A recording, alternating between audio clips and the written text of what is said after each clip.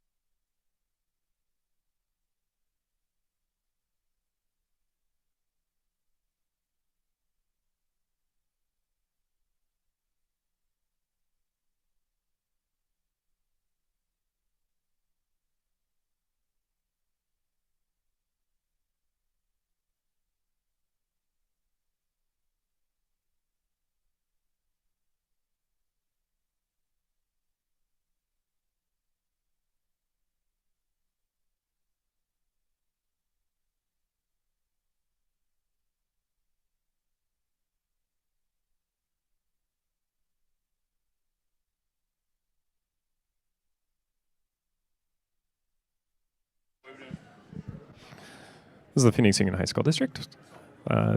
Regular governing board meeting. We're doing another microphone check.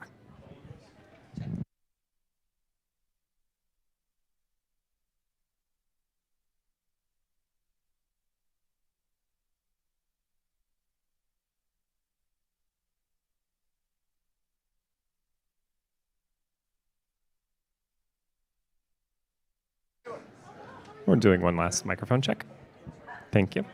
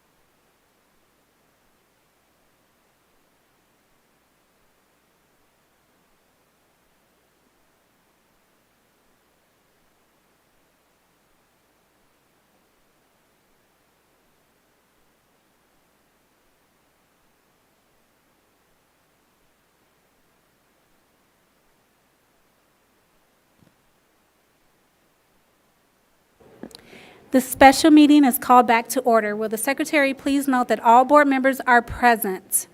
The first item on the agenda is 3B, motion to adjourn executive session. Is there a motion to adjourn the executive session?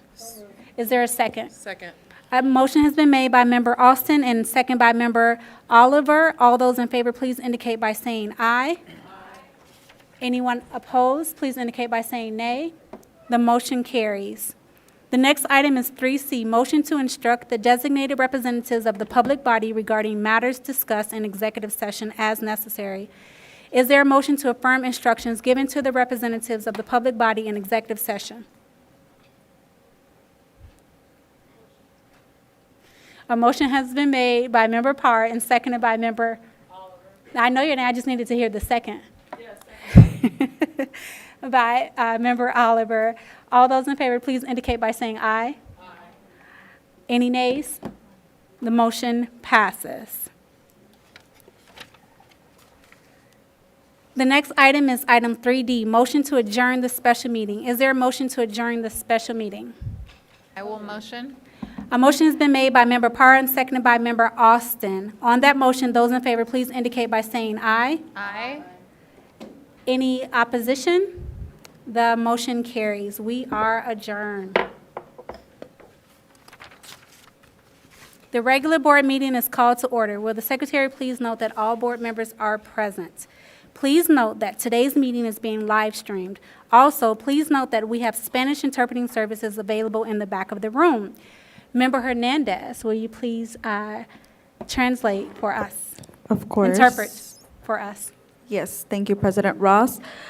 Buenas tardes. Si necesita intérprete en español, favor de mirar a Joel, que se encuentra atrás del cuarto. Gracias. Thank you for that and happy birthday. Thank you. The next item on the agenda is 1C, Pledge of Allegiance. We will stand as Board Member Austin leads us in the Pledge of Allegiance and remain standing while a moment of silence is observed.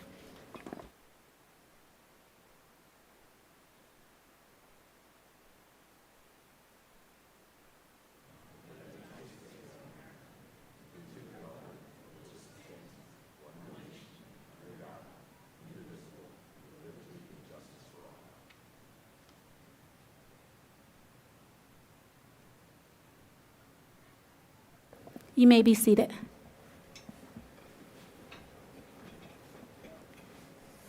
The next item is item 1D, Land Acknowledgement Statement. Please remain seated as Board Member Oliver reads the PXU Land Acknowledgement Statement.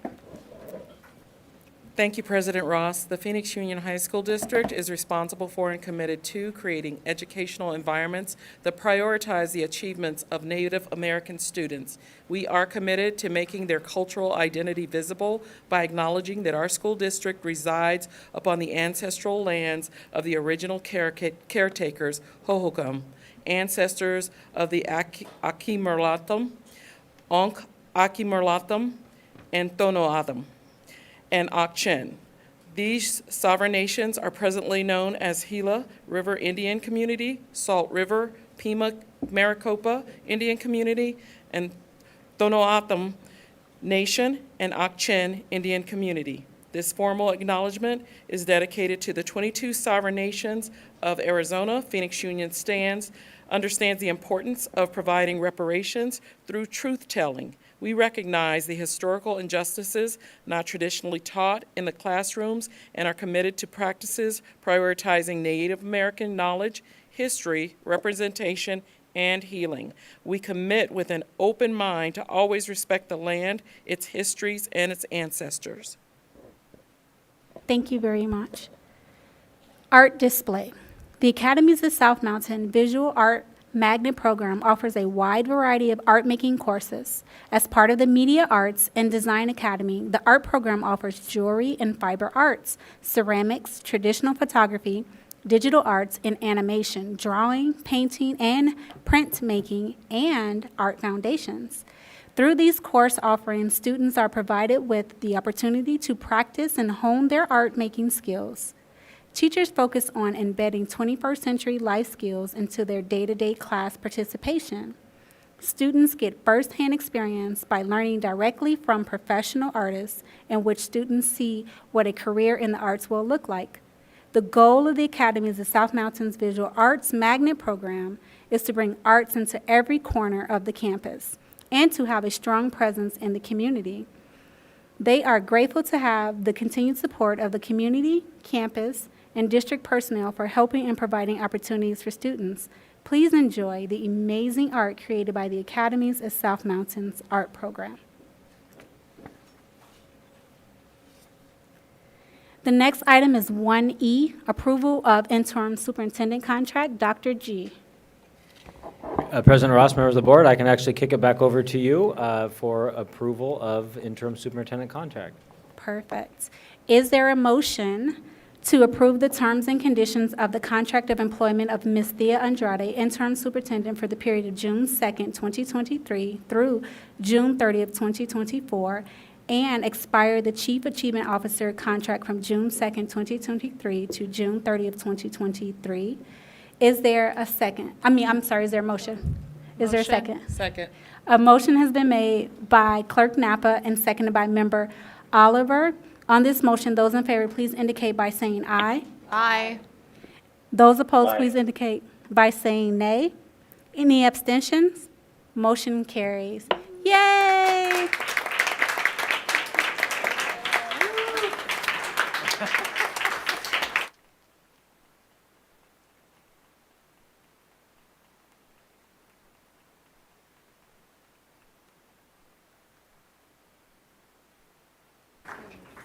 I don't know what's going to be in your report later, but for anyone who doesn't know, Ms. Andrade, or Superintendent Andrade, is our first female superintendent. So that's a huge, huge historic moment right there. The next,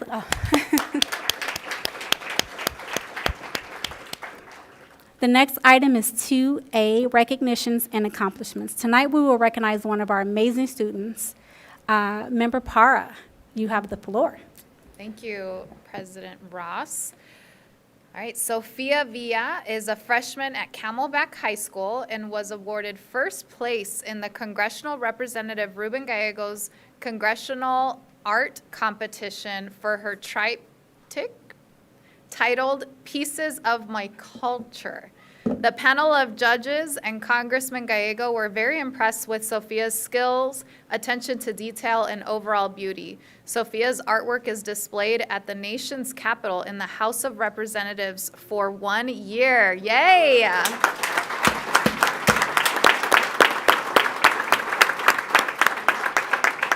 Additionally, Sophia will fly to Washington, D.C. for a special reception honoring her and the other winners from other districts around the country. When asked about this honor, Sophia said, "This honor is equally important to me and my family because they have always supported me and my passion for art. Winning this honor has made me confident in my abilities and has fueled my determination to pursue a future career associated with the fine arts." Sophia discovered her passion for art during the pandemic. During that time, she picked up a paintbrush for the first time and began painting. Surprised at what she created, she started practicing and fell in love. Join us as we congratulate Sophia Villa for earning first place in Congressman Ruben Gallegos' Congressional Art Competition. Felicidades.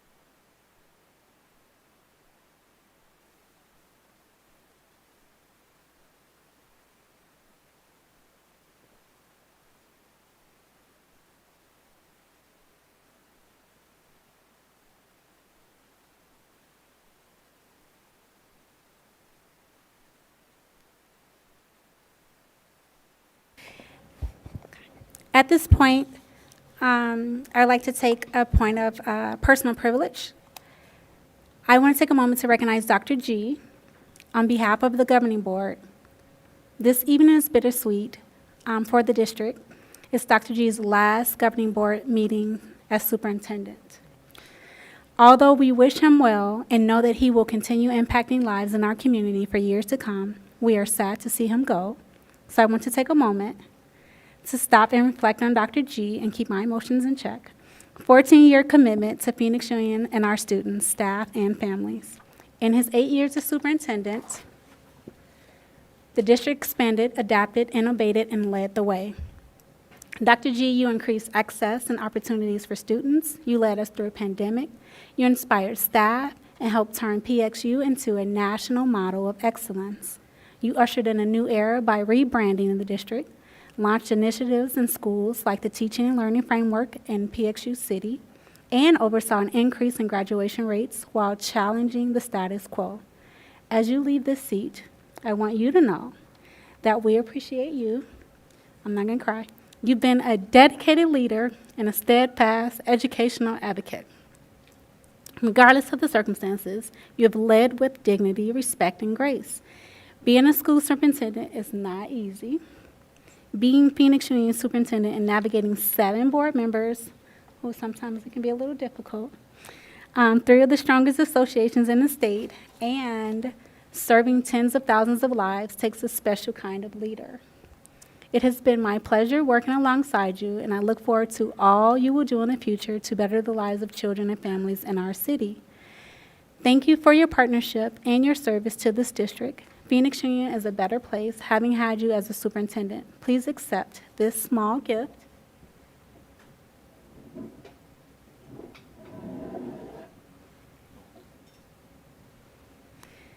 Will the audience please join me as we thank Superintendent Dr. Gaston for his years of dedication, commitment, and service to Phoenix Union and PXU community.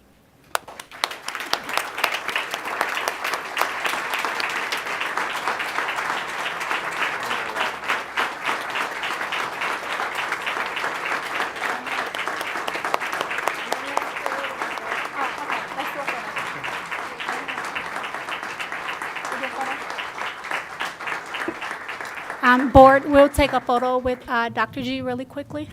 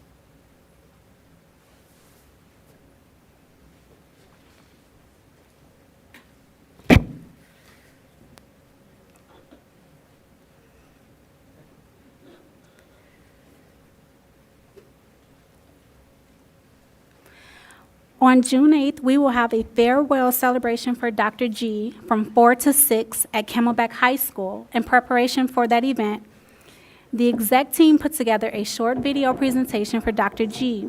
We would like to play that video for you now.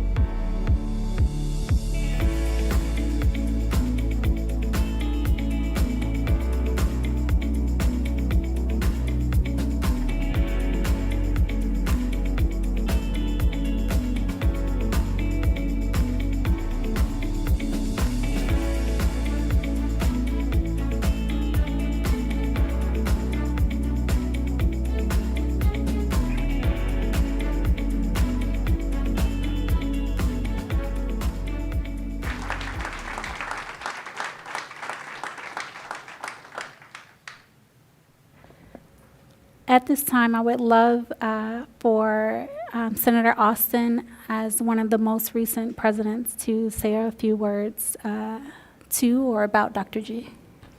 Thank you, President Ross, and thank you for the long heads up you gave us, which was like 5 minutes ago. So this probably won't be my most polished speech. However, it's probably just as well because I'm very emotional about losing Dr. Guston. My legacy in being on this board is that I'm the president that hired Dr. Guston, and I headed up that search committee, and that will be my legacy. When I retire, I hope you all will remember that I was the president who led the search that hired Dr. Guston.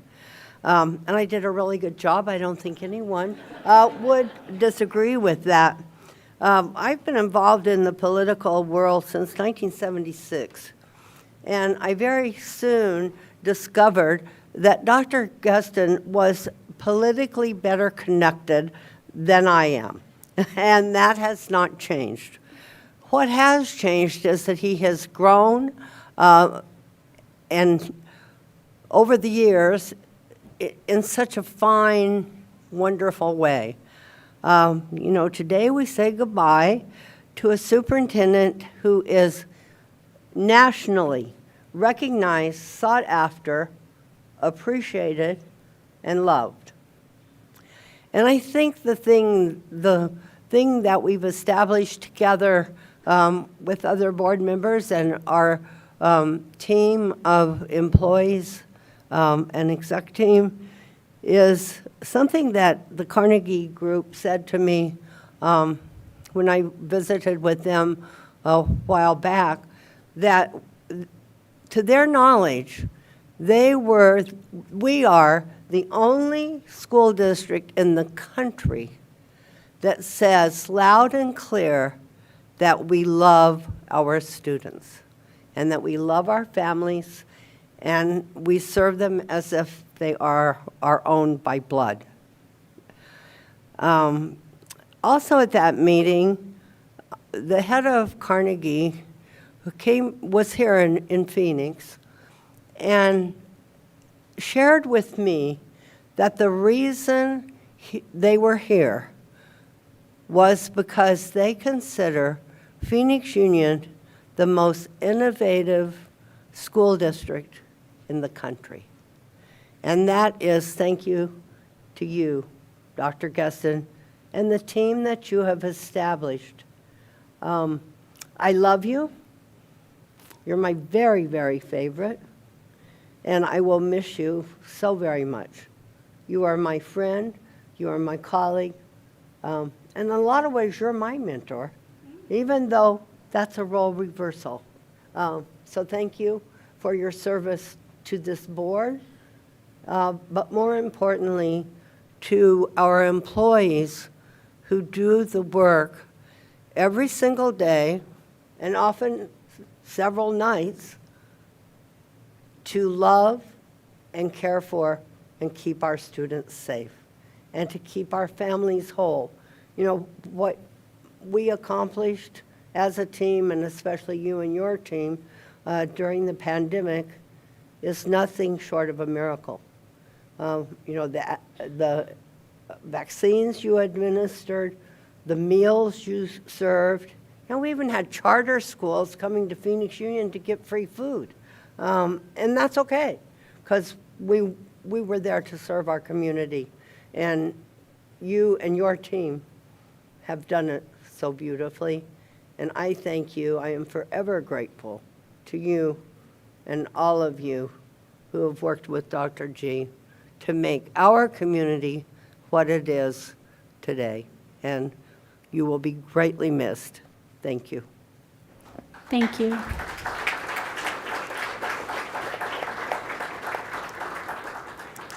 Member Parra. This is going to be really hard to get through without shedding a tear. I'm going to try and model or, you know, take your lead, Nikita, or President Ross, excuse me, and not try to cry through this. But so one thing Dr. Geston taught me in the last 8 years is that leaders, effective leaders, live at the intersection of courage and compassion. Man, do you model that. You modeled that through and through. When I was president, my legacy is that I served as president. I got the short end of the stick and was president of this board during the pandemic. But man, we lived at the intersection of courage and compassion during those 2 years. We were brave for our community, but we prioritized them and their health and their safety, and that's who you are. You always prioritize the needs of our community. You love our kids. You love our kids and our families and our employees. You model what it means to truly be a servant leader. And I've learned so much from you in the last 8 years. It's been a privilege to serve on this board alongside you. Man, I knew I wasn't going to pull this one off. You're bold. When we said we want to rebrand Phoenix Union, you said, let's do it. When the pandemic hit, you said, let's roll up our sleeves and be of service to the community. When we said, Dr. G, we got to make Phoenix Union a national model, you said, let's go. What do we got to do? You're bold in the intentional development of leadership talent in this district. We have an incredible team, from executive members to the people leading our schools, the people leading our classroom, and that starts at the top. People want to work for Phoenix Union because you built this incredible pipeline of talent, and people see a future last summer when we went to the training with classified employees. Developing our classified employees, they shared stories of like, I actually see a career here at Phoenix Union. I'm not just a food service worker. I can see myself being here. That is intentional leadership development. It starts at the top. And so I'm so proud to have served in the last 8 years with you. And I know how critical the relationship between a superintendent and a board is. It starts at the top. If you're going to get exceptional outcomes for kids, the relationship between a superintendent and a board matters. Governance stability matters, and you provided this system with 8 years of strong and steady and stable leadership, and you managed all of us in the midst of that. And I've just been so proud to serve alongside you, and Thea, I'm so excited to work with you. You know, I truly love this guy. Dr. G, I have so much love for you. You know, you are my friend, you are a mentor, you are a colleague. I trust and I respect you. I'm excited about what you're gonna go off and do. But just thank you for your service. It's been an incredible honor to serve with you. Thank you.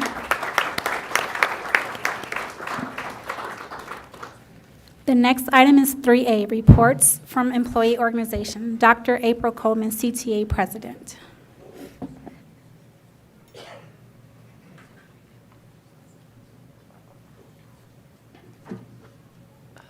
Okay. Good evening, everyone. I will save my goodbyes for a later time. I got your number. You know where I live. We'll be fine. So first slide, please. So tonight is about thank yous and is about congratulations. First thank you is to the CTA IBN team for 22-23. Esteban Fleming, CTA Vice President, Dan Hull from CEE, Rob Melendez, Central High School, Dr. Elena Payton, Fairfax, and Chad Renning, Metro Tech. I think we concluded IBN this year in record time. We were done before the last week of school, so that's record time. And we also ended with some significant wins for our employees, for certified employees, and classified and admin as well. Most recent is the $1,250 stipend one-time payment that you all hopefully will approve tonight, so thank you for that. Next slide, please. I also want to give a big congratulations to Isaac Godinez. He's a senior, well, actually he's a graduate now of Betty Fairfax. He is CTA's first scholarship winner. We partnered with the Phoenix Union Foundation for Education, and Isaac got a $1,000 scholarship for us to go off and pursue his dreams at a trade school. And next, congratulations to the 23-24 CTA officer team. Esteban Flemings will be your president, Rob Melendez, vice president, William Highsmith, secretary, Dr. Elena Payton will be treasurer, and I will step into my role as past president. Not quite sure what that means yet. I will be the first past president to actually serve in the role. We've had the slot available, but other people didn't serve in the role, so I'll be first, and we'll see how that goes. It's been a relatively good year this year for CTA. Next slide. However, there are quite a few issues and a lot that's left undone. And it's not because certified employees didn't put in the work, didn't come to the table, didn't bring forward the ideas, didn't push for a resolution. So I'm just going to list a few things. We currently have 60 teacher openings, 60. Many of them are in ESS, but technically they're across the spectrum of what we offer students. I don't know if that's the worst we've ever been, but I'll tell you, it doesn't feel good to know that we will be going back to campuses next year, likely understaffed again. And when we are understaffed, it means that certified employees become overstaffed. We're going to have to pick up .2s. We're going to have crowded classrooms. It's not a good place to be. I'm hoping in the next month or so we can do something creative and hopefully attract more teachers to Phoenix Union to fill some of those slots. Because if not, we're going to start in August kind of in a hole. We've done it before. We know how to manage it, but we don't want to have to manage it. We want those positions filled. I think it was Tuesday that you all had the study session. There was a lot of conversation about respect. No one mentioned certified employees. No one mentioned classroom teachers who have come to this podium, at least during my tenure the last 4 years, describing the conditions under which they were working. Many of those conditions have not improved for the better. They haven't. Teachers have come to the podium this year talking about interruptions in their classrooms, talking about, being disrespected on campus, being cussed out on a regular basis. I believe it was last year we had teachers come to the podium and talk about being spat on. I'm hoping that when we come back in August, those conditions will have improved. And hopefully the discussion tonight around safety, takes that into account. The other part about Tuesday's discussion, because after Tuesday, my phone kind of blew up and people had a lot of comments. There was a great focus on the Bostrom incident. And people felt like we had forgotten the South Mountain incident, the Chavez incident, the Central incident, the other Bostrom incident, the Alhambra incident, the Trevor Brown incident. Certified employees really felt slighted by the conversation and kind of the way it turned. It's no one's fault. I'm just providing feedback. We're all in there. Teachers on the front lines. We are in those classrooms, not knowing what maybe someone at the front office knows about our students, not knowing discipline histories, not knowing. We write referrals and nothing happens. We signal that there might be problems and no one responds. It happens. I'm hoping that when we go back in August, that is not the case. I'm hoping, because actually I'm going back to South Mountain to teach, and I'm excited about that. So maybe we will end up with, 51 or 59 vacancies, I don't know. The other thing with respect, and all of the work that we put in and the things that are left undone, we had a very substantial evaluation committee, started working last summer, put forward a new evaluation document plan. We got ready to run the vote, and guess what? The document wasn't accurate. It wasn't complete, despite all of our feedback and our input and our suggestions. It wasn't complete. So we're going to start the school year without having an evaluation document. That wasn't the plan. The plan was to get it to you no later than the May board meeting so we could start the next year with everyone knowing what the expectations are and everyone understanding how to meet those expectations. Well, that's not where we are. And it's not for a lack of effort by the certified staff, the teachers, the nurses, the counselors, the BISs, the SPIs. Every single category of certified employees were involved in that team, put forward their suggestions, brought forward their expertise. And I think I might have slipped and said classified, I mean certified. But all of that seems to have been for nothing, because we're going to start next year and not have our evaluation document ready. With respect, performance-based pay plan. Committee came together, we had an agreement, we had meetings, wrapped up our work, I think, in April. And that vote still has not gone out. So when we come back in August, that's another thing that we'll have to tackle. Not upset about it. We'll get it done. Just stating for the record, there are things that we need to come back ready to work on in August. And finally, and I do need to say this because many of our certified employees may not understand, we got a bell schedule for next year. after contracts ended on Friday. Many of our employees, many certified employees are not working this summer. They're not checking email. Bell schedule comes out after contracts ended on Friday. Not sure why, except that despite us trying to bring these issues to the table, the first meeting didn't happen until April. In that meeting, we brought forward a lot of concerns about the current Bell schedule. A lot. Namely, that it was too long on those days that we call the hybrid day, the block schedule day. Those class periods were too long for our students. Not just a single population or a special population of students, but all of our students felt that those days were too long.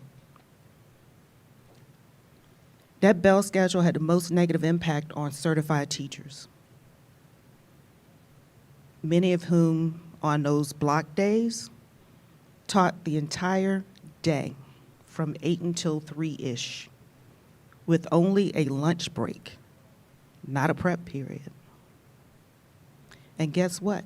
It gets worse for next year based on the schedule that we have. Can you imagine teaching 3 104-minute class periods?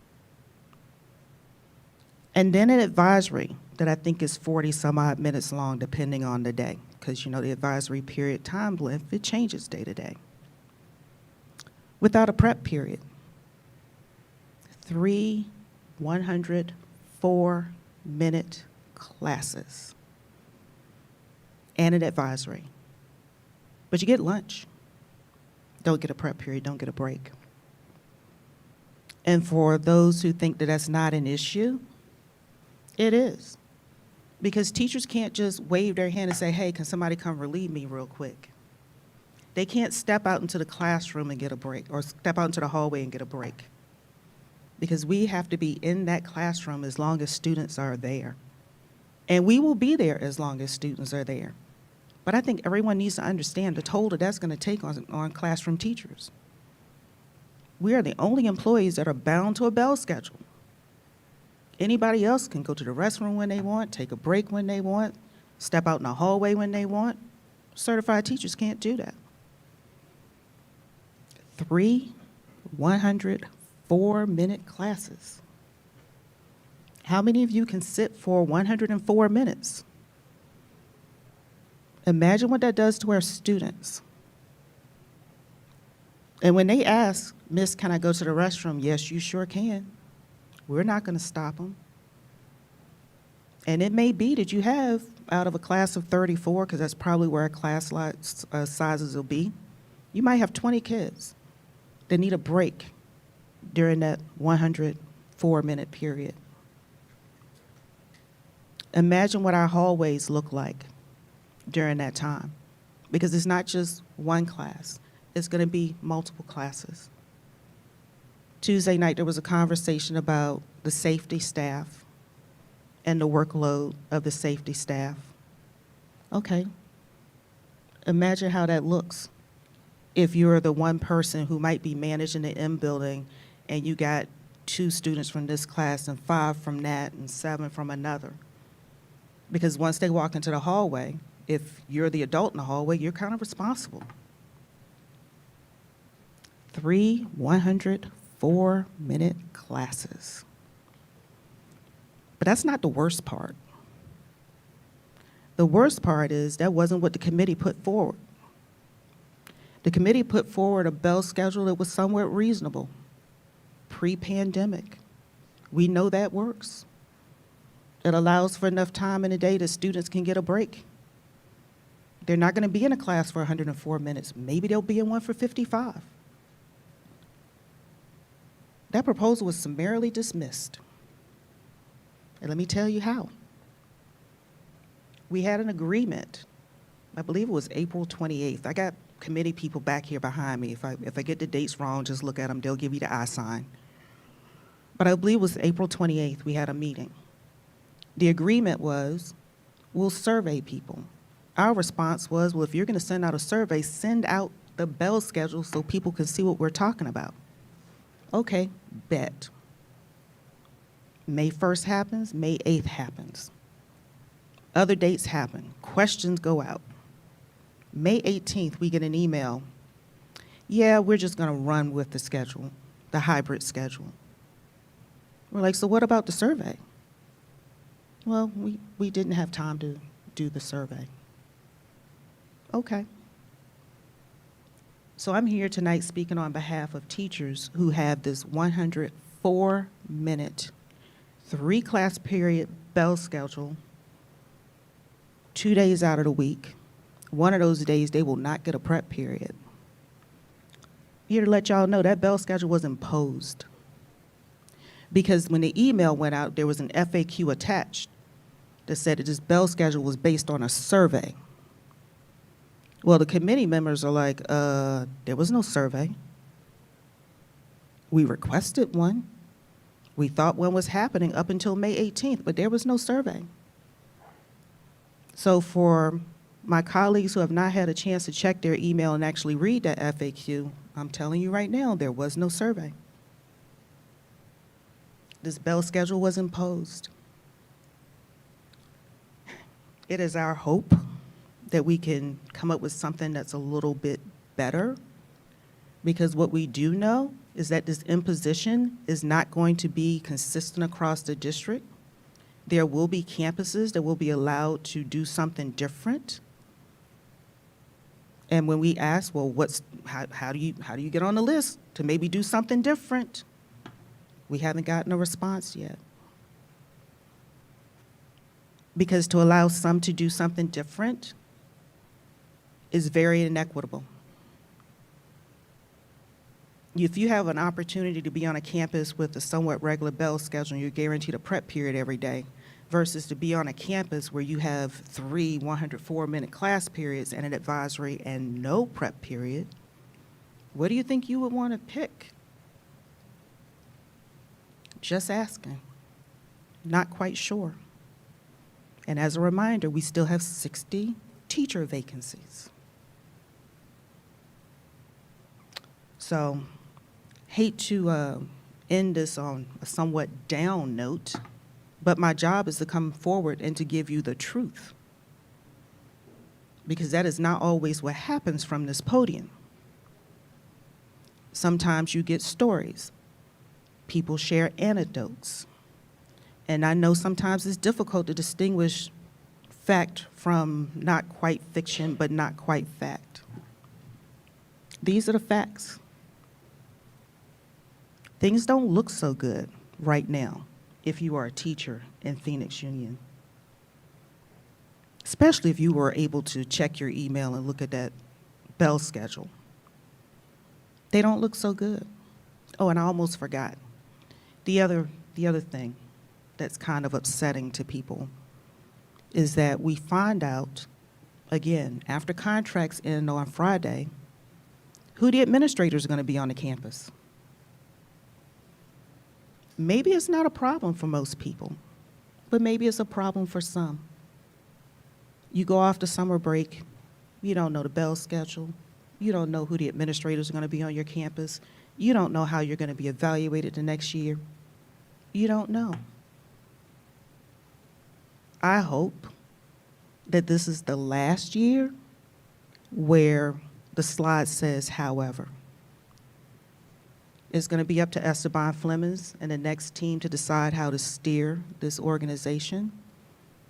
I have my full faith and trust in all of them. I know they will represent us well. I am not going far, but the next time you hear from me, it will be as an individual contributor and not as the president of the Classroom Teachers Association. Hopefully it will still be as a member of South Mountain High School, but who knows? We still have 60 vacancies. I might be needed elsewhere. And because I love this district and my colleagues and the families and the students, I will go where you send me. Thank you.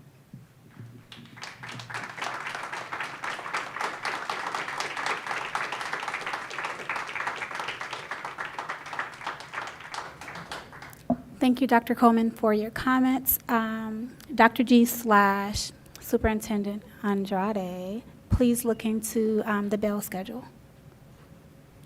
Ms. Jimenez, CEA President, please.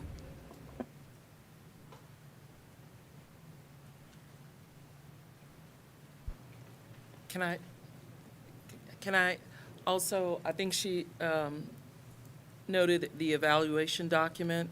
Can we find out where that is as well? Okay.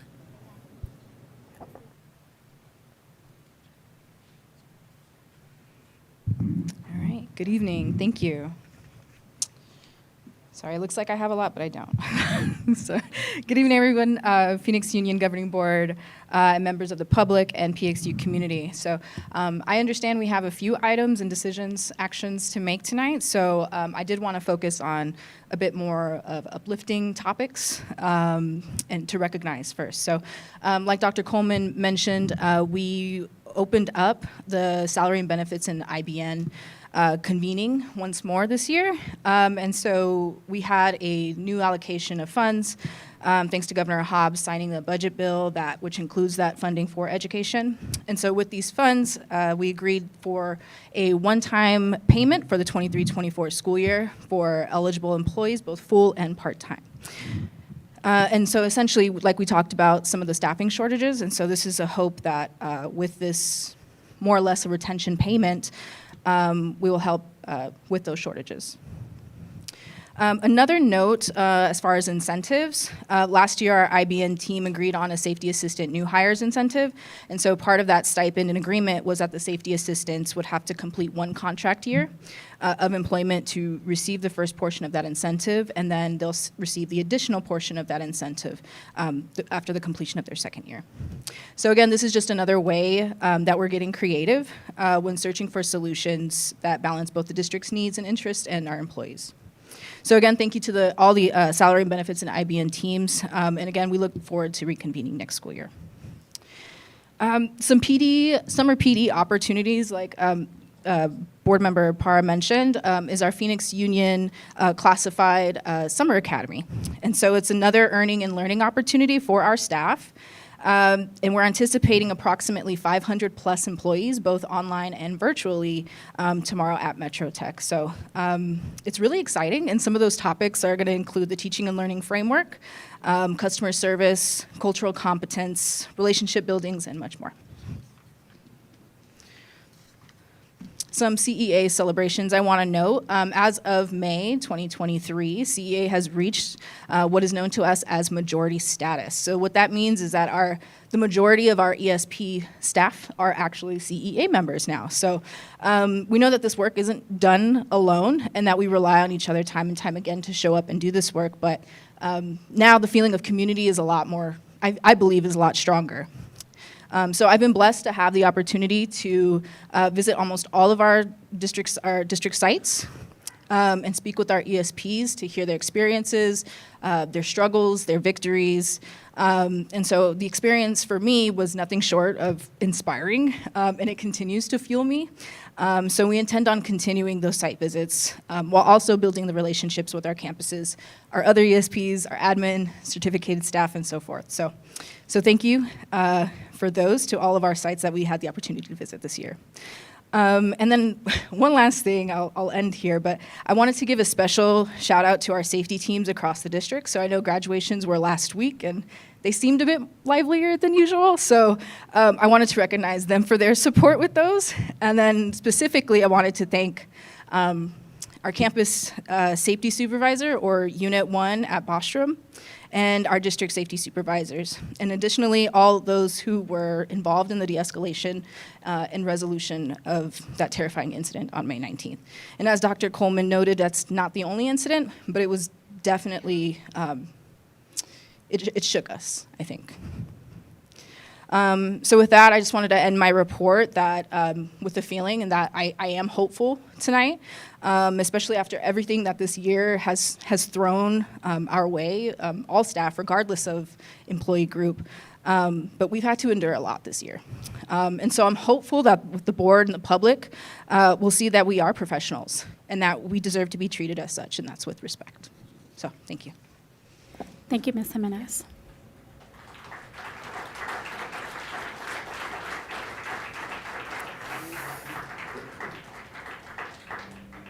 Mr.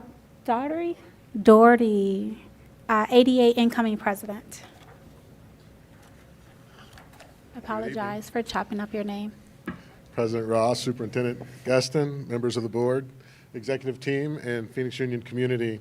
First, if I may, on behalf of all the administrators, Dr. Gaston, thank you for your service. We could talk about a lot of things. One thing that comes to my mind is transformational leadership. You can study it, you can read about it, you can write about it, or you can come to PXU and live it. And under your leadership, that's what we've done.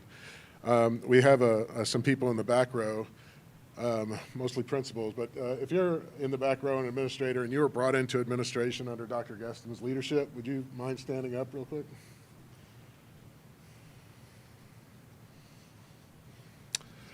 Your tenure, your legacy will live on for a few minutes. You'll be here. Thank you. To the board, I'd like to express our heartfelt gratitude for your continued support and pursuit of academic excellence and school safety for our school district as we conclude another successful school year and we continue to plan the opening of a new one. I'd like to address just a few items tonight, 3 of them. So a quick celebration of our recent graduates, the commencement of our summer school program, and school safety. First, our graduations. Years of hard work and dedication and personal growth for our students were celebrated this past week. And we were thrilled to have successfully organized and celebrated our recent graduates with immense pride. We thank you for your participation and contribution to the ceremonies, and we'd also like to thank the dedication and hard work of our education support professionals that made that thing happen. Without them, it would not have. The ceremonies were successful and memorable because of them. Also, our certified staff who helped us and were present and helped send another class of amazing talent into our community and our world. The joy and sense of accomplishment were obvious of our graduates as they walked across the stage. I saw some jumping and hugging and whatnot, and it was great to witness again. And they were surrounded by their families and friends. We extend our appreciation to the board for your participation again and your support in ensuring that our scholars are prepared for success in college, career, and life, and that they leave our halls having experienced high school as a place of opportunity that welcomed them, loved them, and inspired all of them to go places and do things that matter. Next, summer school. We just began summer recess, and we remain committed to providing our students with every opportunity to thrive academically and discover their full potential. As of today, we just finished our first week of summer school already. We're working diligently to address learning gaps, keep kids on track to graduate, and allow kids to explore and expand their curiosity and success in life. So by offering diverse courses and supportive learning environments, we can help them do that and stay on track. Finally, safety. On behalf of my fellow principals and administrators, I would also like to recognize the significance of maintaining a safe and secure learning environment. While we appreciate the efforts that have been made thus far, we strongly urge you to remain committed to our ongoing safety concerns and efforts. It is our duty to provide a safe and secure learning environment for our scholars, not only for them to thrive, but for our faculty and staff to feel safe, to be focused on learning, and without the added stress of not feeling safe while they're at work, or worried that the worst might happen on any particular day. By approving the recommended safety plan, which encompasses enhanced emergency preparedness, improved infrastructure, and increased mental health resources, we can continue to provide nurturing environment that promotes both physical and emotional support and well-being for our kids. And I think we're all on the same page for that piece. Furthermore, we emphasize the value of having school resource officers present at every campus. SROs play a vital role in ensuring the safety and security of our educational community, allowing students and staff to thrive in an atmosphere of trust and confidence. Their presence fosters positive relationships, provides guidance, and allows us the ability to more properly and promptly address safety concerns that may arise when the administration may need additional support or more speedy support. As dedicated stewards of education, we understand the challenges of budget and logistics and the appropriate relationship between our schools and law enforcement. However, we firmly believe that investing in the well-being and academic success of our students is an investment of the future and our community. We kindly request your unwavering support in approving the recommended safety plan of our committee, of the district committee, and approving the use of resources for the presence of SROs. We extend our heartfelt appreciation for your dedication to the continued success of PXU, the betterment of our district, and the success of our learners. Thank all of you. Thank you for your comments.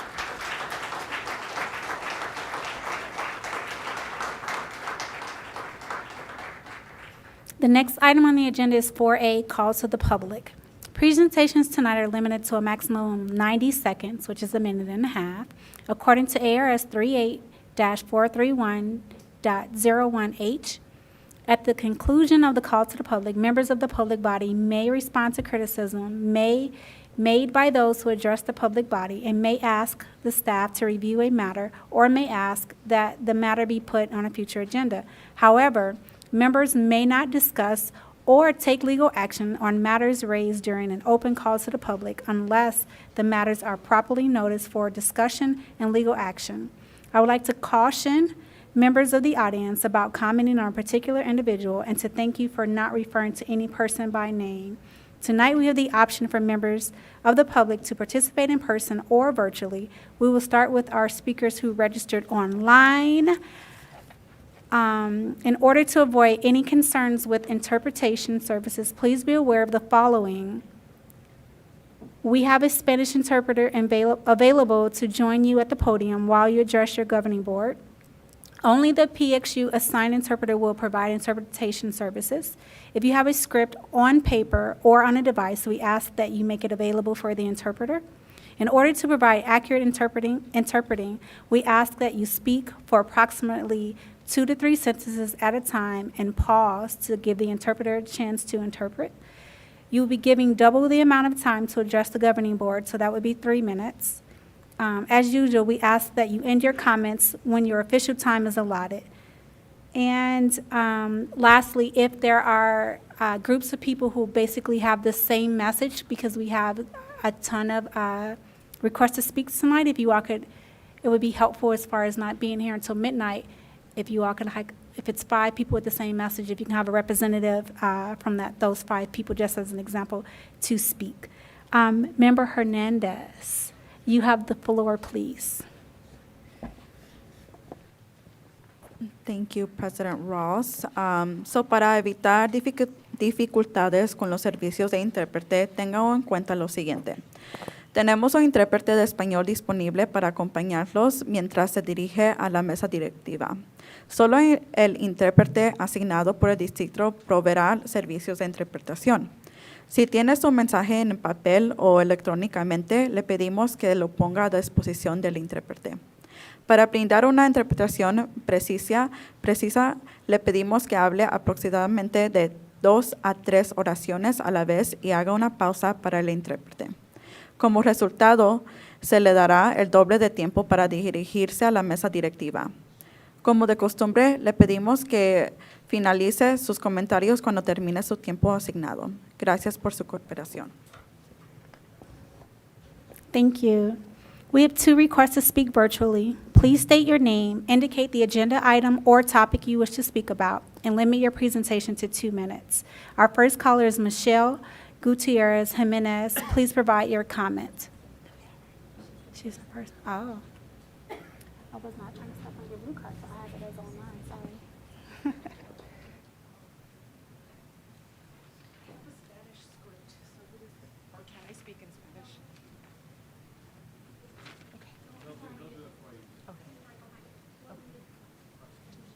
Stay with me. Yep. It's 3 minutes, right? Okay. Good afternoon. My name is Michelle Gutierrez de Jimenez. I am the proud principal of Bostrom High School, South Mountain High School alumni, Fairfax parent and a lifelong resident of South Phoenix. I'm here today to ask for support for my school. I have been quiet in regard to my opinion on SROs because I do understand both sides. I must say that the last year has felt very divisive. The politics around SROs has caused a divide between the school and community when we should all be working together. We are here to protect and guide our students together. We have good relationships with our students, and that has helped, but it has not prevented weapons on our campus. No staff, teacher, faculty, office, admin, security should be in a situation where they have to de-escalate an individual that has a weapon. That is the job of the police, not school staff. Friday, May 19th was a defining moment for me. Friday, May 19th was a defining moment for me. It was the first time in my career of 25 years where I was unsure of what was going to happen. I'm grateful that my Unit 1, Liz Soto, brought the student to my office. I'm grateful that my AP, Mr. Delgado, stood by my side and he never left. Thank you to Joe Sells, Kevin Scroggins, and Liz Soto.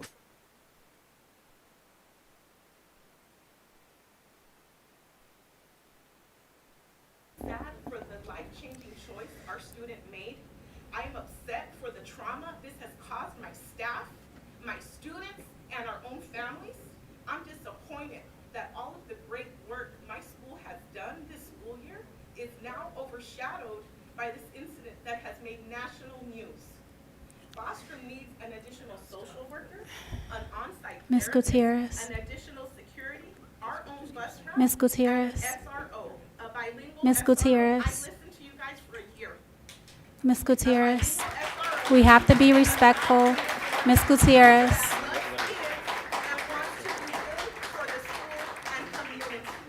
Bostrom has and will always welcome students and staff and families with open arms and with love. But I need you to support my school and give us the resources we need, and we need to work together. This community against the school is not okay. We are not the enemy. We need to get it together because our kids need us. Get it together. Thank you.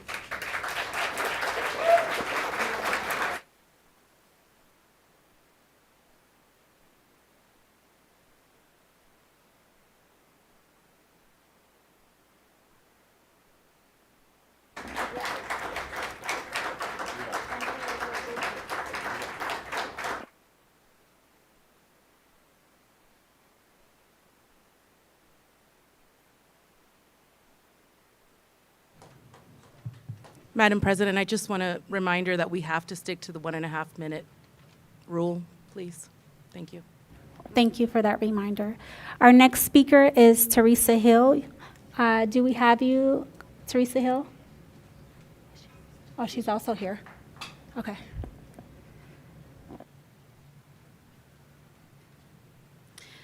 We all heard of the AR-15 at Bostrom. My students openly shared their anxieties that they feel around gun violence. One student stated, "I hope I make it home today." And that sentiment rang true to me too. We should not feel this way at school, at work. Last year, a student was shot in the bathroom from a gun deal gone wrong. This year, shots were fired at a football game. Students flaunt their weapons on campus. We lost a student, a beautiful young lady on the cheer team, Desiree, may she rest in peace. Not to mention the incidents that didn't garner much attention, so didn't make headlines. These are not headlines to us. We walk into the school every day living this reality. The research that was done across the district shows that all stakeholders overwhelmingly want SROs on campuses. The board needs to listen to its constituents and follow through with our interests in mind. We're the ones in the classrooms every day with this underlying anxiety and risk at the back of our minds. Listen to what we want. Phoenix Union needs to mend its relationship with the Phoenix Police Department and establish its own vetting process to ensure we have safe officers on campuses. We need more than lock your door. barricade yourselves in a room, and use your metallic laptop. Do you know it has dual functionality? Okay? Not only is it integrated technology in the classroom. Thank you. Thank you. Thank you. Thank you. Thank you.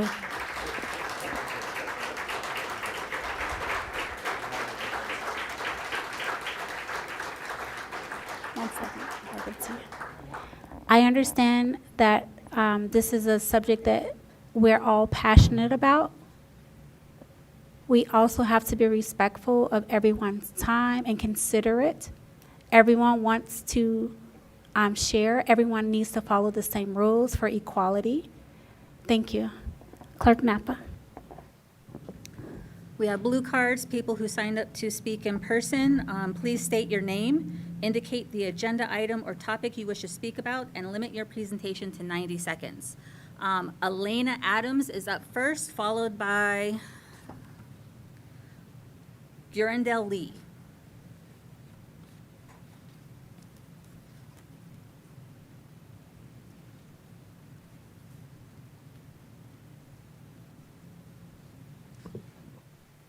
Hello. My name is Elena Adams. I'm a PXU alumna. I live in the community, and I'm the principal of Phoenix Educator Preparatory. Tonight, I want to share information about the newest school in our PXU portfolio, which is set to open this fall. EdPrep is designed to be a community-based school in which PK20 partners and community agencies connect and help our students go places and do things that matter in fields of education and beyond while they are in high school. And students will earn up to an associate's degree through dual enrollment opportunities beginning with Phoenix College. At EdPrep, we empower learners to see the act of educating as that in which we teach, lead, and care, sometimes in school buildings, but sometimes in hallways, football fields, street corners, the legislature, or governing board seats. Our graduates will fill critical shortages in education, disrupt the status quo, and help change the narrative about public education. One of our students enrolled because he believes that he can be the black male educator that he never had, and he wants to be a social worker. Another student identifies as Native American, and she says she only wants to teach on indigenous lands after she graduates, and we're going to help her make a plan to get there. Students enrolling have amazing stories, and we are excited to continue to spread the word in our community about this unique opportunity for students to learn, achieve their academic goals, and ultimately come back to serve their communities.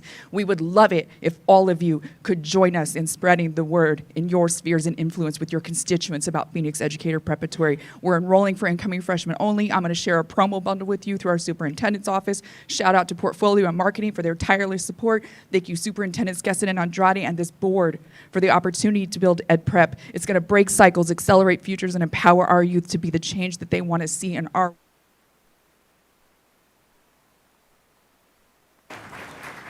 Gurendel Lee, followed by Mark Salas.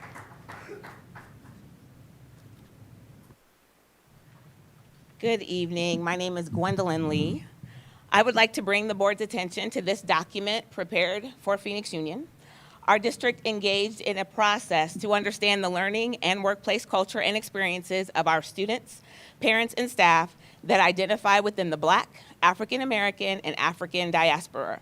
The purpose was to ensure we listen to Black student, parent, and staff voice as we work to, number one, identify and address challenges faced by Black students and staff, and number two, create and implement actions to best support justice, equity, diversity, and inclusion in our Black community.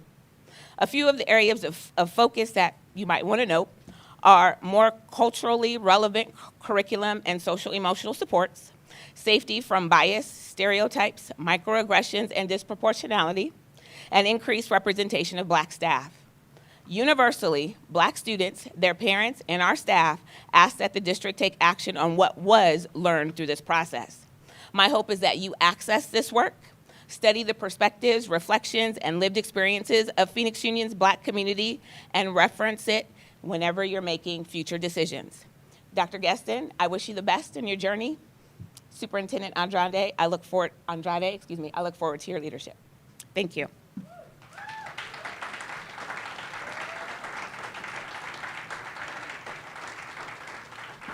President Ross, I would like the board to have a copy of what Gwendolyn Lee talked about, and I would like that prior to the July board meeting.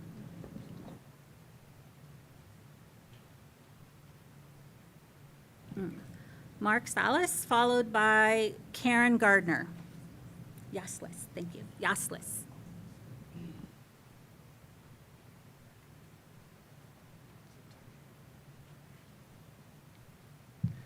Good evening.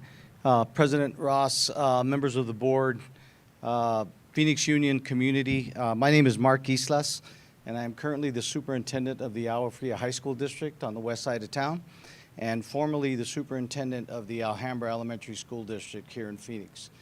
During my time here as the superintendent of Alhambra, I had an opportunity to actually observe and be a part of all the great things that everyone has said about Dr. Guestin.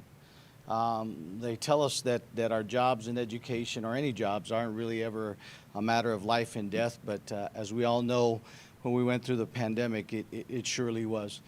And I'm not sure if you know this, but during the time that Dr. Guestin was helping or leading this school district, he was actually also leading our school district. We met for an hour a day every Monday, and we talked about how to get through this pandemic. That's one example of his reach, the reach that he had for the entire community. I can tell you now, as my time is winding down, that I've become a better leader, I've become a better person, and I owe a lot of my career and what I've been able to do for kids to Dr. Guestin. So I'm just here to tell you, my brother, thank you very much.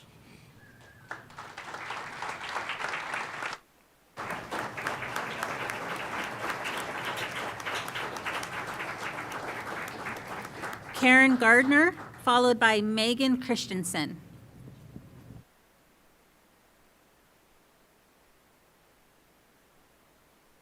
Good evening, Dr. Guestin and members of the board. My name is Karen Gardner. There's no D in my name. I'm here today to speak on behalf of the people that I love in my community and the members at my school. Safety is a condition of, I'm a little angry right now, I'm sorry. Safety is the condition of being safe from undergoing or causing hurt or injury or loss. And while we all know what safety or being safe should look like, should sound like, we don't know how to conceptualize how safety should be implemented and attained within Phoenix Union. Our collective fear, the fear that you saw that brought all the administrators forward as a unified voice to say that we are unsafe, should send you a message that we all feel this way. If our leaders are standing here and telling you that they do not feel safe, how do you think their subordinates feel? I am a subordinate, and you have my fate in your hands with your inaction. Do you think that my family is not scared when they see things on the news that Bostrom is under attack, that Central is shut down? Do you think I don't want to go home to my dining room table with my children? Ask yourself that question. Do you want to go home safe? Because I do.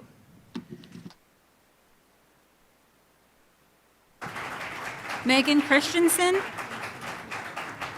followed by Martha Flores.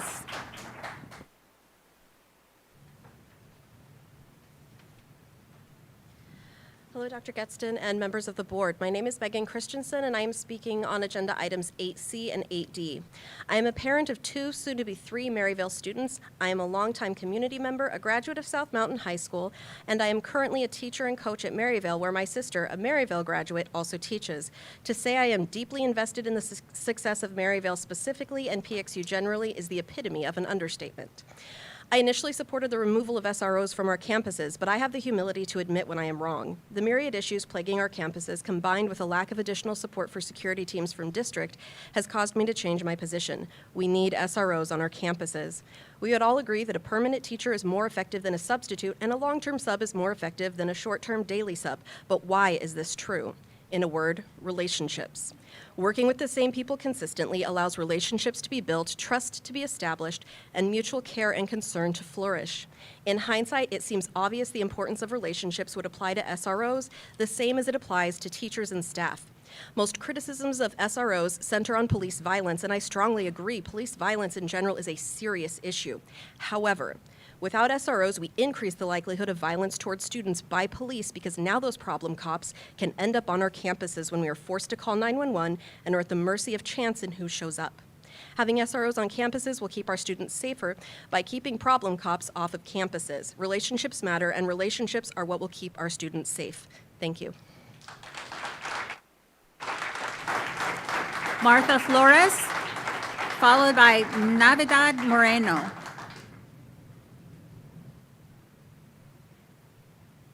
Martha Flores, followed by Natividad Moreno.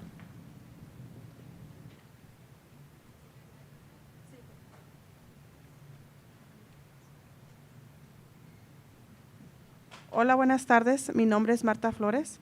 Soy mamá de uno de los estudiantes del Distrito Escolar de Phoenix Union High School.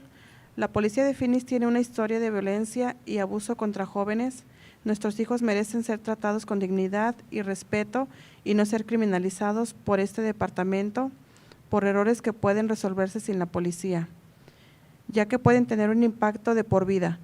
Los estudiantes en ocasiones son marginados, LGBT, Q, BIPOC, inmigrantes, etc. Marta, No tienen prioridad. Marta, por favor, recuerda que tiene que pausar para que pueda interpretar, Lo va a ¿ok? leer.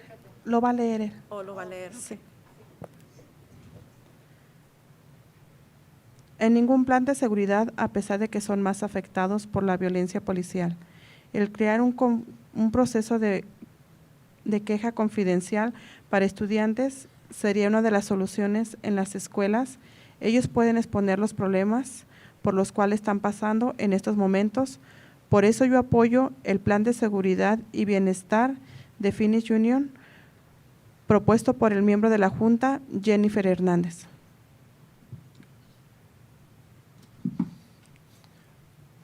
Good evening. My name is Marta. I'm the mother of a student from Phoenix District Union. The police in Phoenix have a history of violence and abuse against our youngsters, our children.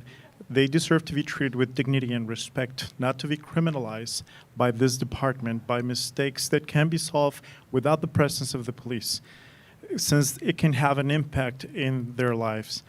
Students sometimes are discriminated, LGBT, BIPOC, immigrants, etc. They don't have a priority in the security plan, even though they're the most affected ones by the police violence.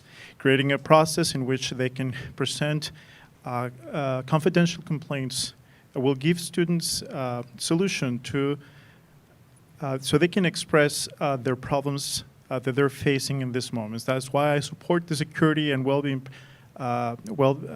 plan of Phoenix Union, presented by the member of the board, Jennifer Hernandez. Thank you.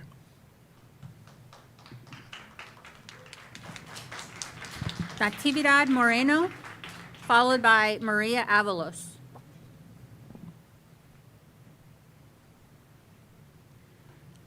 Hola, buenas tardes. Hola, buenas tardes. Mi nombre es María Ábalos.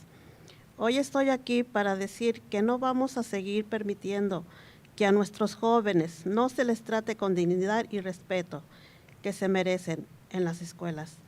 Los estudiantes no deben ser criminalizados.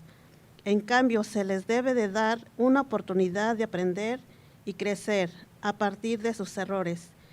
Criminalizar a los estudiantes por errores pueden tener impactos que marcan toda su vida.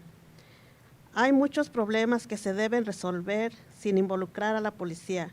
Necesitamos soluciones, porque las estructuras de disciplina solo castiga y criminaliza.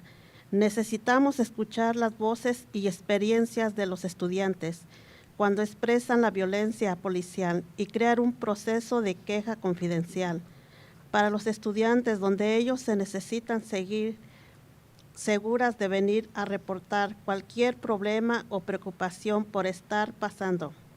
Les pido que tomen acción y voten por el plan de seguridad y bienestar de Phoenix Junior High School, propuesto de los miembros de la Junta Jennifer Hernández. Gracias.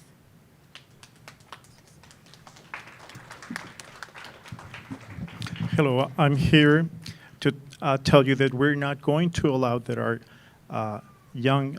youngsters to be treated without dignity and respect that they deserve. Students students must not be criminalized. On the other hand, they should be given an opportunity to learn and to grow from their mistakes. Criminalizing students because of their mistakes can have an impact in their lives. There are a lot of problems that can be solved without involving the police. We need solutions because the structure, the discipline structure, it's only punishing and criminalizing. We need to listen to the voices and experiences of our students when they talk about police violence and create a process where they can present a confidential complaint so the students can feel secure and able to express the problems that they are facing. I ask you to take action and to vote for the Security and Wellbeing Plan of Phoenix Union as presented by the member of the governing board, Jennifer Hernandez. That's all. Thank you. Maria Avalos. Sherry spoke. Blanca Abkara, followed by Jez Putnam.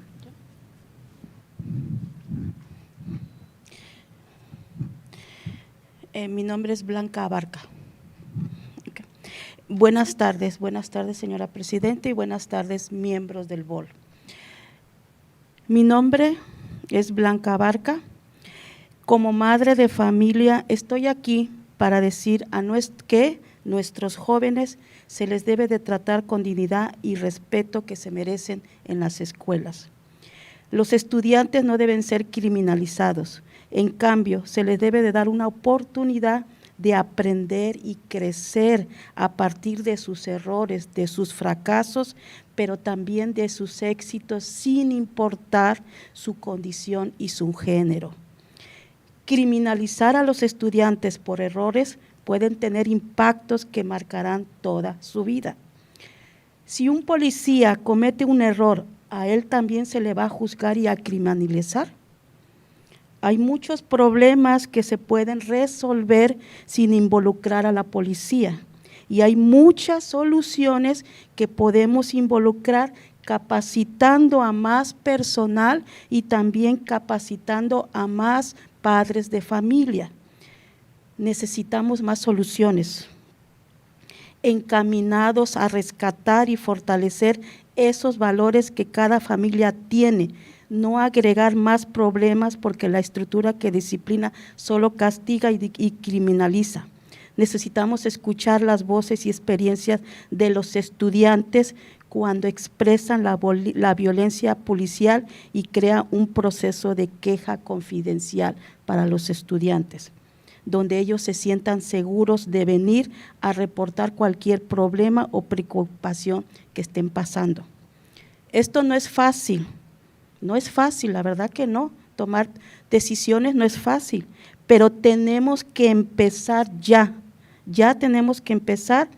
Disciplina y castigo y criminalización, yo no estoy de acuerdo. Estoy de acuerdo en que hay que tener soluciones. Tomen acción y voten por el plan de seguridad y bienestar de Phoenix Junior, propuesto por un miembro de ustedes que está aquí, que es Jennifer Hernández. Hay soluciones eso, y eso es lo que estoy aquí. Gracias por escucharme.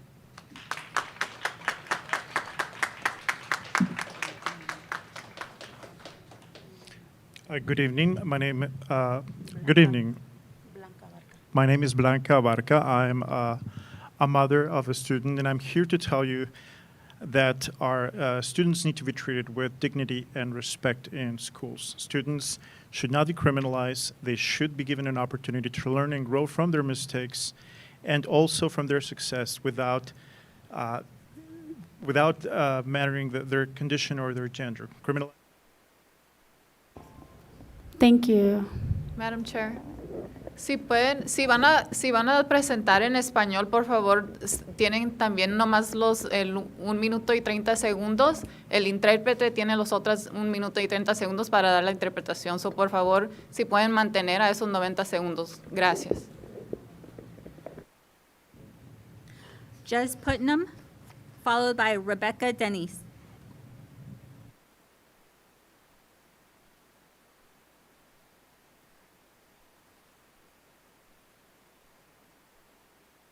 Gone now? Hello. I'm here on behalf of my daughters and other community members and the safety of their families and students that are entering the Phoenix High School Union District. My main urge is that the board recognizes the wellness and the safety and wellness plan that was introduced by board member Hernandez. For any resolutions that pass for SROs on campus, I want to stress the importance of providing access to what rights students have while interacting with officers on campus. It's statistically proven that the rights of students of color, neurodivergent students, and LGBTQ students will be at risk when these student resource officers return to campus. As a parent, I also want to stress the importance of students being centered in both reviewing and measuring the effectiveness of the proposed safety plan, and are then allowed the chance to be a part of creating steps to ultimately remove officers from the campus once again. I also want to stress the urgency of creating infrastructure for clear ways for not only students, but their supportive community members and family members of the larger area around to play an active role in increasing safety through community. Thank you. Thank you, Jez. Thank you. Thank you. Rebecca Denis, followed by Daisy Hernandez.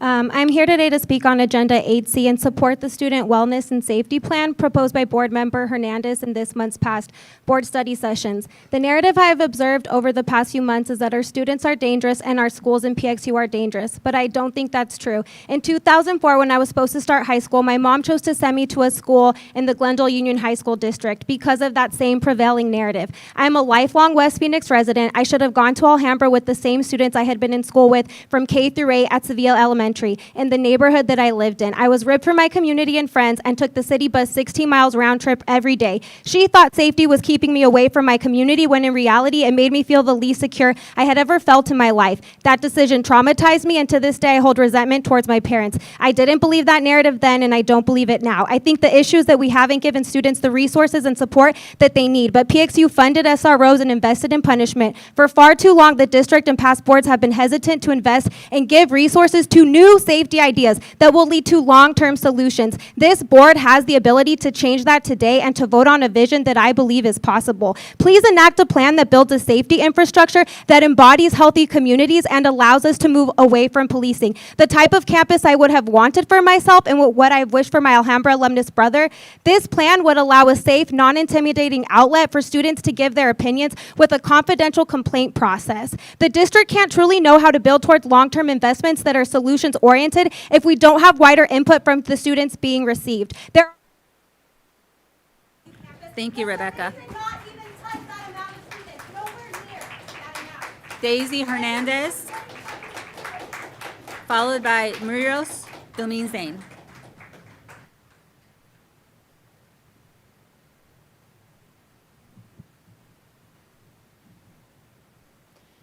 Addressing item 8C. Good evening, all. My name is Daisy Hernandez, and I am a fellow community member and fellow human rights activist. And no, I am not a blood relative of Board Member Hernandez, so there is no conflict of interest there. Today, though, I have shown up in full support of Board Member Hernandez's proposed safety plan. Given the amount of student lives that have been lost this year alone in other areas of the country and those threatened, Phoenix Union District cannot afford to place more cops in schools. There were cops present at Robb Elementary School in Uvalde, Texas actively during the shooting, and lives were still dramatically and wrongfully lost. This is one example of how merely placing cops on the premises of schools in Arizona is an inadequate solution that frankly does not resolve the issues that are before us as a society and as a nation. So I respectfully urge and encourage this board to vote in support of Ms. Hernandez's proposed safety plan because we cannot afford reactionary solutions such as placing cops on campus. We need a proactive approach, and that is exactly what Ms. Hernandez's proposal aims to achieve. I hope this board sets out to accomplish just as much as a unit. When the adults in society fail to collaborate, it's the kids who suffer silently. I respectfully forfeit the rest of my time. Miros Domenzane, followed by Tara Lomain Rojas.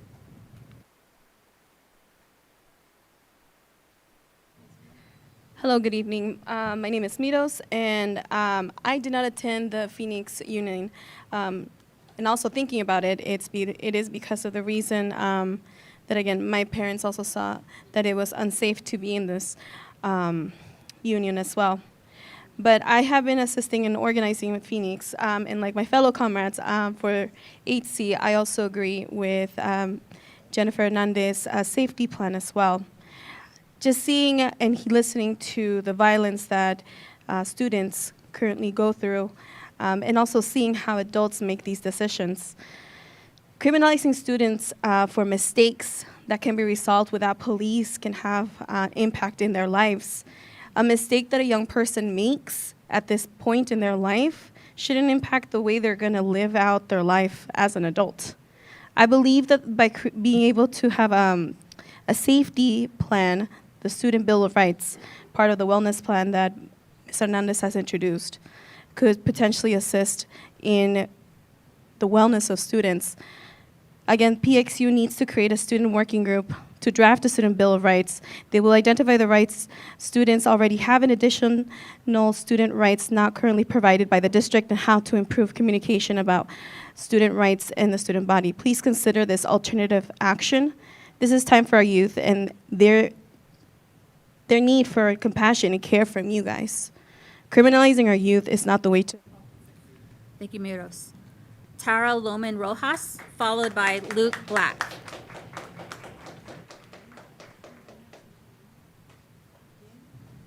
Sarah? Hello, my name is Tara Loman, and I'm here to speak on 8C.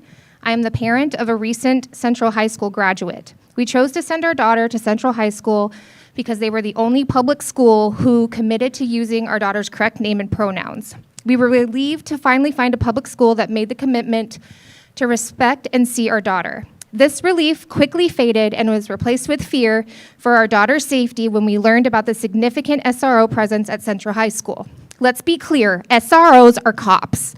We know that cops have been and are perpetrators of abuse towards Black folks, those indigenous to this land, communities of color, as well as queer and trans communities. We know that cops default to violence. We know that cops murder our friends and families. When my daughter was experiencing a mental health crisis on campus, it was her teachers and other support staff, like the late Miss P, who supported her and kept her safe, not the cops.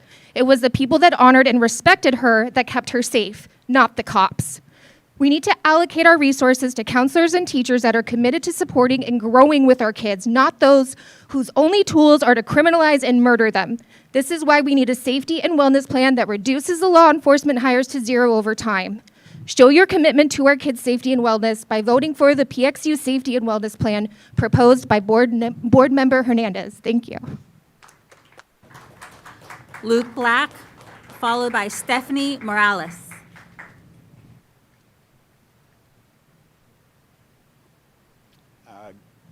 Good evening, members of the board. I'm going to be quick because you're going to just hear this a lot. I really do strongly encourage you all to vote in support of the revised Phoenix Union Wellness and Safety Plan. I think it is a comprehensive plan that really gets to the root of the complexity of safety in our district. It addresses concerns around law enforcement, and it addresses concerns around supporting our safety teams. It looks at training. It looks at how we are conducting ourselves around events, how are we protecting students with complaint processes, and also it establishes an ad hoc committee that will support this board in safety decisions. Safety is a community concept. We will be stronger as a district if we work together on this. Please pass the revised recommendations that were submitted by Board Member Hernandez. They will move this district forward. Thank you. Stephanie Morales, followed by Alana Berlin.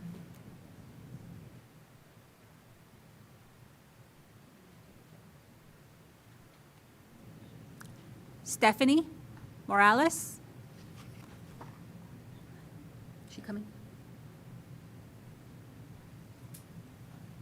No?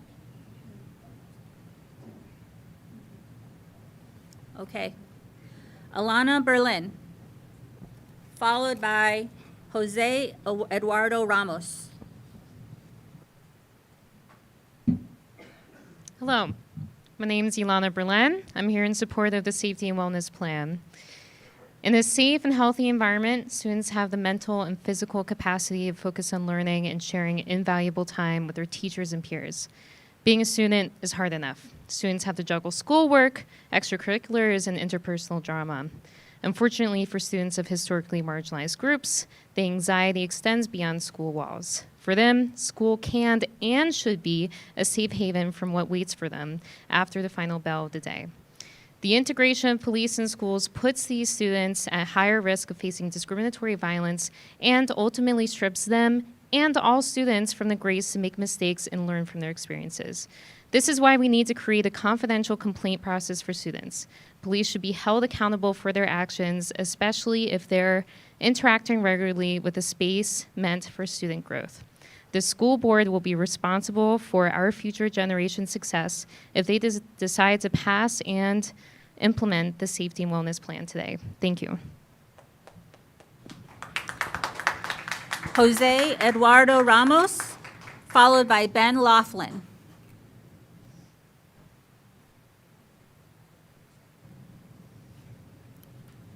Jose Eduardo Ramos. Is he coming? No? Ben Laughlin, followed by Daniel Lopez.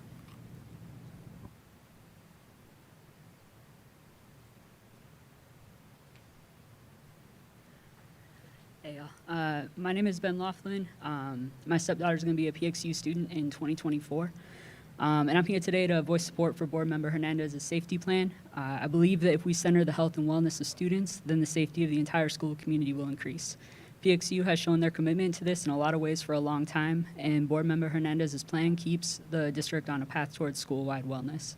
A vital part of increasing school safety is addressing violence at the root rather than creating a culture of criminalization and punishment. Putting cops on every campus puts students at increased risk of criminalization and violence, especially students of color. It is imperative PXU recommit to phasing out police out of schools and continue prioritizing the resources and building the infrastructure that will support the safety and well-being of everyone within the PXU community. Thank you. Daniel Lopez, followed by Isabel Garcia.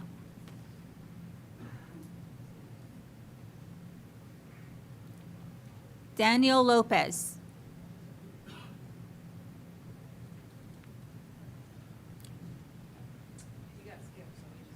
Sorry, I'm Jose Eduardo. Eduardo? I'm, Yeah. Jose Eduardo Ramos? yeah, correct. Okay. We called him. There he was, he came. Okay, thank you.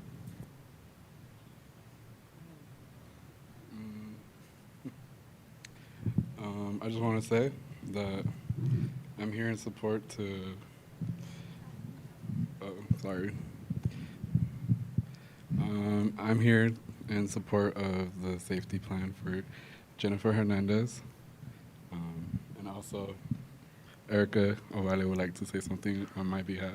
Yeah, can I say something on his behalf? All right, what's up, everybody? My name is Erica. I'm a parent. These issues matter to me very deeply. My child is very small. He has to do these exercises in which there's an active shooter, and it's very scary. And my heart goes out to the educators. I want safe spaces at school as well. However, I do not believe that cops are really the answer. We're not dealing with the root causes to which children are dealing with at school. Schools need therapy. They need counselors. Uvalde, Texas is a big example. 70 minutes before those police officers went into that classroom and did anything for those kids. How do we expect these cops that are going to take care of our children when it really matters? Number one. Number two, the kid in Texas, that Uvalde, Texas, they knew that that kid was going to be a shooter one day. His nickname in the town was School Shooter. shooter. So these kids, this just doesn't happen overnight. This is something that we witness as educators, as therapists, as people in schools. We should be keeping an eye out for our children to make sure that they're getting the services and the resources that they need so that they thrive. No cops at school, no criminalization.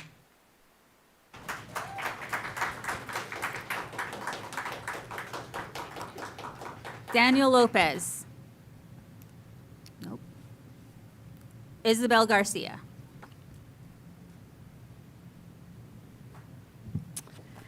Hi, my name is Isabel. I am an alumni of South Mountain High School and a family member of the PXU schools. I'm here today to ask this board to vote for the PXU Safety and Wellness Plan proposed by Board Member Hernandez.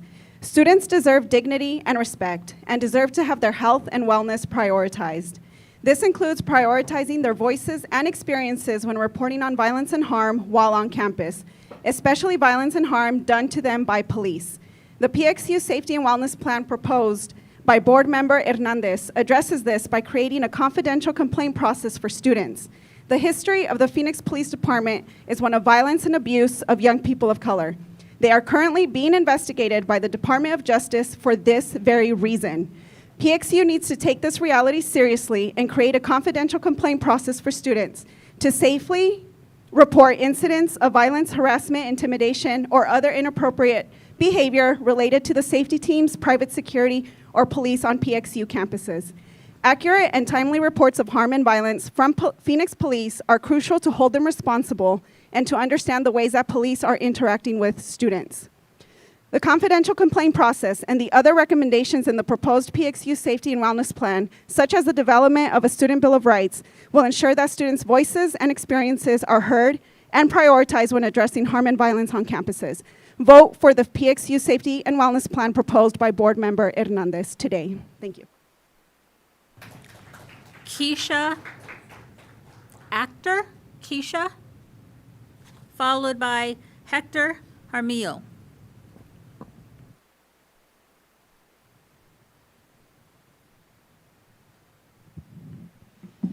Hello, my name is Keisha, and I'm here to speak on 8C. I'm a resident of Phoenix, and I have a 15-year-old black and disabled son on an IEP who is not yet in high school but attends the Madison District, which feeds into Phoenix Union.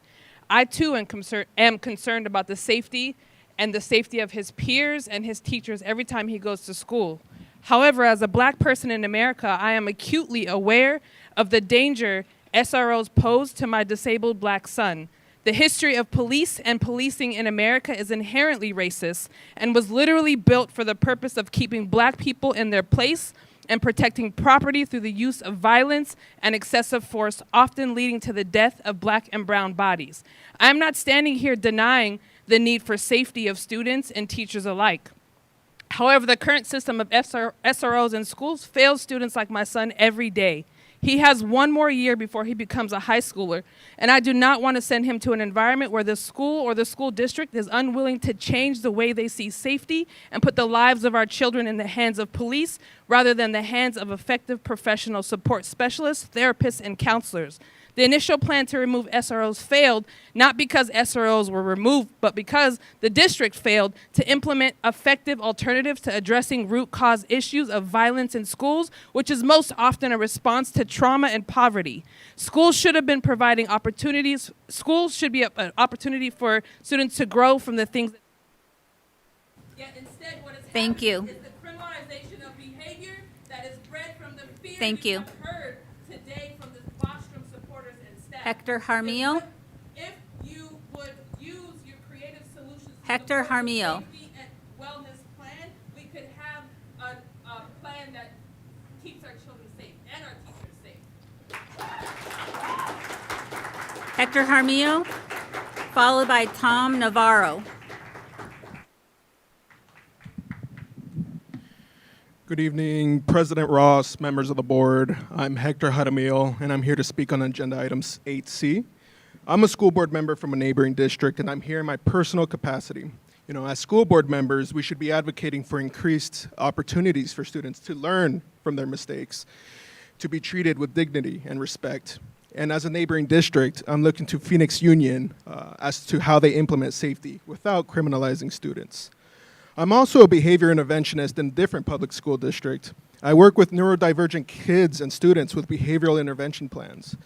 I've been extensively trained to deal with violent and escalated behaviors. I know my kids, and I know how to de-escalate them because of this extensive training. You know, compare my students' experiences and the experiences of those in a mental health crisis when they're confronted by police. Police are not trained to properly deal with student behaviors, especially those with behavioral plans and IEPs. I worry when I'm unable to make it to school. Is my student going to be all right if I'm not there to safely de-escalate them using the least invasive tactics? With this in mind, one way we can prioritize the dignity and safety of students is to bring police new hires to zero. We should invest in preventative solutions by solving the root causes of issues in schools rather than invest in reactionary forces that can potentially forever alter a child's life. There's no guarantee that police with guns would decrease gun violence in schools. And I think we should vote for Board Member Hernandez's PXU Safety and Wellness Plan. Tom Navarro, followed by Kat Martinez. Madam Chair, just if we can ask people, si se pueden sentar hasta que, si van a hablar antes de que, cuando llamen su nombre pueden asistir y pueden venir para acá, pero si todavía no van a hablar, si pueden agarrar un asiento atrás, por favor. Sí, no queremos que estén aquí al lado del podium. Gracias, señora. Gracias por su cooperación. Thank you. Gracias. Thank you.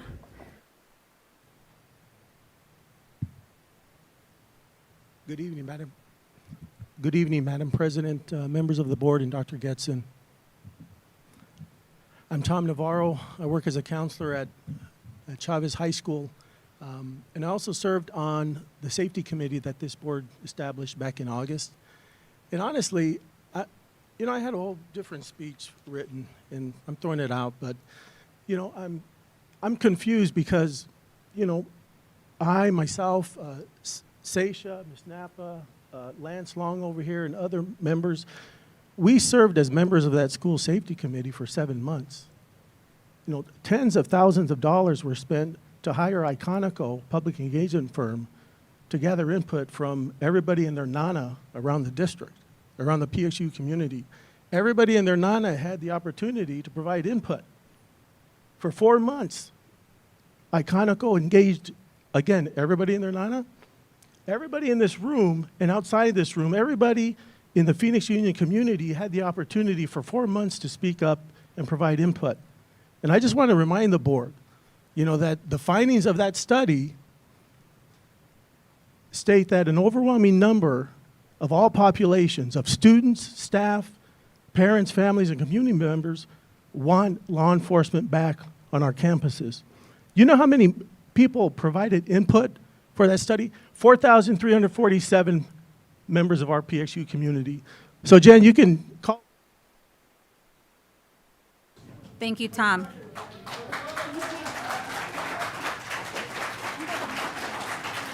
Kat Martinez.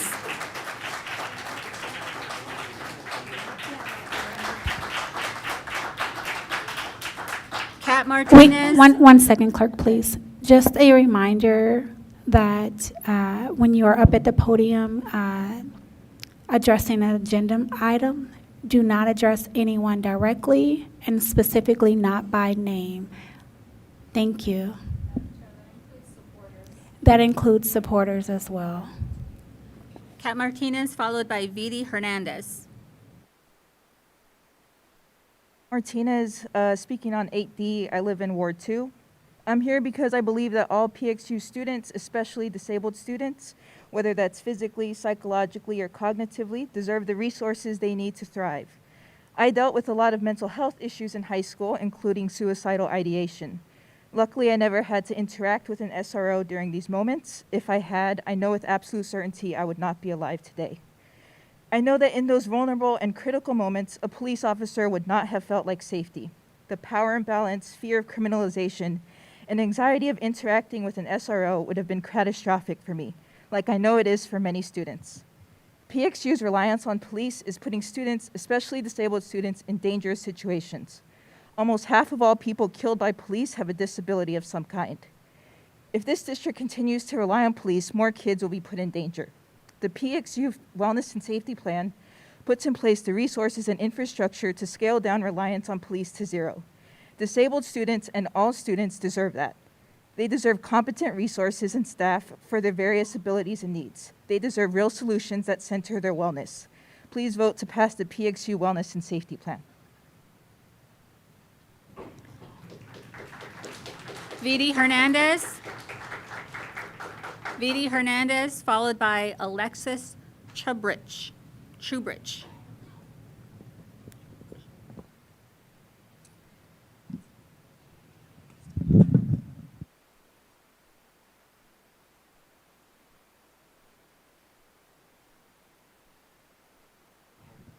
Voted.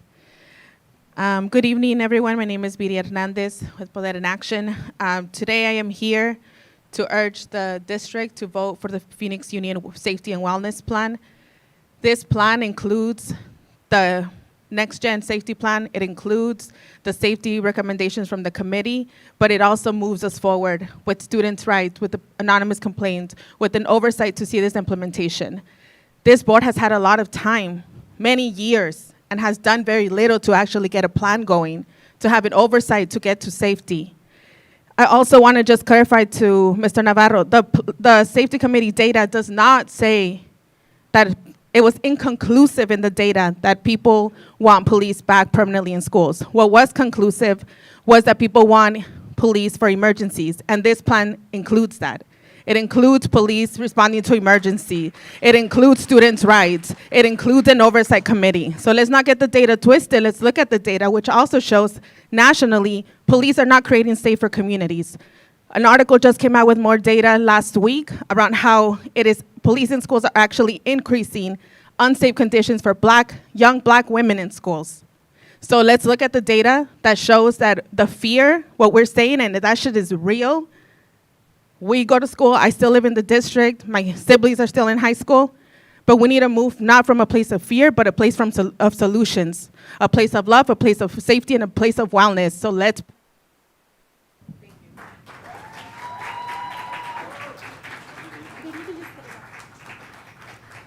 Alexis Chubrich, followed by Esteban Flemons. Good evening. My name is Alexis Chubrich, and I'm proud to be a teacher at Cesar Chavez High School. I'm here with one message. Like all of my colleagues and my students, I want to go to work each day to Cesar Chavez, and I want to feel safe, and I want to feel heard.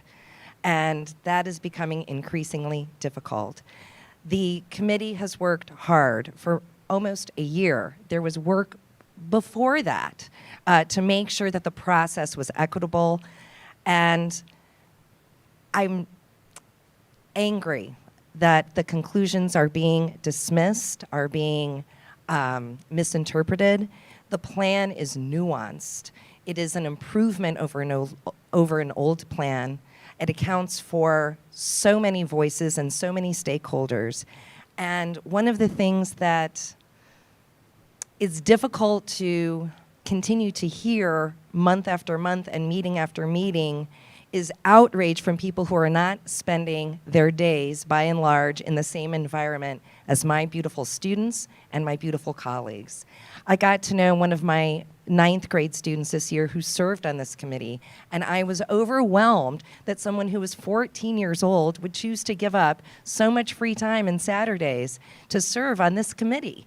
And when I asked her why, she looked at me like I was dumb, like it was so obvious to her. It wasn't obvious to me at 14.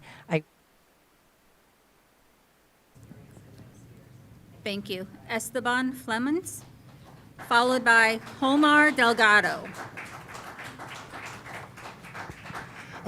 And good evening, President Ross, governing board members. My name is Esteban Flemons. I'm a proud science teacher and IB coordinator from North High School and a Phoenix Union alumni.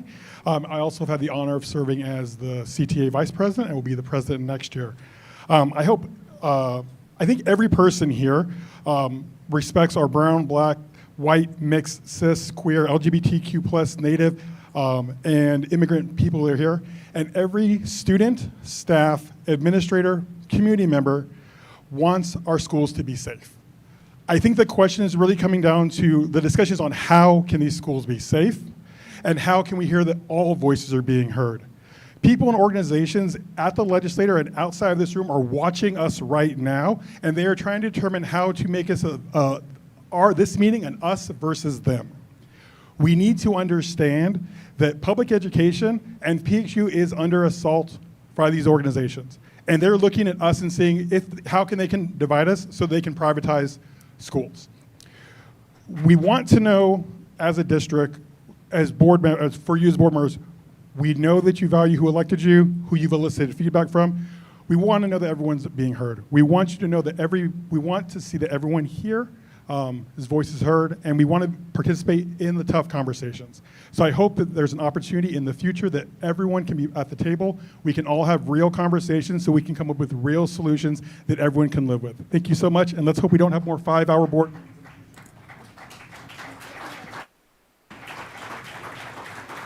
Homar Delgado,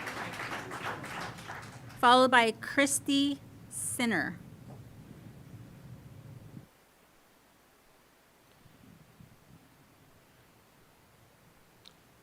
Good evening, distinguished members of the board. Madam President, my name is Omar Delgado, and I'm the assistant principal at Bostrom High School. I can say I feel blessed to have entered a profession that was a vocation for me, and I've been able to work in it for 26 years. Friday, May 19th has made me question some of that passion in me.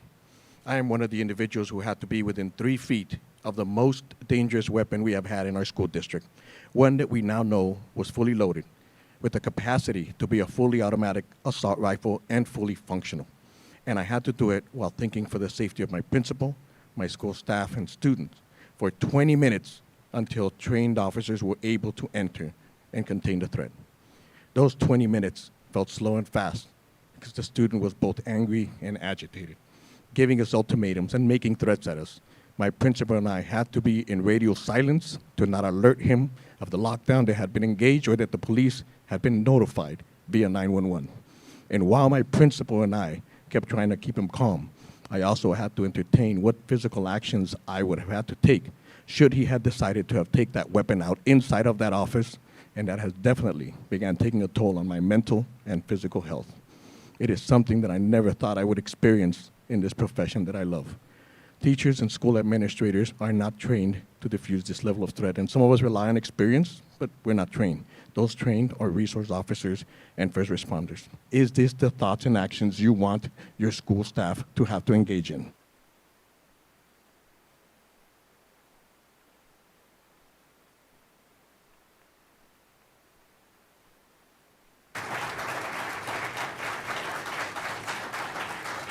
Christy Sinner. Christy Sinner, followed by Lady Robledo.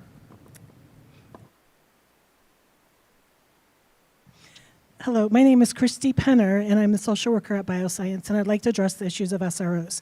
You've heard the echo chambers of outside organizations that have told you SROs do not help prevent bad situations from happening on our campuses, and I'm here to tell you that they do help. As a social worker, I've had SRO help me stop suicidal students from actions that would have been devastating. If I had hours, I could also tell you about the numerous situations where the SROs helped me with students experiencing physical abuse, dating violence, and other crimes. These outside organizations have also told you that we need more social workers to address root causes. And while I agree with that, I can tell you that there are times when we don't get a chance to do a root cause analysis because we don't always know that an individual is moving towards an act of violence. I've had experiences with students that have had homicidal ideation and didn't want to share those dark thoughts with others for fears of being judged. And in those cases, we could not have predicted how dangerously close we came to having tragedies unfold on our campus. We also need to start addressing the growing trend of outsiders walking onto school campuses across the U.S. and committing mass shootings. In these types of cases, and when we don't know that violence is about to happen from either inside or outside our walls, no school social worker can help stop that type of tragedy from happening. We are working hard on comprehensive school discipline that doesn't involve criminalizing students, but administrators, safety teams, social workers, and other staff were never meant to be on the literal front lines of unpredictable situations involving weapons. And without school SROs on our campuses, that is exactly what you're asking us to do. We are educators. Please do not make us combat vets.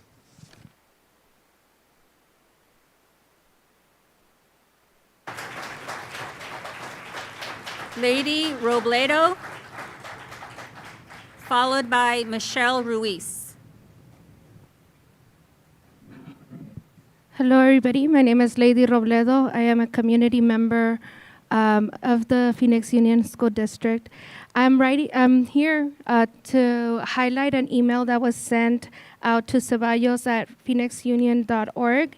It was written by on behalf of the Advancement Project, the Alliance for Educational Justice, and the National Campaign for Police-Free Schools. The email was in support of Puente's movement rights demand for police-free schools. We have been working closely with Puente for many, many years. We started working with them before the last MOU had been canceled. We helped them look at the data. There was a lot of discrimination, and I hope that you all had a chance to look at that data of when we had police on campus before you make this decision. We know that the reaction to tragedies is to increase security, to increase the policing of young people. We really need to look at alternatives, and we've said that, we said this every single day, so I really hope that you really look at that data. We sent that email, hope you all have a chance to read it. It's very detailed, has all the references there for your information. Thank you. Michelle Ruiz, followed by Jaden Huerta.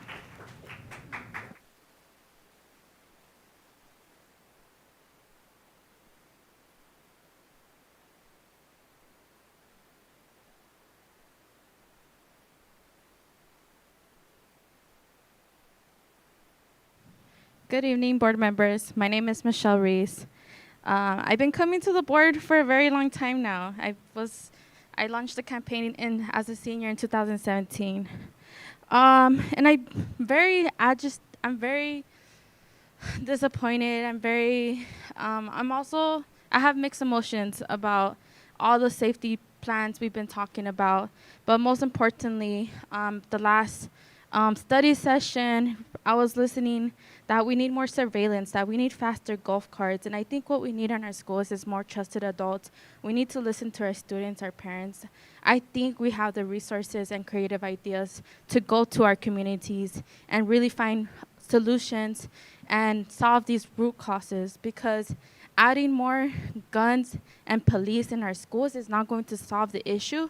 Why is it so easily for students to get their hands on guns? How are we making it more easy for our students to stay after school, to get transportation from school and back to their house? We need to find and be more creative on how are we keeping our students busy. And yes, we do need help.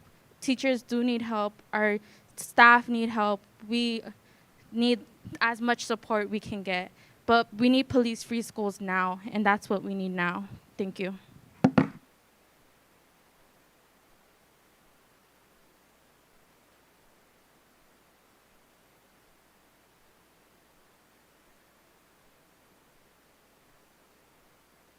Hello, Governing Board. My name is Jaden Huerta, and I'm a recent high school student as well as a youth intern organizer with Puente AZ.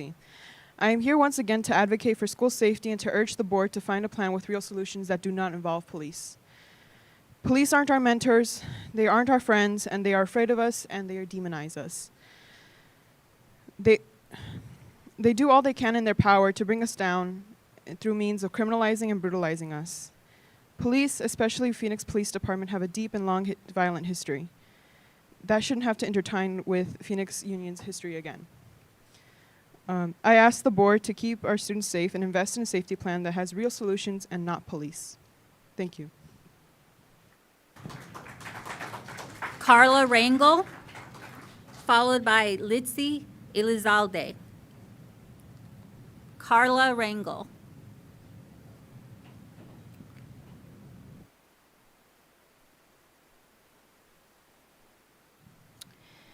Greetings, school board. My name is Carla Head, a student at Trevor Brown High School, and I'm standing on the behalf of well-being of the students in our district.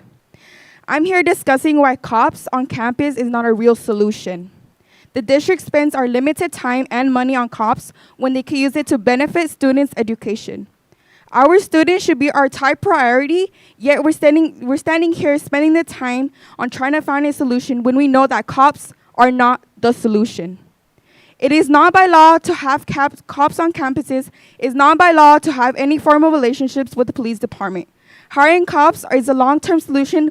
This can only criminalize students, making them feel criminalized in a place that they should feel safe, supported, and nurtured, not targeted, belittled, and watched. You determine students' futures. Don't make the mistake of choosing the wrong methods of teaching them. Don't underestimate this generation. As for in the near future, we are the ones to take over. And I'll stand here and speak for this generation who will be affected by the change in policy. We are the change. We are the future. I have a voice and I will be heard.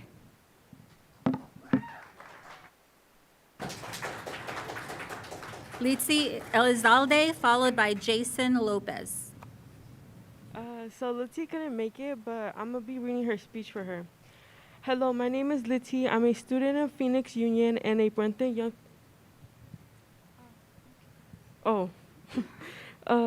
I think it's important to create a safe learning environment for students, and having police officers in schools and can make some students feel uncomfortable.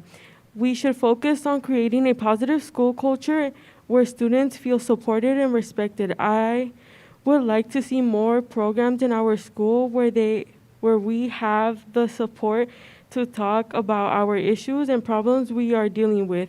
I demand the district to vote on a safe plan that does not include police or surveillances. Thank you. Jason Lopez, followed by Lillian Owen.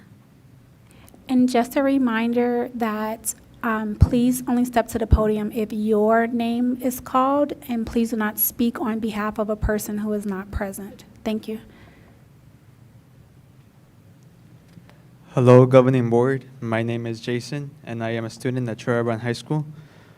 What we as students want is to not have police in our campuses. Schools have a lot of stuff that we can improve, like programs and resources we have and need help on promoting. Our goal is to make our campuses safer by making smaller classes and better resources for teachers. I also believe that the district can improve students' success by having more involvement in the decision of making processing in school. I am here today demanding to choose a safe plan and to ensure the best for all students and not bring cops part of our safety plan. Thank you. Lillian Owen, followed by Marcus Wright.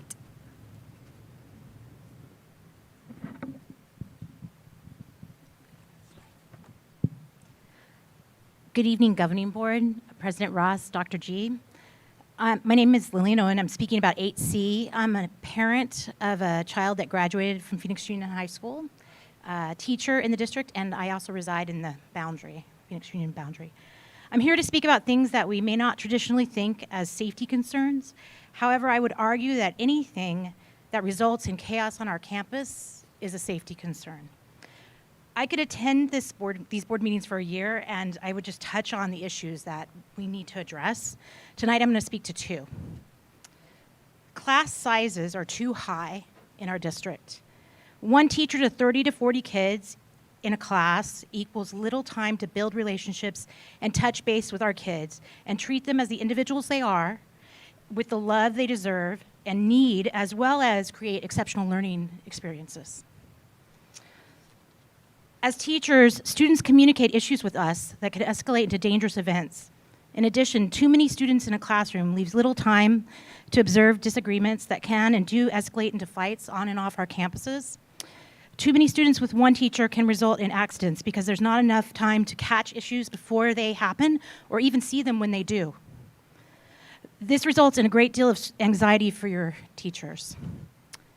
Couple this with an inhumane schedule that doesn't even allow time for students or teachers to use the bathroom during passing periods without being late.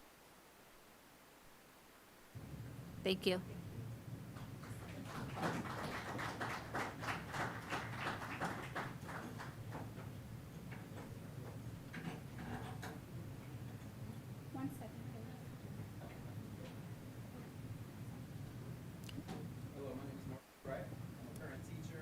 And basketball coach at Cesar Chavez High School. I also live in Laveen. I'm here today because I question the legitimacy of any safety plan that doesn't include police officers. How can we continue to debate about safety without collaboration with the only group available to call when your safety is in jeopardy? Let me give you a snapshot of what safety looks like in my community. Go to any gas station, pharmacy, or grocery store in Laveen, and guess what you see? Armed guards.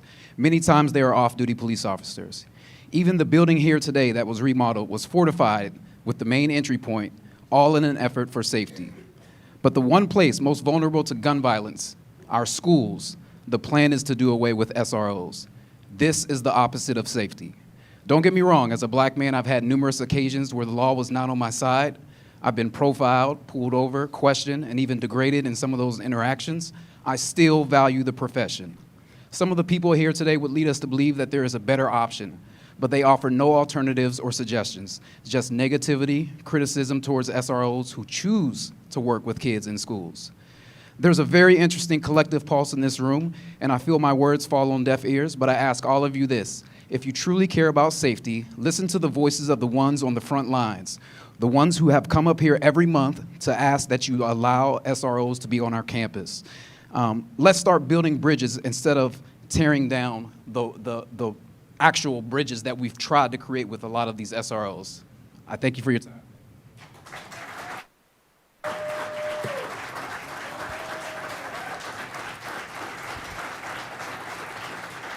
Jesse Giambra. Jesse Giambra. Followed by Lance Long.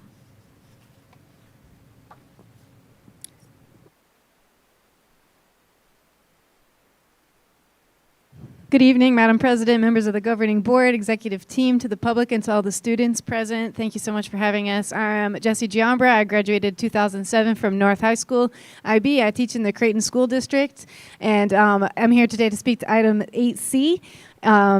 I have been hearing the pendulum swing back and forth of anti-police on campus and pro-police on campus, and I don't like the back and forth. I really would like to move forward, personally. It sounds like what the students are asking for in the wellness plan is honestly not that much, that it includes police in times of emergency, and that it's basically like speaking to a bigger picture about violence in our community. Unfortunately, police and SROs are not a magic bullet solution. It's not an army of heavenly angels.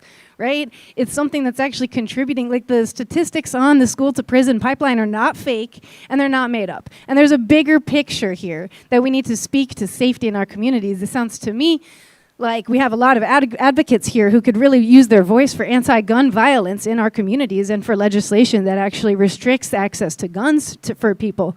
And I want to also say that it feels horrible to feel unsafe at work, and I have felt unsafe at work, and I can really empathize with that, and that is not the way that we want to go. But at the same time, love is the only transformative force. We have to believe enough to invest in that and not just rule with a stick or an iron rod or intimidation and fear. Thank you. Lance Long, followed by Maria Sanchez.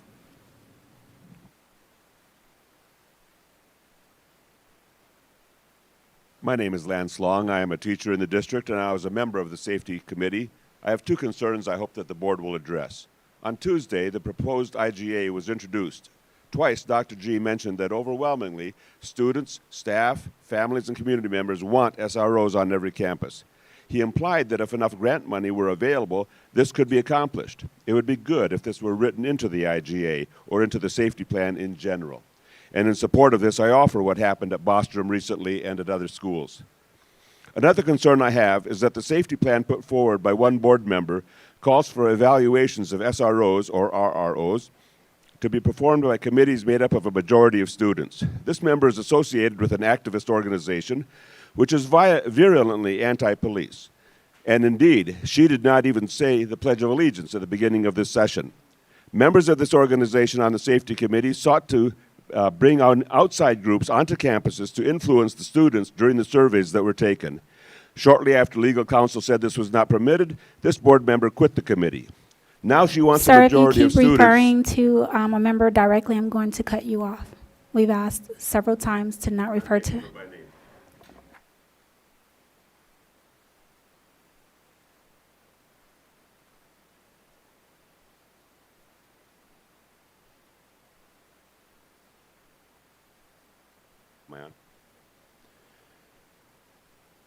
Finally, then, it is an insult to the committee that two board members each came up with separate safety plans they consider superior to what the committee spent 7 months working on.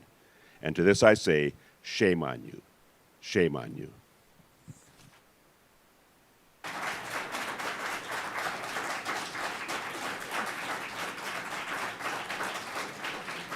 Maria Sanchez?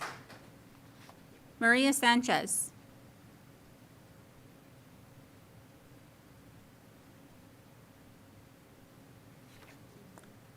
Estela Varela. Estela Varela? Is this Maria?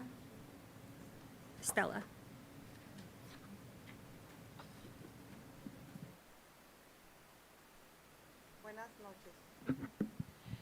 Buenas noches, mi nombre es Estela Varela, soy madre y abuela de estudiantes de Phoenix Union y que han visto cómo compañeros de ellos han sido afectados por la policía de Phoenix.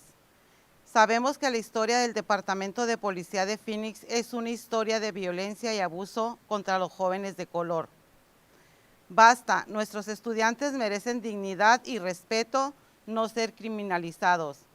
¿Por qué criminalizar a los estudiantes por errores que se pueden resolver sin la policía?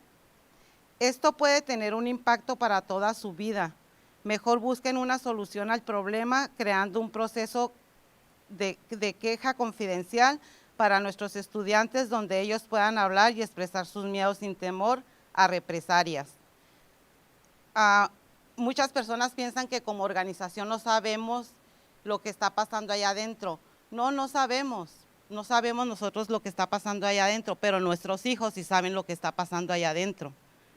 Voten por el plan de seguridad y bienestar. Tomen acción. Voten por la seguridad y bienestar de Phoenix Union propuesto por la miembro de la Junta Jennifer Hernández. Gracias.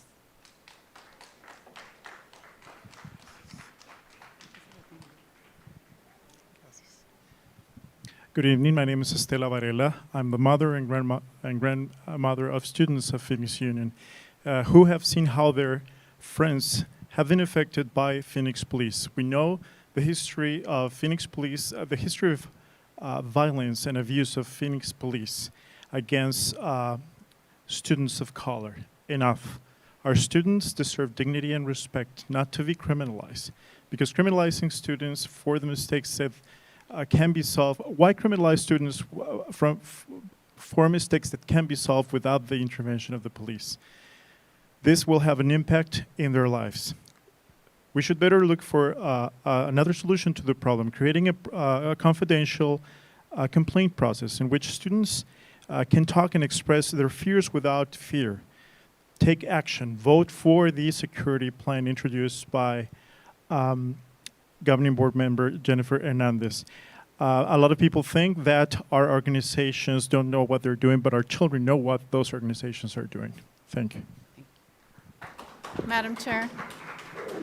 Madam Chair. Yes. Please make sure, if we're going to say no, people can't refer to members of the board by name or to anybody by name, that also supporters of a specific member also not refer to her by name. Y lo voy a decir en español. Lo voy a decir en español también. Hemos pedido que todos que vienen a hablar, a dirigir a la mesa directiva, no nombren a alguna mesa de la Junta y por favor no digan eso en sus comentarios. No digan nombres en sus comentarios. Camila Hernandez, followed by Alma Reyes. Camila Hernandez.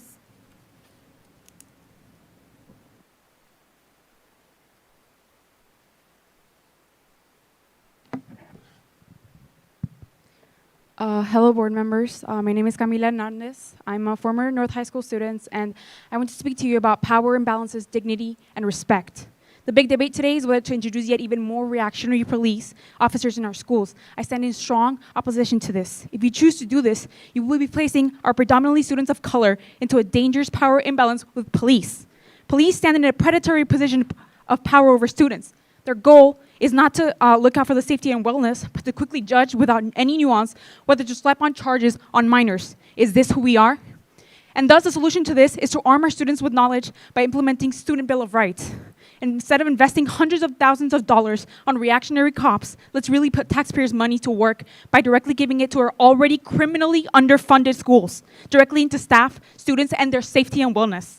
We need to prepare these students for the future, and it all depends on the resources and tools made available to them. And cops should not be included in said future. I reiterate from my previous comment, we must not think of students as nails to be hammered violently by police. We must instead treat them as the humans that they are, deserving of dignity and respect, who are in need of resources and knowledge for growth. Let's build a pipeline of talent and not a pipeline to prison for our students. Please approve the plan put forward today by Board Member Hernandez. Thank you.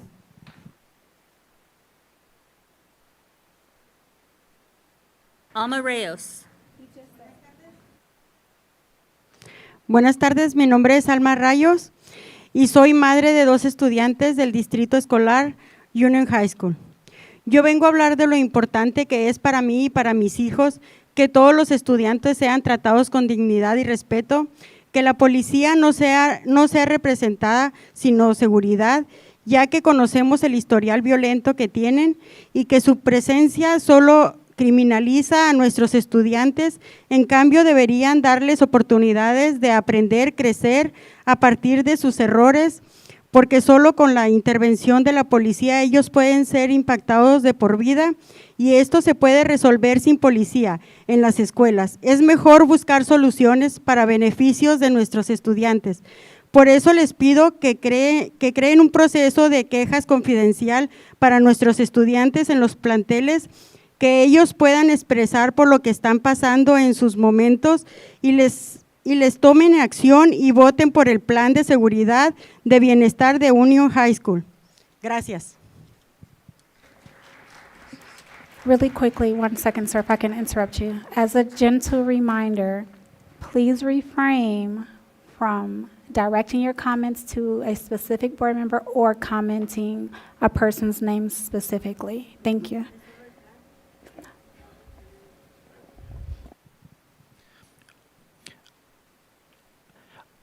Good evening. My name is Alma Rayos. I'm the mother of 2 students from Phoenix Union High School District.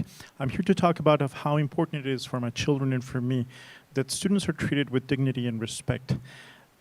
The police does not represent security, since we know their history of violence, and that their presence criminalizes our students. They should be given the opportunity to learn from their mistakes, because the presence and the intervention of the police can have an impact in their lives. And those issues can be solved without the presence of the police in schools. It is better to look for solutions that benefit our students. That's why I ask you to create confidential complaint process so that our students can express what they're going through in these moments. Take action and vote for the safety and wellness plan. Thank you. Maria Gutierrez, followed by Brenda Benitez. Maria Gutierrez.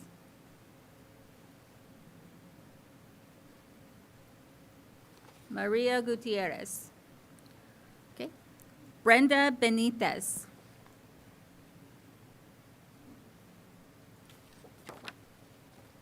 Brenda Benitez.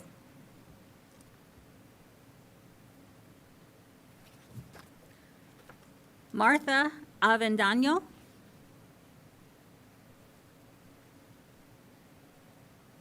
Did I hear?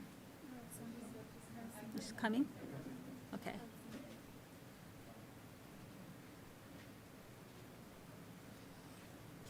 Martha Avendaño, followed by Miguel Camacho.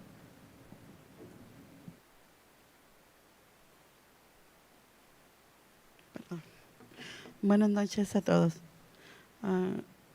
Mi nombre es Marta, soy mamá de uno de los estudiantes del distrito escolar de Phoenix Union High School. La policía de Phoenix tiene un historial de violencia y abuso contra jóvenes. Nuestros hijos merecen ser tratados con dignidad y respeto y no ser criminalizados por este departamento, por errores que pueden pueden resolverse sin la policía, ya que pueden tener un impacto de por vida.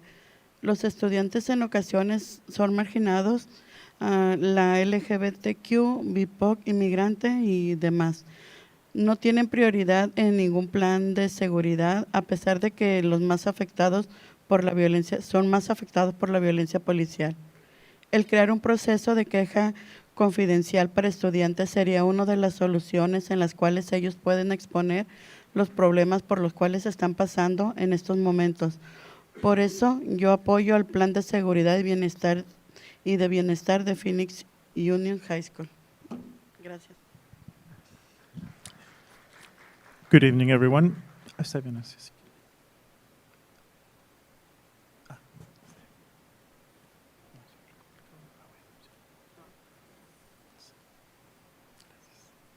Good evening. My name is Marta. I'm the mother of a student from Phoenix District High School.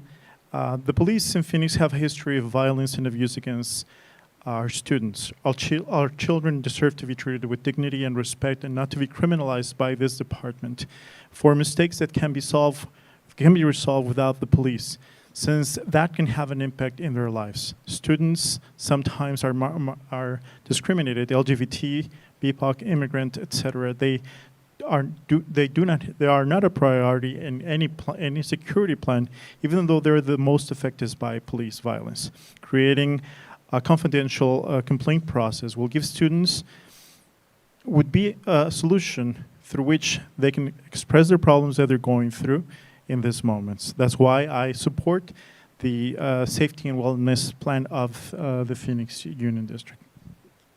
Gracias.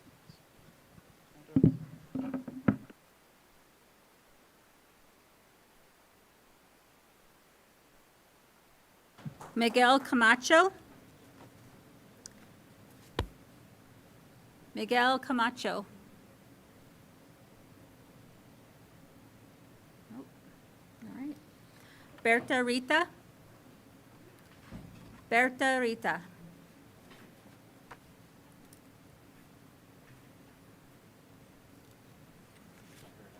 Yeah, I heard Berta. Berta Rita, followed by Haiti Garcia.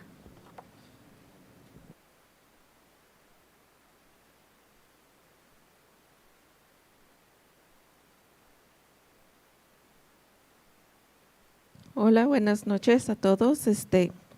Hoy estoy aquí para decir que no vamos a seguir permitiendo que a nuestros jóvenes no se les trate con dignidad y respeto que se merecen en las escuelas. Los estudiantes no deben ser criminalizados, en cambio se les debe de dar una oportunidad de aprender y crecer a partir de sus errores. Criminalizar a los estudiantes por errores pueden tener impactos que marcarán toda su vida. Hay muchos problemas que se pueden resolver sin involucrar a la policía. Necesitamos soluciones porque la estructura de disciplina solo castiga y criminaliza. Necesitamos escuchar las voces y experiencias de los estudiantes cuando expresan la violencia policial y crear un proceso de queja confidencial para estudiantes donde ellos se sientan seguros de venir a reportar cualquier problema o preocupación que están pasando. Les pido que tomen acción y voten por el plan de seguridad y bienestar. Ese es mi pedir, y nosotros sí sabemos de los problemas que pasan en las escuelas, no porque nosotros estamos acá, ¿verdad? Pero nuestros hijos son los que asisten a las escuelas y tenemos comunicación con ellos. Por eso es que sabemos los problemas. Gracias.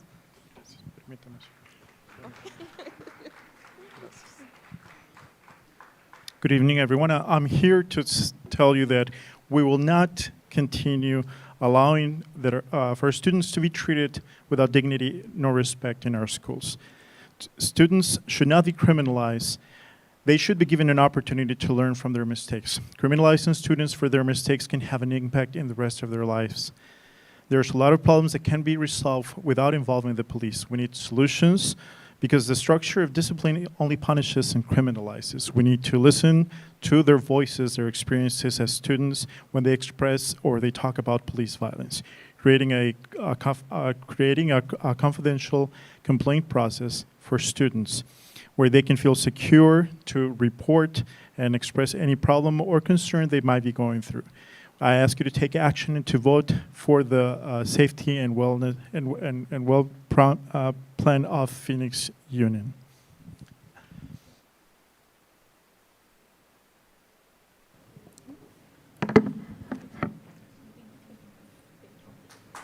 Haiti Garcia, followed by Yomas Lasai.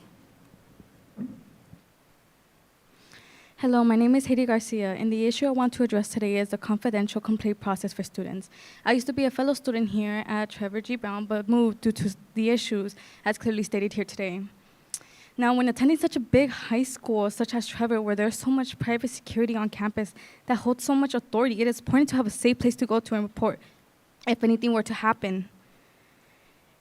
I have had friends as well as other classmates tell me stories where they have been looked down on and told things that really affected them. When being discriminated against in such ways by authorities around school, it can be difficult to focus and continue our education. This is why it is important that the confidential complaint process should be established so your students feel safe and secure at school. Thank you. Yomas Lasai. Yomas Lasai, followed by Whitney Peterson.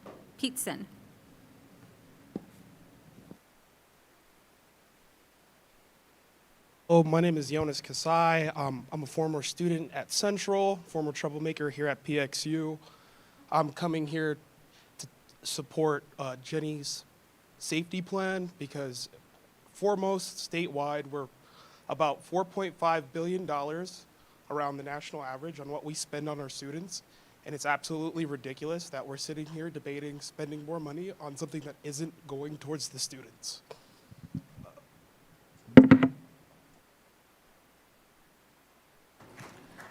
Whitney Peterson, followed by Jacob Greenberg. Good evening. I want to address a couple of misconceptions that have been expressed this evening. We have a confidential complaints process. It's called See Something, Say Something. Next, I'd like to point out that bringing a gun to school is a criminal act, and the police will inevitably be involved. If we have a relationship with those police, that will go better for our students.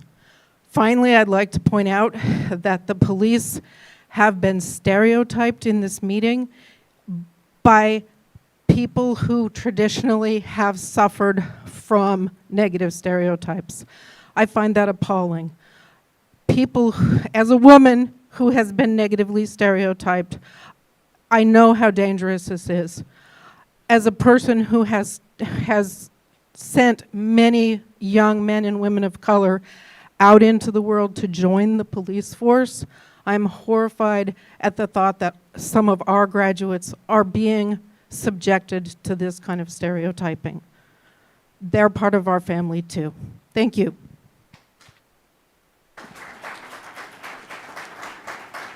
Jacob Greenberg, followed by Brisa Figueroa.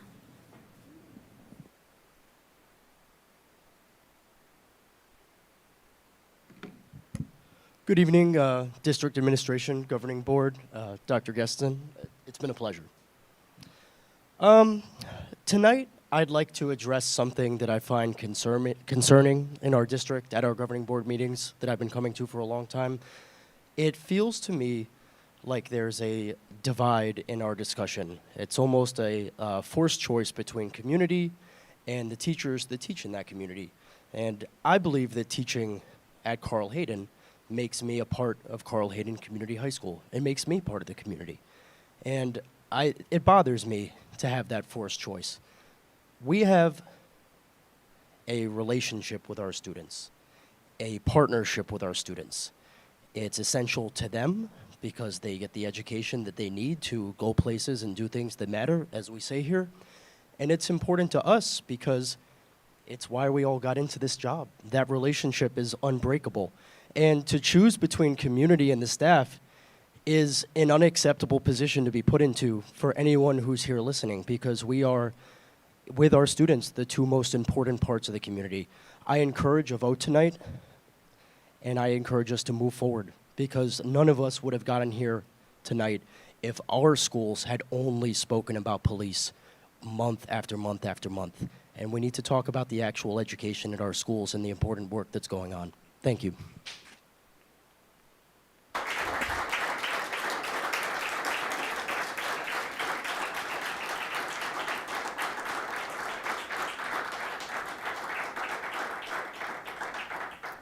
This is my 5th year on the board, and I cannot remember a single board meeting where Hayden has not represented.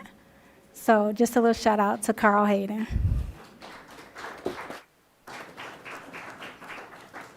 Brisa Figueroa, followed by Pedro Gomez.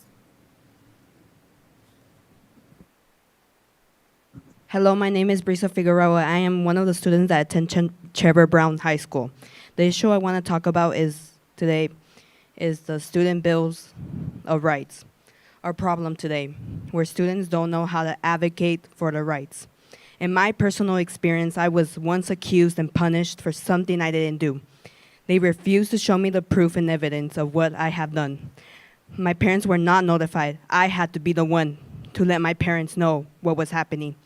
At one point, I was mocked by Miss Andrea Holden, saying, "You should be grateful we didn't call your parents," as if that was a reward. Layla. No, I'm not. You can't do that. You said we treat your Hey. students No, like family. no, It's no, how you treat no, your students. no, no. You can't do that. Injustice. No.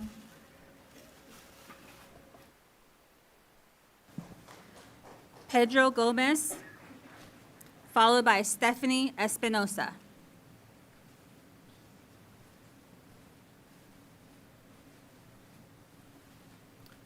Pedro Gomez. No. Stephanie Espinosa.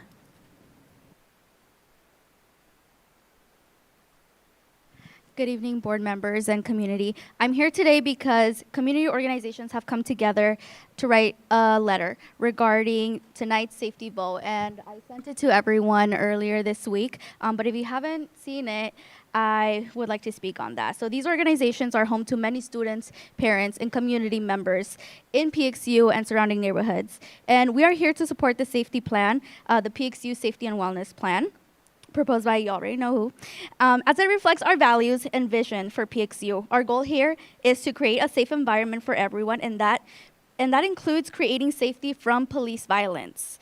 As you are making a decision, please remember that our district has the opportunity to shift history by redefining safety. Other districts will be looking up to us and be following our steps as we move forward. So let's be a leading example of redefining safety, and let's make history together. And I would like to pass out the letter.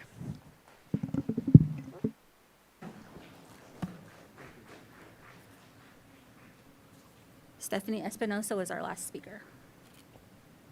We're going to take a 10-minute recess, and then we will continue our meeting.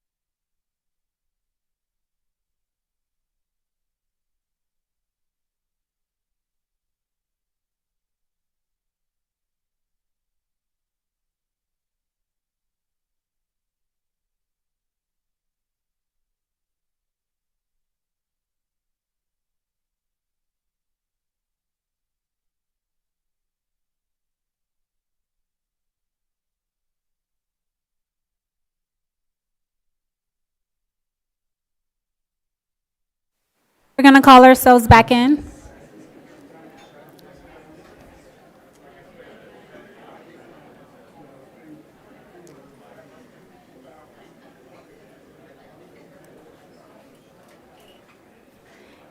The next item is 5A, approval of consent agenda. Is there a motion to approve the consent agenda? Is there a second? Second. A motion has been made by Member Austin and seconded by Member Napa. All those in favor, please indicate by saying aye. Aye. Anyone opposed, indicate by saying nay. This consent agenda, I'm tired, is approved. The next item is 6A, Superintendent's Report. Dr. G, please provide your report at this time. All right, President Ross and members of the governing board and Phoenix Union community. Tonight, as I typically do, I want to share highlights around the district. I know what's very obvious is that our board meetings are tense and often divisive and unfortunately often absent conversations about children and achievement and the stuff that we're here for. So I always take great pride in sharing the stories of our district and who we are, and I'll share more thoughts on that in a moment. First of all, we just entered June. It is National Gun Violence Awareness Month. This is unfortunately more access to firearms and more gun violence today than we've seen in many generations, if not ever. And we continue to keep those victims of gun violence front and center, but also continue to do all we can here in Phoenix Union to prevent gun violence. As you're also aware, tonight I want to congratulate again Superintendent Andrade, who begins her tenure tomorrow at 12:01 a.m. tonight. Yeah. I was actually going to say that. Well, yeah. And we will probably still be here. So I will hand this to you at.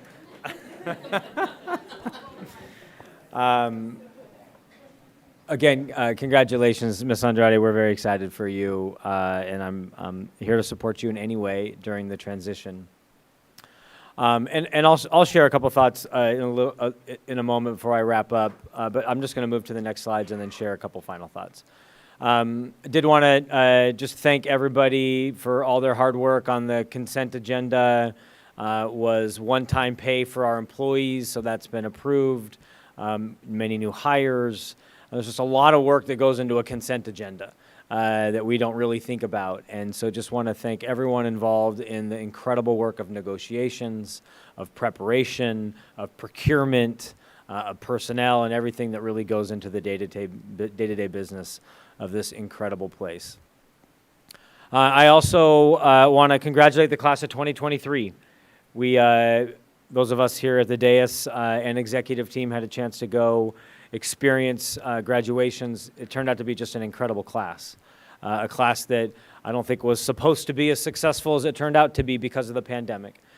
We heard just amazing stories of grit and perseverance and victory and triumph and excitement and hope, and it was just such an incredible day. And thank you to technology and safety and marketing and principals and campuses and teachers and ESPs and everyone involved in ensuring incredible graduation ceremonies.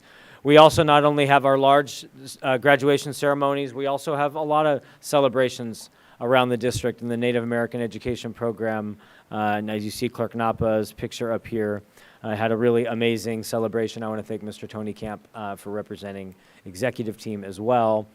And then we just had a very brief video for those that did not attend graduation, just a glimpse into what graduations look like and feel like in PXU.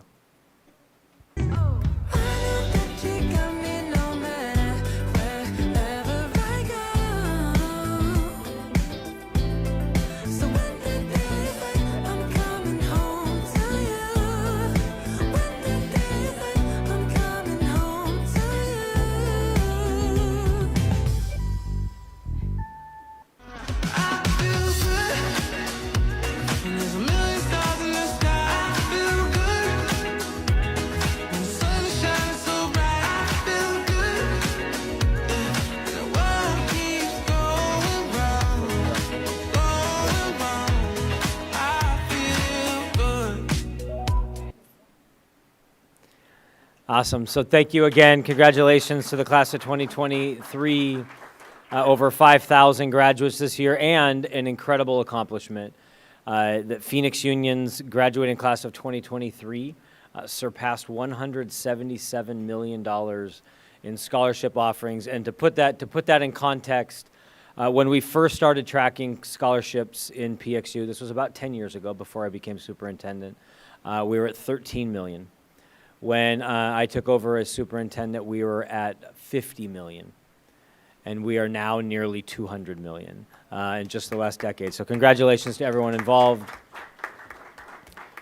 And scholarships are not the only way to get to college for free. We continue to push FAFSA and free Pell Grants, and 4 of our high schools received statewide recognition in their FAFSA rates or improvement in FAFSA rates. So congratulations to Fairfax Coding, Metro, and Bioscience.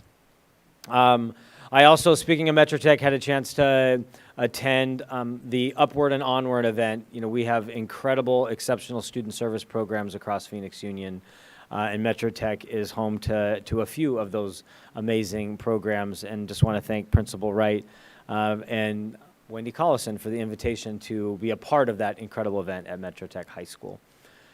We also had a lot of success over the spring with track and field, clubs and sports. Just loved this picture. But South Mountain boys finished 3rd place at state in the 4x4. And these are just a few examples. The 4x400 relay. We had an incredible female wrestler at Central High School who became an All-American wrestler and is actually going to college on a full ride wrestling scholarship, so congratulations.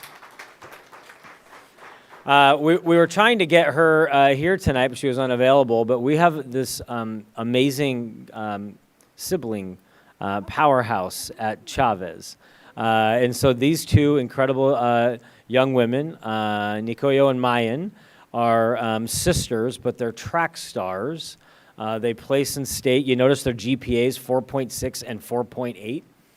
And Mayan broke the Arizona state record for freshmen in the 100 sprint, and later went on to become as a freshman, she is the state champion in the 100 meters. I know. So congratulations to Mayan.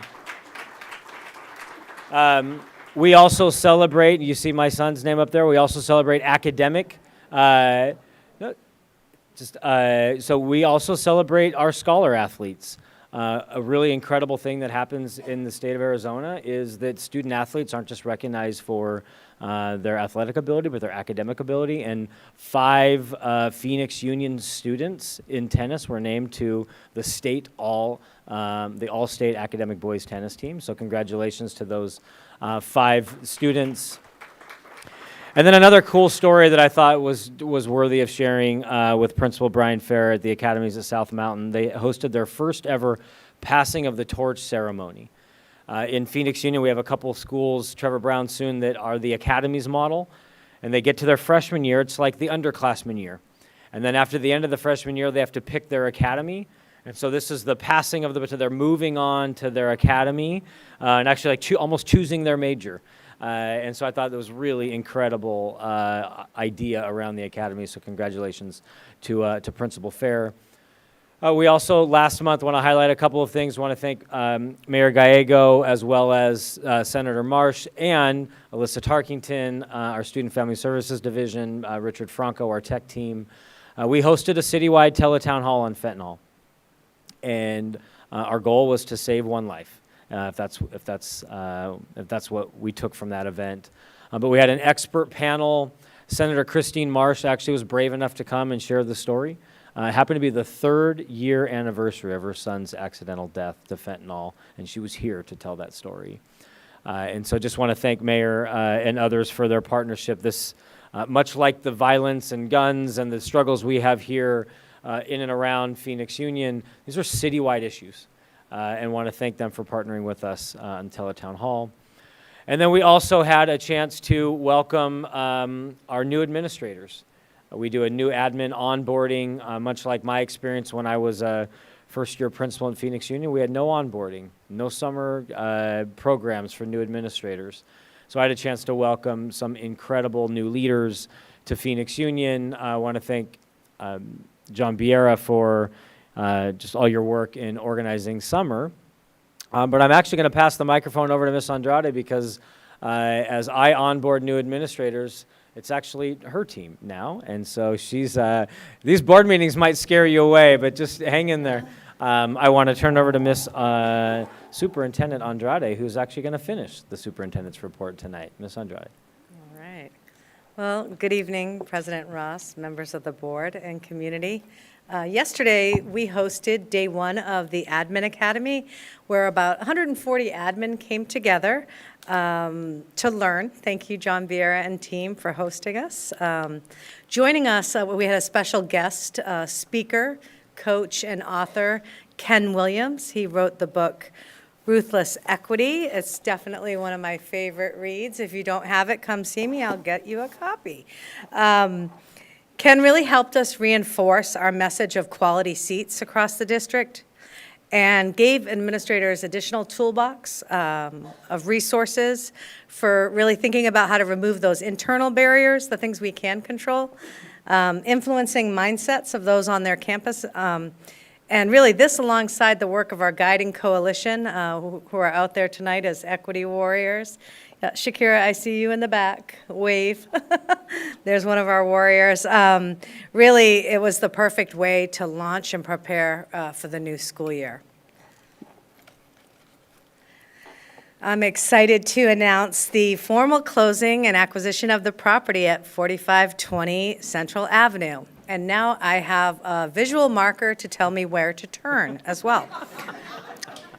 Special thanks to Michelle Gales, Eileen Fernandez, and Jared Reynolds, who I don't know if he's here tonight, but for the work that they put into around contracts and around just inspections, reno, design, vision. I am super excited to watch it get reimagined and refinished, but I'm really even more excited for more parking for CEE, right? Those of you guys feel me, right? All right, next slide. On May 30th, we officially launched the Phoenix Union Summer School with almost 6,000 students. It was about 5,800. This year, students and families were given for the second year in a row choices of how they wanted to tackle their summer school. They had two micro sessions, AM, PM, and they were 11-day sessions, or they could have done the full session for, I think it's 19 days for the whole month of June. On June 5th, another 1,300 or so students will be joining us, the incoming freshmen for the freshman launch class. And it's just going to be a great summer school all together with breaking 6,000 kids. So a huge shout out to Michaela Jackson and Abigail Broderick, and especially to all our teachers that are teaching summer school right now. Thank you. Our ESPs and our admin as well for pulling it together. And a special thanks to our students, really, and our families for sticking it out and being committed to staying on track. And as a result of such commitment in the summer sessions, we're excited to be able to celebrate our summer grads on July 10th at Carl Hayden. I applaud these grads for their continued perseverance and really look forward to recognizing their efforts and celebrating their accomplishments in July. Please join us. That concludes my report. Dr. G. Awesome. Thank you so much, Ms. Andrade. And I'll just share a couple final thoughts. Again, very excited for Ms. Andrade in transition. I'll just say a few things. One, Ms. Alston, thanks for your comment about love and how important that is in our system. We even heard that at the podium tonight. Often this room doesn't necessarily feel like it's full of love, unfortunately, but love has to be a very important part of who we are in Phoenix Union. It was part of my final message to leaders yesterday. When I got to Phoenix Union 14 years ago, I gave my opening assembly speech to my students for the first time. And I closed my speech to the students by saying, I love you. And I got back to my office. I told the story to admin yesterday. I got back to my office to an angry employee who told me love has no place in high school. And myself and the crusaders of many others around here have fought for 14 years to say love absolutely belongs in school. And we speak very clearly that at the foundation of quality seats, at the foundation of learning, at the foundation of achievement, at the foundation of safety is relationships, and relationships founded upon love. And so I would continue to encourage this district to not be afraid to tell our children we love them, to tell our adults we love them, and continue to make that a part of the culture of who we are. I would also just say, in the context of this room, you know, this room's gotten very tough over the years.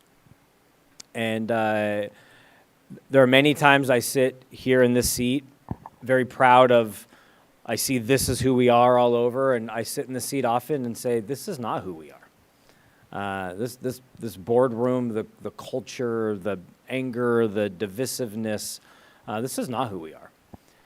And we've allowed largely one issue to divide this room and our people. And Mr. Greenberg, I just loved what you said tonight around we shouldn't be stuck with a choice of or. You're either here or you're there. That's not a good choice. And when I talk about safety a little bit later today, I'll remind us that safety and leadership and life is a bunch of ands. It's not a bunch of ors. And so long as we continue to pit one side versus the other and say there's only two choices, we're going to struggle.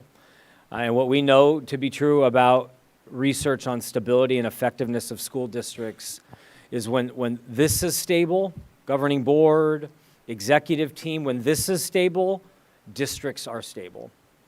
When this is not stable, districts are not stable. And we're in jeopardy of having great instability if we can't figure out ways in which to make this room and this place and this relationship less divided. And it will be critically important in this transition and beyond that I think it was said tonight, we need to pick a model and move on so we can start to talk about achievement. But two, continue to build and rebuild relationships up here and out there so that Phoenix Union's incredible work and brand and progress is not harmed because of one particular issue. So with that, for the sake of time, I will turn it back over to you. Thank you, Dr. G. That was well said. The next item is 7A. And in the interest of time, board, I just want to make sure that we are in agreement with this, that we can have the presentation with discipline data, intervention data, and law enforcement usage data. We can review this, and then any questions we have over the summer, we can ask Ms. Tarkenton. Are we good with that, board? Okay. Yeah, and President Ross, let me just say a Yes. couple of things Yes. for the public. Will you put the PowerPoint up there? And I promise this will be less than 2 minutes, just so the public knows, because we don't want to act like we're not sharing. If I can just have control of the presentation. So to the broader public, every year we do a public presentation where we talk about our discipline data. So this is in board docs, it's public, anyone can see it. What you will find is every year we come to the board, we talk about prevention, code of conduct, and then interventions. Inside, you will see a presentation online. It starts with prevention. It talks about what prevention is and why it's important. It talks about this incredible request for intervention programs where if a teacher is worried about a student maybe being homeless or hungry, we can actually refer those students. We actually show data of what's the most common RFI in Phoenix Union. We break that down by grade level. This is all online for the public. We break that down by gender as well. And then we delve into, if we're going to get at some of those issues, it's about restorative practices and training and root cause analysis. And so that's part of this presentation. We give a glimpse into summer school and other trainings that happen. Then we get into the actual discipline. I'll just flip through these slides. We share disproportionality. We break down discipline by school. We look at ISS data. We look at out-of-school suspension data. We look at major incidents. We look at weapons, fights, substance abuse. This is all public and in board docs. And then finally, after we get through all of the hard data, we get into disproportionality, pros and cons of our disproportionality. We look at law enforcement notifications. How many arrests did we have this year compared to how many law enforcement notifications? And then finally, it's about repair. When there is harm done, what does that look like? And so then we get into interventions and what's kind of next on the horizon around our data. So for a glimpse for the public, thank you, Governing Board. Really strongly encourage you to look at it. Reach out to Ms. Tarkington for questions. Thank you, Dr. G. The next item is 8C, discussion of school safety, health, and wellness, including the PXU Next Gen Safety and Security Plan with potential action. Dr. G. All right. President Ross, members of the board, this agenda item will have a few parts. First, we'll start with Mr. Claudio Correa, who's going to come up and share just a couple of slides. And then after that, I will share some of my thoughts and reactions to safety plans. And then I know Ms. Hernandez has brought forth some changes to the previous plan that was submitted. And then from their board, we'll have a discussion on next steps. So we'll start with Mr. Correa. Thank you, Dr. Geston, and good evening, President Ross, members of the Governing Board, and Superintendent Andrade. Buenas tardes a todos. As we do every, I think I'm controlling the, here it is. Yep. As we do every month, we bring to you the updated law enforcement usage and expenditures. For the month of May, we had 117 officers available to support our campuses, averaging about a little bit over 5 officers a day, for a total of 71,580 for the month of May. Summer school, we mentioned summer school already here, and safety is also a priority in summer school. We have the responsibility of supporting our 7,131 students who have enrolled, and then supporting them, 641 staff members, including our education support professionals, our administrators, and our teachers. And so safety continues to be a priority in summer. To support safety, we have obviously access to our off-duty officers, our SSO model. And I just want to remind the public that the focus for our off-duty officers is very narrow around safety support and around mandatory or legally required reporting. That continues in summer school. In addition, we have emergency response plans in each of our campuses. And during summer school, our students and our staff practice these so that in case of an emergency or a crisis, our students and our staff know exactly what to do to keep themselves and their classmates and their students safe. And we also have a complement of safety staff who also work summer school. Thank you to our safety team, continues to make this incredible district a safe place for everyone. And with that, Dr. Guest, I'll turn it back to you, sir. Excellent. Thank you so much, Mr. Correa, and thanks for coming back every month to give an update on safety and for your work this year. So I'll share a few slides here in a second.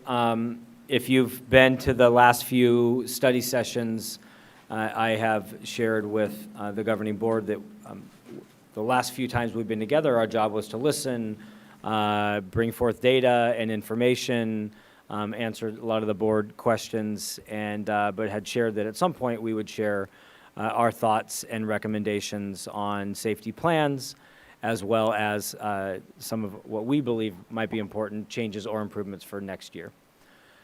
But I do want to share a few opening thoughts tonight. One, I want to honor the trauma and pain and fear of the Bostrom High School community. And as I shared with the governing board and I shared at the study session, May 19th was very, it created a very different feel in Phoenix Union. And as I shared at the study session, that in Phoenix Union, I've been here for 14 years. I've been at the district office for 9. And after any major incident in Phoenix Union, I always go to the school the day after. Whether that's a car accident, a student death, a staff death, a major incident, I always go to the school the day after. And unfortunately, I've been to over 100 day afters. It was the toughest day after I've ever been to in Phoenix Union. More tears, more pain than I've ever seen and experienced in my time. And so just want to thank the administration and the safety teams and ESPs and certified staff and everybody that played a role in that incident on that day. And I know that trauma lives on far beyond May 19th. And I had a chance to speak more freely about Bostrom a couple of days ago. Thank you so much, Principal Gutierrez, for your leadership. I also want to remind us, maybe going back to my comments on being divided, that the reality is, although we have multiple perspectives up here, often we don't have the same perspective with the board as well. We do have a couple things in common. We all want safe schools. And we fight about it, we argue about it, we have different perspectives about it, but we all want safe schools. And I just want to honor that that is true and that has to stay front and center. I can also say that Phoenix Union feels very strong in our Next Gen Safety Security Plan, but also that every year we have to make improvements to that plan.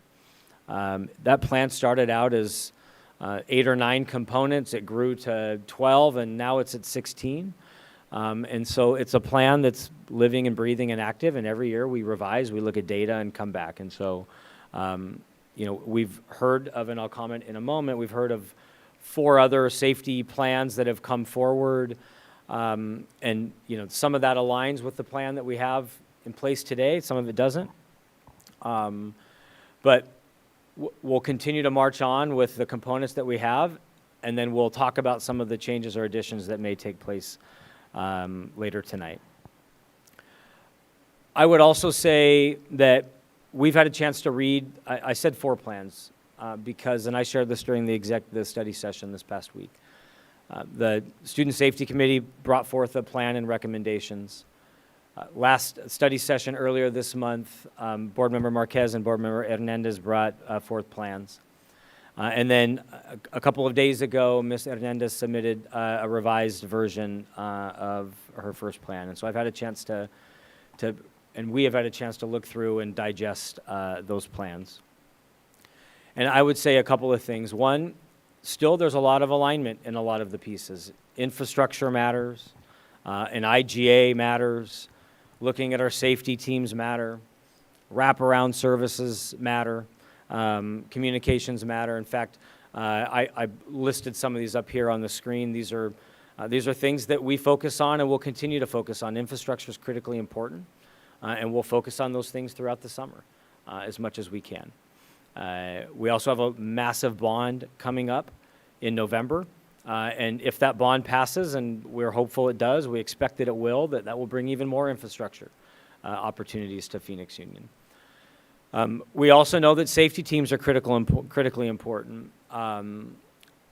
We haven't, at the May 30th board meeting, we talked about what that could or should look like. I didn't have a chance to remind the board this last time, but we have a very clear process for how we look at staffing and ratios in Phoenix Union. And so I know a lot of the plans call for changing ratios. That ratios are actually done through IBN and staffing. And so our commitment here is that throughout the summer, we will continue to work with CEA and if needed, IBN to take a look at those ratios and staffing and compensation as we shared. Part of this is ratios, part of it's campuses. Look at improved compensation. We also last year improved compensation and changed the length of contracts, and so we also want to study the impact of those.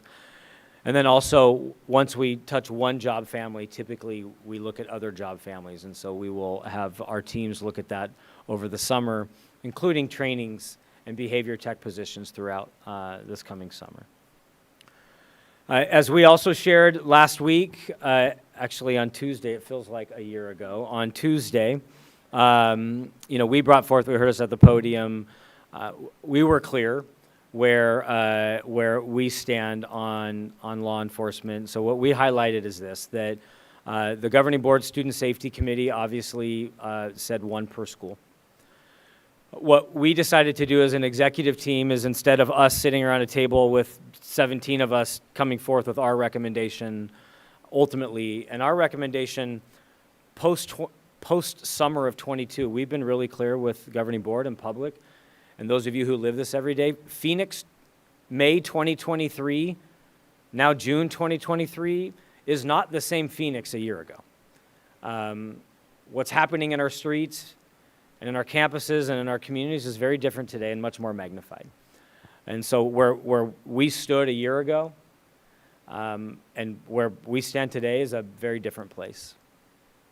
But as I said, instead of us coming up with our own recommendations, we actually convened all of our association leaders, our safety division, and other leaders around the district involved in safety, and said, if you were making the decision minus a governing board, you were just fully in charge, what do you believe is necessary to keep students safe in this district?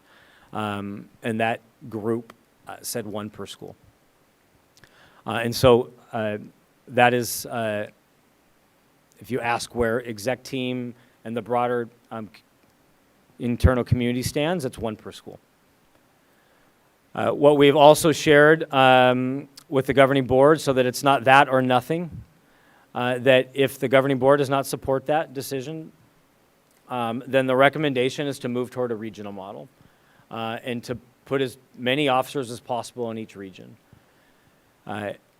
Officers, we know, based on the data of incidents that occur on our campuses, law enforcement notifications, the response time necessary, that ultimately, if it's not 1 per school, our recommendation is 5 per region.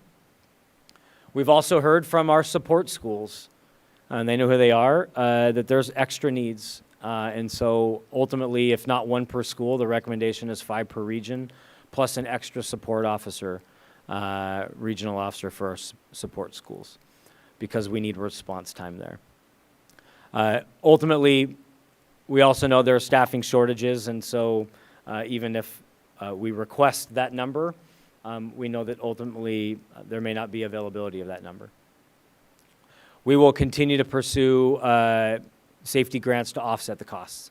Whatever ultimately number the board decides on tonight, whether that's 6 because they're free or that's much more than that, we will pursue grants to offset the cost of any law enforcement officers that are selected. And then I'll come back to that briefly before I close up my thoughts. We also will continue with training and development. We know that if you're going to have safe schools, you need to have trained personnel, and that's from top to bottom. We'll continue to work on training, not just during the school year, but over the summer. We'll continue to work on wraparound support. Also want to, and I'll allude to this in a bigger picture, but wraparound support and increasing ratios is also something that we do with talent and IBN and staffing. It's all guided by professional development language as well, and so increasing ratios in certified also takes our own processes internal for that to take place, but we continue to look at the financial impact of those suggested ratio changes. We also have a job advocate role that we're continuing to revisit, and the role potentially of police assistants. We also will spend this summer revisiting large event management that we heard at the podium. We even had challenges with graduation this year, and so what are we doing to make sure that events are safe, and we'll continue to revisit those protocols as well over the summer. As well as communication protocols. Ultimately, even if things are safe, if you're not communicated well with and timely, you don't feel safe, and so we'll continue to take a look at our communication protocols. And then before I turn it over to back to President, also to Ms. Hernandez to share highlights of hers, I just want to share a couple of final thoughts and reactions.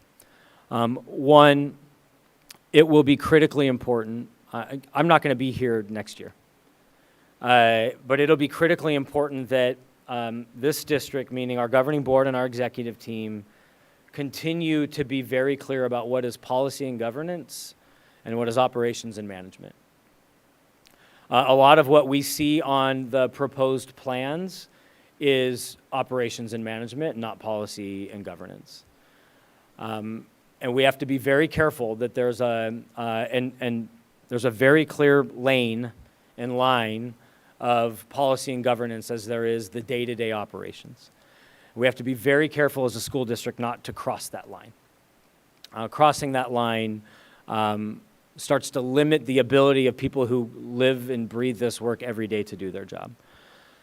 We also see on some of the plans that were presented that there's executive limitations and non-expert oversight over day-to-day operations, and those can cause even more concern for safety in this district. And would strongly encourage this governing board to think very strongly about the role of policy versus the role of people doing this work. I would also say that although a lot of this has to go to IBN, a lot of the recommendations and plans that were set forth have major funding implications in a state that underfunds schools. We also know that time and timetables to try to implement something, approve something tonight and have it ready to go in August is just unreasonable. And so as we think about if there are ever going to be major changes to anything, especially safety, it takes time for us to implement those well. I would also say, and I feel like we need to hear this also very, very clearly, that there's only so much human capacity and time of our employees in this district. And a lot of the recommendations call for more study sessions, more ad hoc committees, more reporting, more staffing. Our job as a district is not to spend all of our time on study sessions and ad hoc committees and reporting structures, but actually to focus on achievement of our children.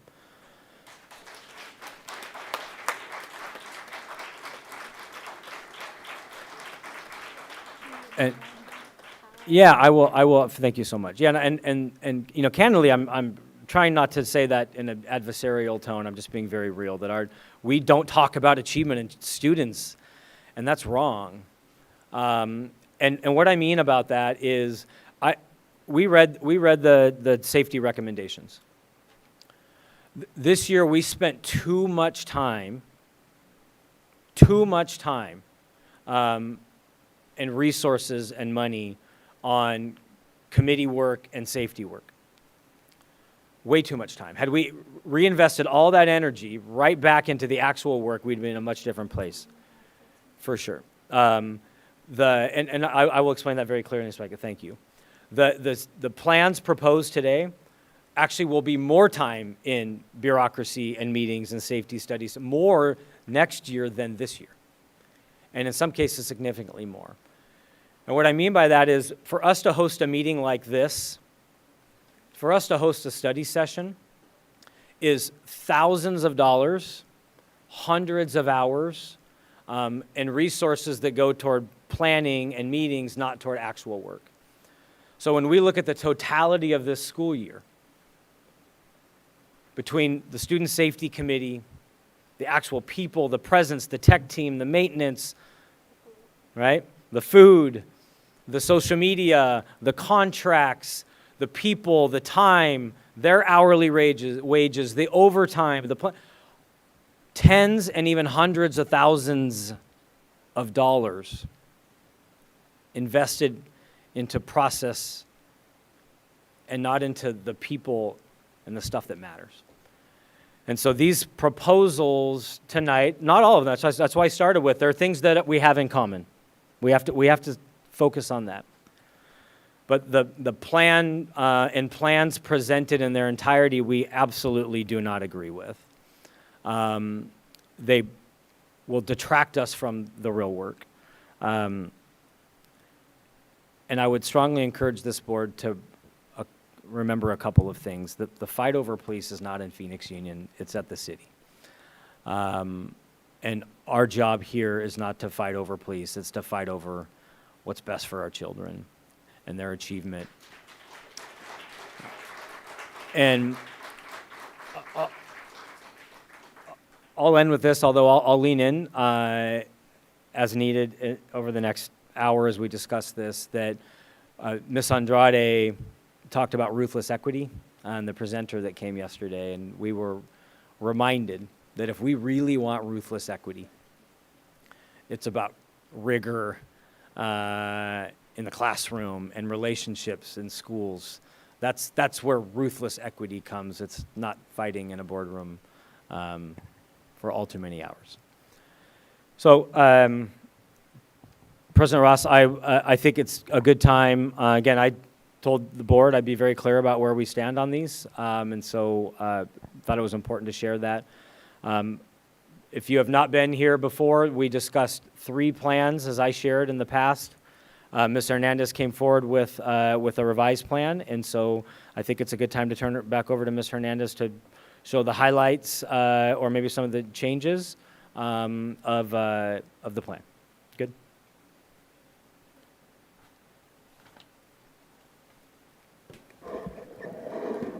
Thank you, President Ross, and Dr. G. I will go through it fairly quickly, and I can, get questions or concerns after. But before I do start, I do want to start by saying thank you again for giving me the space and allowing me to talk about the wellness and safety plan, and for the staff and the board who have dedicated their time these past couple of months as we figure out a sustainable and transparent safety plan. We have spent a lot of time together, so thank you. And I also want to address the recent incident that happened at Bostrom. I recognize the past 2 weeks have been emotional and traumatizing for our schools, our teachers, our students, our parents, and especially our safety teams and principals at Bostrom. I want to thank the lead security, Unit 1, and principals at Bostrom. You did the real work to save lives on May 19th. After hearing stories that were shared on what happened that day, I recognize 2 things. 1, that as adults that see these students on a day-to-day basis, building relationships with our students is a critical part of our job and our foundation to creating safety. And 2, that we can and need to create safety plan that does not rely on people being heroes, on our teachers, on our principals, putting their lives on the line and risking their lives, but a plan that will require all of us to be aligned and together. Every single person in here, including this board, has to build this community of safety.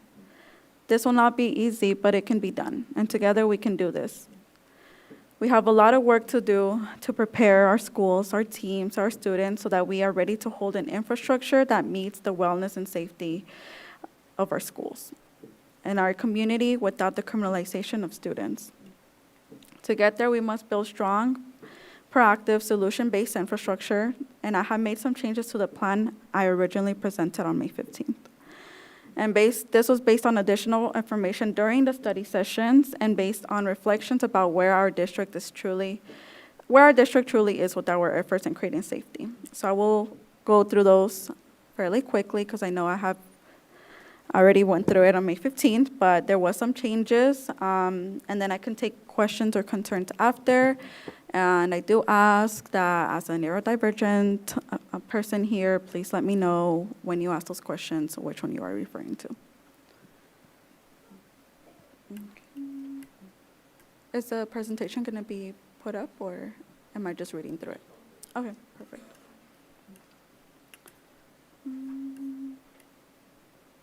Okay. So the first one is intergovernmental agreements. 1, Phoenix Union shall enter into an intergovernmental agreement with the Phoenix Police Department that will establish the governing guidelines for the working relationship between Phoenix Union, PPD, and any PPD officers hired or contracted by the district. The board shall approve the final version of the IJA before any PPD officers are hired or contracted.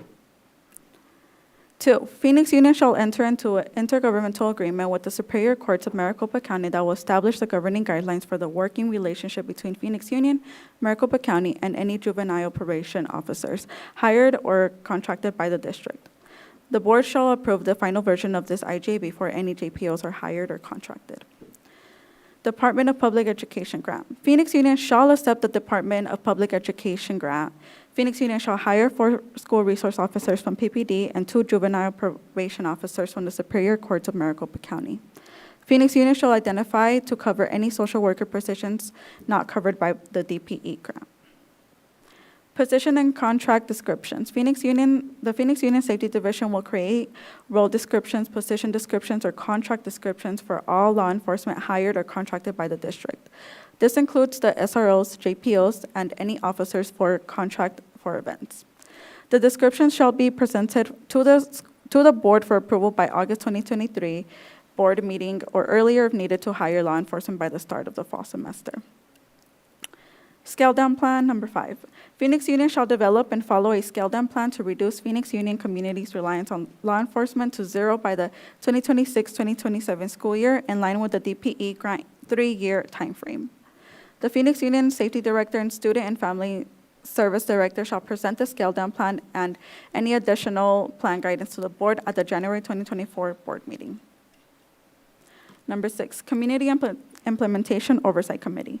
Phoenix Union shall create a board ad hoc committee of students, family members, representation from community organizations, and representation from each group to monitor the district's implementation of the recommendations approved by the board for the 2023-2024 school year, provide additional oversight of the SROs and JPOs employed by the district, including receiving weekly logs from the SRO and JPOs as required by the DPE grant, conduct study sessions on safety and wellness-related topics, and identify potential recommendations for improvements to the district wellness and safety plan, including bullying and fighting, improving communication about safety, wellness, and emergencies, suspensions, expulsions, and referral stacking, student code of conduct and student discipline practice, and improving engagement with surrounding communities. Act as a support group for the Student Bill of Rights working group, and support the district in preparing wellness and safety recommendations for the 2024-2025 school year. The board will identify the criteria and selection process for the committee members and decide how long the committee will exist at the August 2023 board meeting. The committee will meet minimally once a month through May 2024, and the Student and Family Services Division and Marketing Team shall support the ad hoc committee to assure successful completion of the committee's goals. Number 7, complaint process. Phoenix Union shall create a confidential safety complaint process for students, families, and educators to report incidents of violence, harassment, intimidation, or other inappropriate behavior related to safety teams, private security, or law enforcement on Phoenix Union campuses.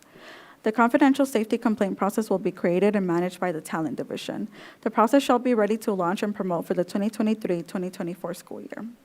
The Talent Division shall provide monthly updates on the Community Implementation Oversight Committee on the processes, implementation, and use. Number 8, Student Bill of Rights.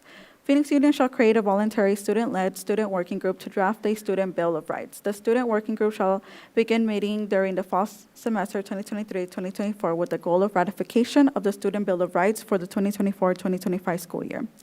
The student working group shall identify what rights students already have, additional rights not currently provided by the district, and how to improve communication about student rights to the student body. The Communication Implementation Oversight Committee will provide support for the student working group and will establish the criteria for the makeup of the student working group, including representation based on school size, develop the application and selection process for students, identify incentives to encourage student participation, develop a budget for the working group, identify facilitation support, and receive regular reports from the student working group on the group's progress. The district shall identify budget and staff support for logistical needs of the student working group. The district will work with community organizations that organize and civically engaged youth, assist in educating, mobilizing, and recruiting students to participate in any student engagement efforts, including surveys, town halls, or school meetings identified by the student working group as necessary for creating the Student Bill of Rights. Number 9, understanding threats. The Phoenix Union Safety Division, working with the data team, shall develop a presentation for the board and community that includes: how does the Phoenix Union Safety Division define a threat? How are the staff trained to recognize and respond to a threat? Trends and types of threats broken down by timeline, campuses, racial and gender demographics. Trends and stated reasons for threats collected from students during past investigations, and trends and how the investigation ended.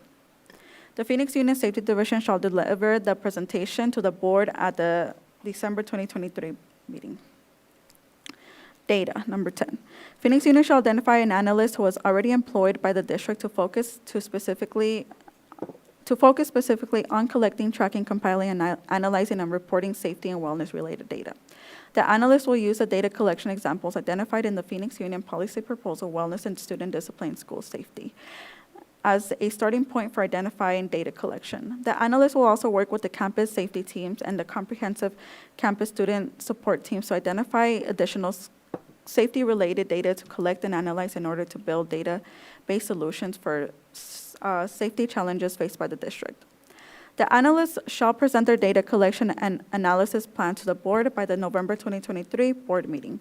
The analyst will provide monthly data updates to the Community Implementation Oversight Committee and will compile an annual safety data report for the district.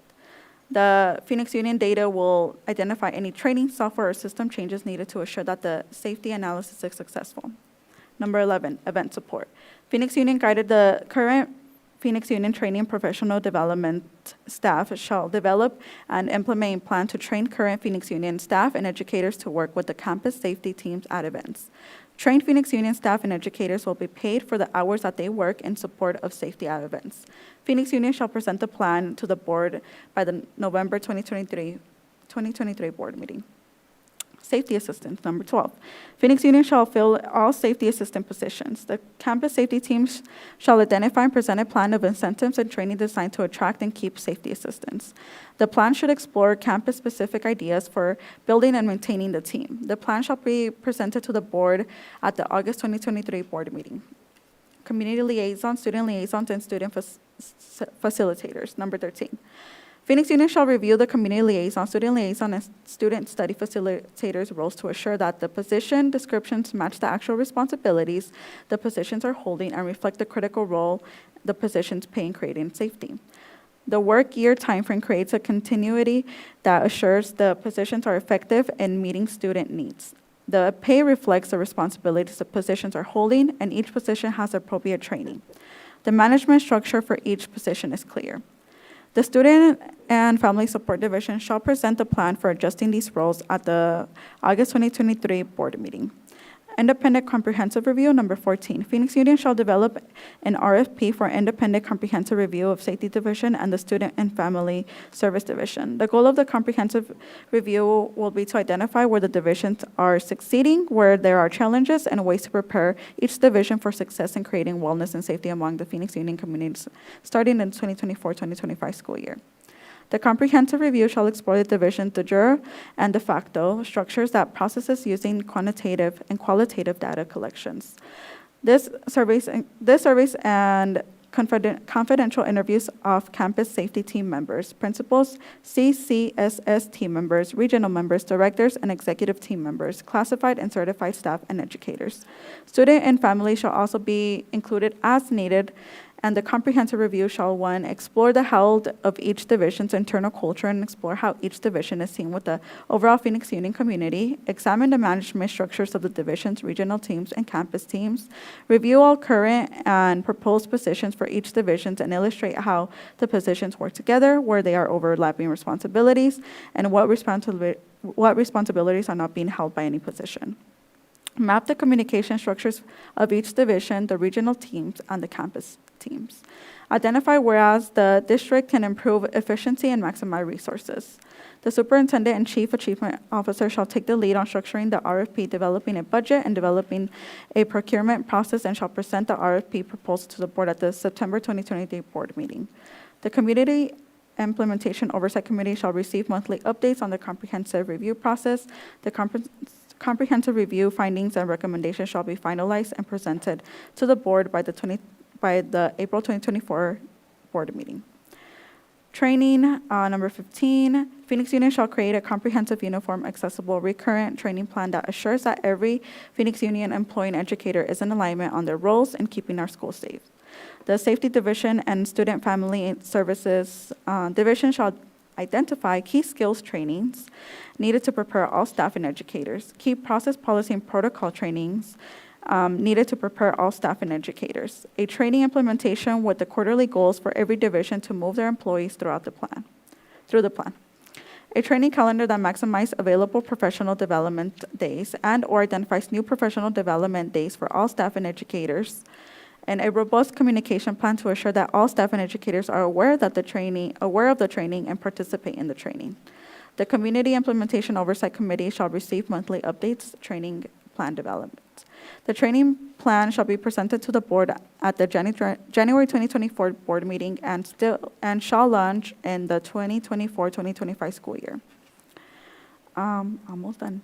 Mandatory notifications and reporting. 16, Phoenix Union shall create a mandatory notification reporting process that is clear, accessible, included in all staff training, and is regularly communicated to the Phoenix Union community. This process shall identify the differences between notification and reports, identify who on each campus receives referrals and who issues a notification to law enforcement, identify different way notifications can be issued, including daily aggregated notifications and per incident notifications. Identify how notifications can be issued. Identify options for involving parents or legal contacts before the notification is made to law enforcement, including releasing the student to the custody of their parent or legal contact before issuing the notification. Identify options for the law enforcement entity to issue the notification. Identify the protocol for what happens when law enforcement arrives on campus to investigate the notification. And the Phoenix Union Safety Division and the District Legal Counsel shall present process proposals at the August 2023 board meeting. Expulsion pilot. Number 17, Phoenix Union shall approve the alternatives to expulsion pilot for the 2023-2024 school year. The executive team will provide a monthly report to the board on the pilot's progress and infrastructure. Number 18, Phoenix Union shall identify a list of immediate infrastructure needs not covered by the bond for each campus and will identify options, including additional staff needs or hiring vendors for completing the list as soon as possible. Administration shall present the options at the September 2023 board meeting. Thank you all for listening. Thank you. I'll open it up for discussion and or questions. Madam Board President? members. Yes, Member Marquez. Sorry. No, you're good. I'd like to move that the recommendations outlined in the revised 2023-2024 PXU Wellness and Safety Plan as presented by Board Member Hernandez be approved, and love to have a discussion if there's a second. Member Marquez has made a motion to approve the Wellness and Safety Plan as is. Is there a second? Okay. I will open it up for discussions or, what is it, alternate? No one, there was no second? So that motion died, and so that's why I'm now. Just discussion. Yep, just discussion, yep, was that right? Oh, I didn't say that out loud. I thought it was obvious, I apologize, thank you. That motion died, thank you. And so I want to open up discussion for our Wellness and Safety Plan. Members? Yes. Member Parra. Madam Chair, when was this revised plan submitted to the district? Member Hernandez? It was submitted, I want to say, I think yesterday or today, Dr. G? Yeah, it was yesterday afternoon. Yesterday, right before Tuesday. Yesterday. Yeah, that's right. After our safety Yeah, committee. yesterday. Thank you. Madam Chair, and Dr. Guestin or Superintendent Andrade, has the executive team had an opportunity to crosswalk these revisions with our next-gen safety plan? President Ross, members of the board, we haven't, we've looked at it to give enough of a high-level reaction today. We've not had a chance to crosswalk it with every part. It's part of why I made my comments tonight around, a lot of this delves into the operational, but we have not had a chance. I just have not had it long enough. Yep, I understand.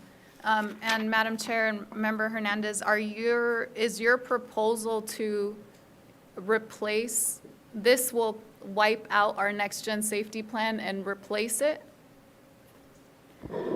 Thank you, Member Parra. No, my plan is not to replace the next gen safety plan. That plan has contributed a lot and has contributed to getting us here today, and has also created a lot of the structures that are in place now, so no.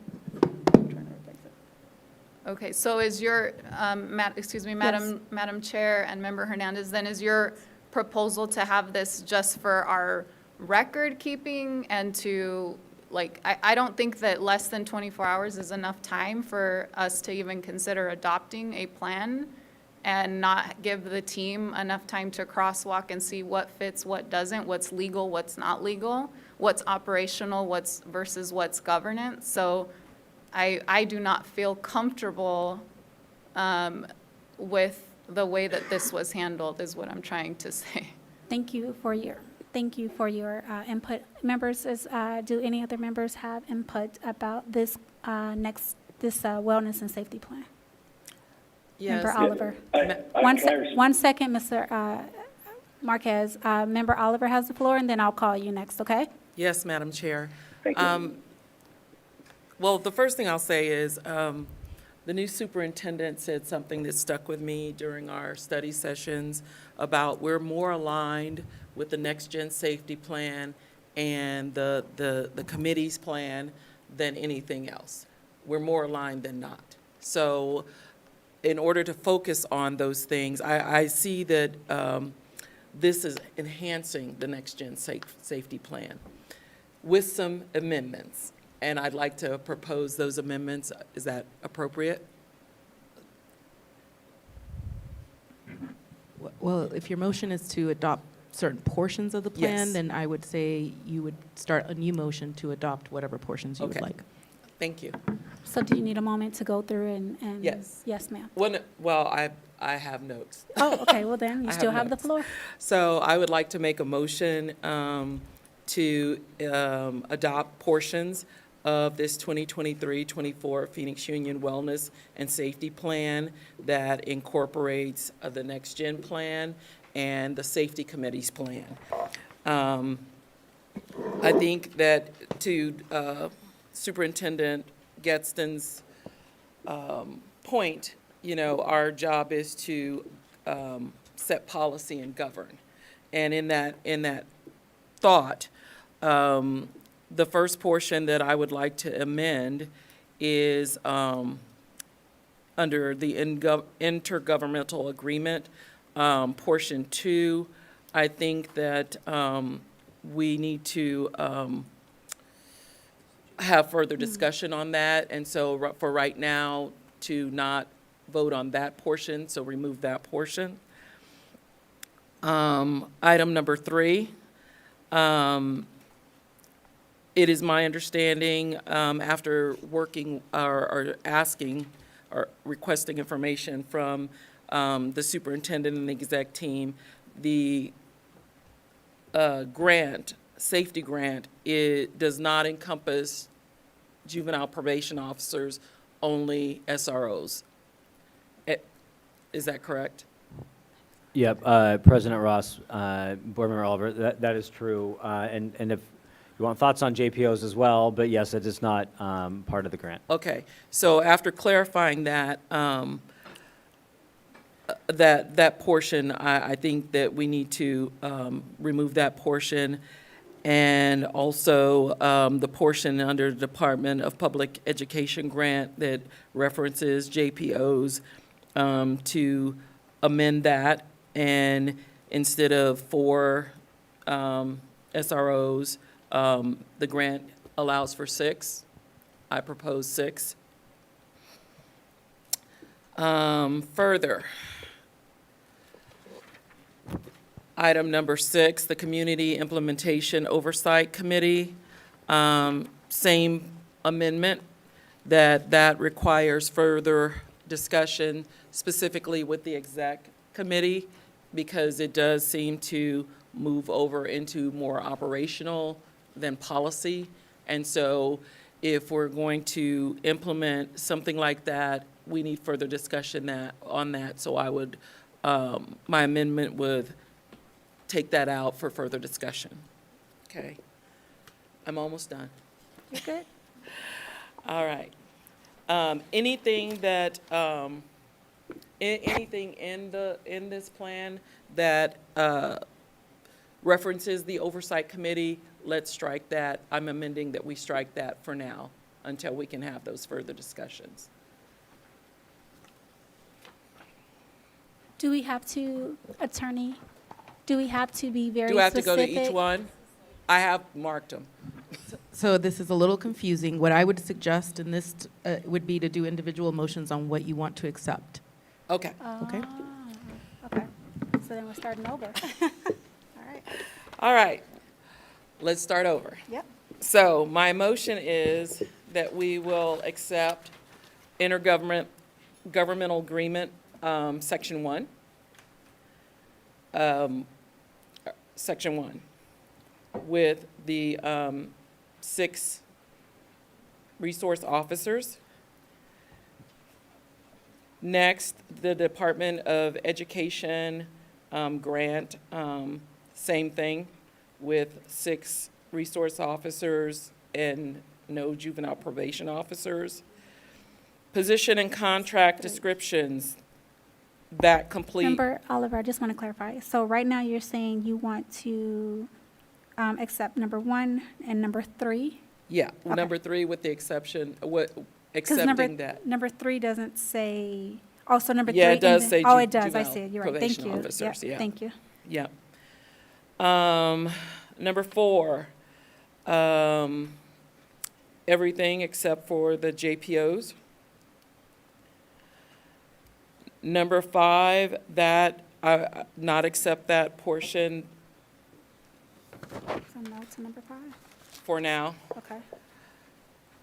So, question mark. Item number 6, not to accept that part of the Okay. plan for now. Accepting item number 7, the complaint process. Okay. Number 8, the Bill of Rights.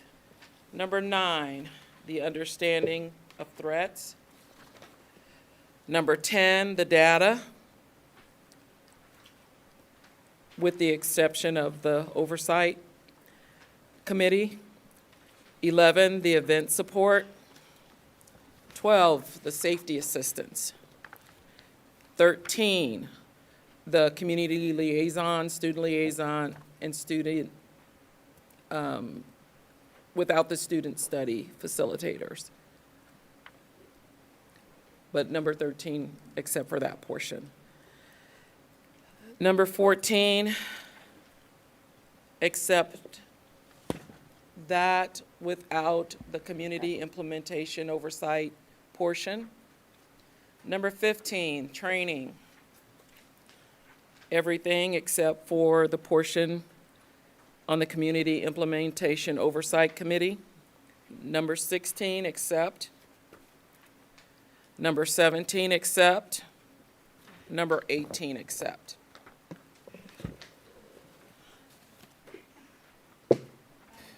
So, yes, ma'am. Yes. Because right now we have a motion on the floor. So that was the motion. All right. So the motion, yes, ma'am. I just want to clarify something. On number 8, the Bill of Rights, the Student Bill of Rights, there's an Implementation Oversight Committee there as well. Did you Yeah. need to strike that? Strike that. Okay. I circled that. There's a motion on the floor, so we have to go in the proper order. I see you. So there has been, a motion has been made by Member Oliver to go through her list that we all just went through with her, and I don't remember them all, so I'm not going to repeat that. Is there a second? Going once, going. Can I ask a question? We have President to, Ross? yes, so we have to, it's motion, second, discussion. Or motion, no I guess second, I it wanna dies. I want to understand the motion, and I guess I'm just asking if we could repeat Okay, just the clarification. sections that were struck. Okay, you want clarification of the motion? Yeah, so. Yes, So yes. I heard approval, line by line, but I just want to sort of review the numbers of the sections that were That struck makes from sense. this It was a motion. lot, yes, You want me to take him through it? yes. All right, number 2, under intergovernmental agreements. Number 3 was accepted except for the juvenile probation, so anything with juvenile probation officers, Member Marquez. And number 5, this, for now, the scale down, That's yes or no? no. That's a strike. Number 6, the Community Implementation Oversight Committee, striking that for further discussion.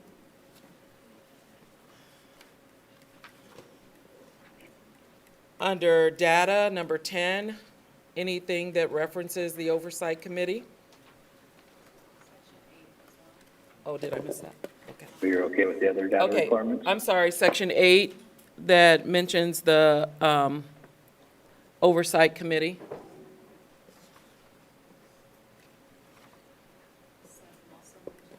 Seven as well, that mentions the Oversight Committee.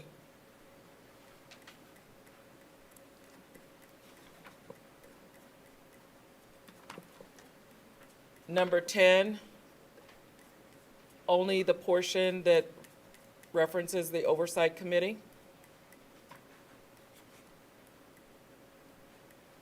Number 13, only the study facilitators was removed.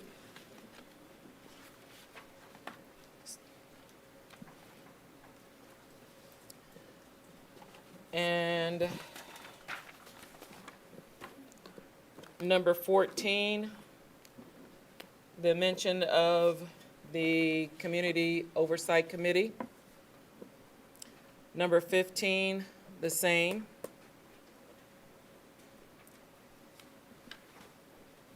And I think that's it.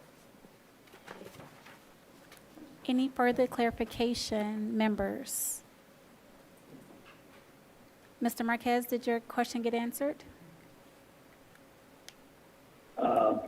Signa, could you, on number 2 with the IGA, just specify which part of the IGA you want to strike?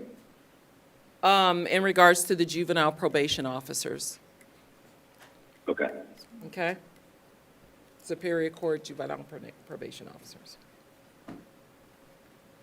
I have an amendment to your proposal. Did we do that? She needs a second first. Okay. All right. I will second. And then I have an amendment. For number 11, I would like a survey done to know if staff is even interested in doing this. It sounds, Number 11? yeah, event Okay. support. Okay. I would like to, I guess, pull it or table it or have a survey done to see if this is something that staff is even interested in doing, to be safety committee people, additional safety committee people. Madam Yes, ma'am. Chair. I actually would like to hear from Dr. Geston or Superintendent Andrade or a member of the team on these recommendations before we go forward. Okay, and so we're entering into discussion, but first I have to see if she accepts my amendment. So we'll finish the procedure and then we'll get there. Thank you. I'll accept your amendment. Thank you. And then with that, so we have a motion, we have a second, we have an accepted amendment. Is it time for questions or no? It is time for discussion. It is correct. And she did have her hand up a long time ago, so we'll go you, and then we'll go to you, Member Parra, and then we'll go to you, Clerk Napa. Sounds good. Thank you, President Ross. Yeah, so my question is just clarity around why not the scale down plan. If I can get some clarity on that, but also on why take out the student study facilitators. So those two. Okay, the scale down plan, I don't know if you know, we should vote on that like right now. I think that's something that we can further discuss. Yeah. I'm not saying no, I'm just saying let's further discuss it, but not adopt it right now. And then the study facilitators, to the point of, you know, the resources and that sort of thing that are expended to do these things, I think that's kind of duplicitous with the data gathering. So it's redundant. If we have a designated person to pull data and report in on that, I'm not sure that a study facilitator would be necessary. Sure. Sure. Thank you. Thank you so much, Board Member Oliver. So the student study facilitator role already exists. So what I'm pushing here is that because they work so closely with youth already, and we've heard this from CEA, I think the last couple of meetings, I don't remember when it was, but they work very closely in one of our, it was one of our study sessions, I remember, with students who are, in trouble, might, need extra credit or whatever the case may be, or, go to the teacher's classroom. So they work closest with the students, and this is a good part. And when we're thinking about like creating alternatives to safety, like Mr. Marquez, these are the people yourself, who. please? Who, me? Mr. Marquez, Oh. will you mute yourself, Aaron, mute please? yourself, please. Thank you. So when we're talking about like who knows students best or who's spending the more time with youth, like it's these people. And they're also not getting paid enough, or like their roles, they're taking on roles that are not even in their job description. And that can be a lot, especially for a teacher. You're dealing with all of this stuff, and you're not getting that recognition, but you're also not getting that training, but you're also, there's just, you're getting a lot more duties and responsibilities outside of that job description. And so it already exists, and this is just, me pushing for them on making sure that they have what they need, because they are also at the forefront when we're talking about students most impacted. They know, the community liaisons know.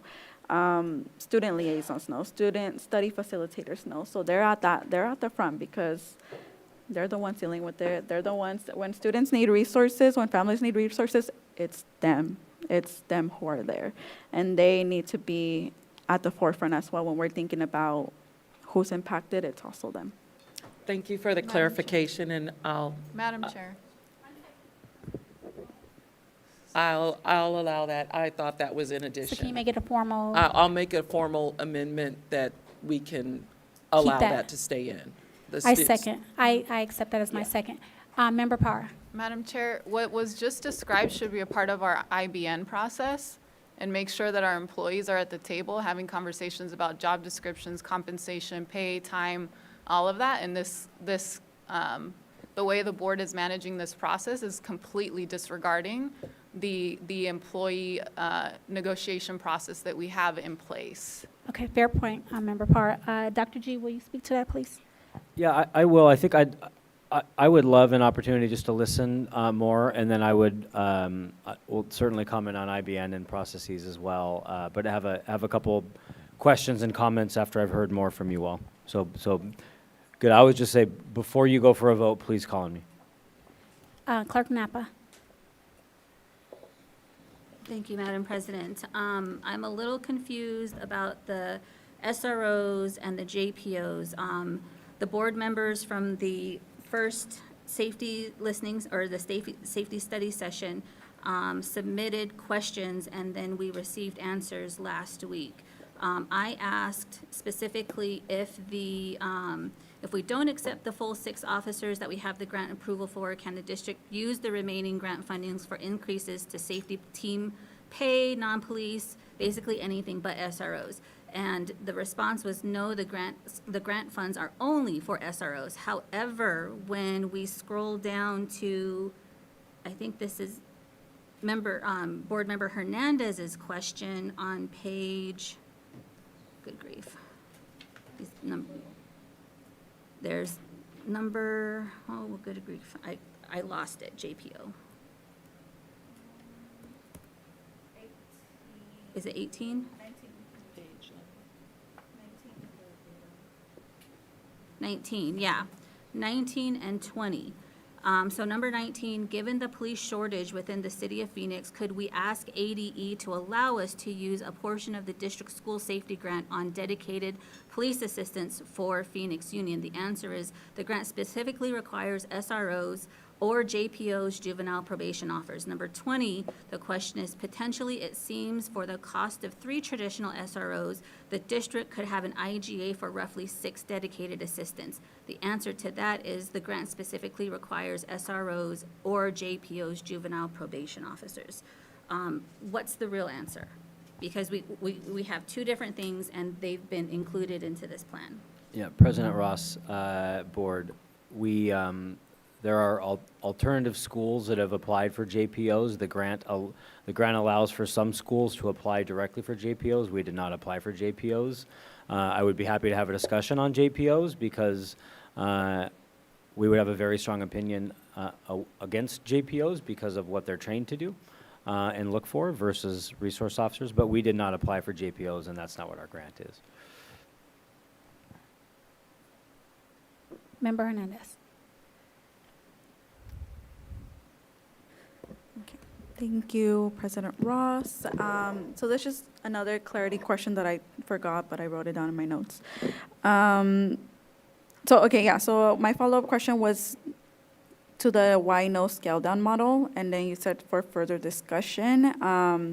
So I want to push back a little bit and give a little bit of context of why I decided to put this on here. And, thinking back to the fight we have been having for the past several years, in 2017, 2018, the board had previously made a commitment to create a face-down model. And this commitment, or this recommendation, allows the district to move forward towards fulfilling that commitment. And it is my understanding that from past years of conversations that having SROs has not been a feasible model. One, we know that the Phoenix Police Department data shows that they are one of the most violent police departments in the country. That is not an opinion, that is a fact. And we have the responsibility to reduce interactions between students and law enforcement. And in order to do that, we need a proactive solution-based plan that meets the emotional and behavioral needs of these students.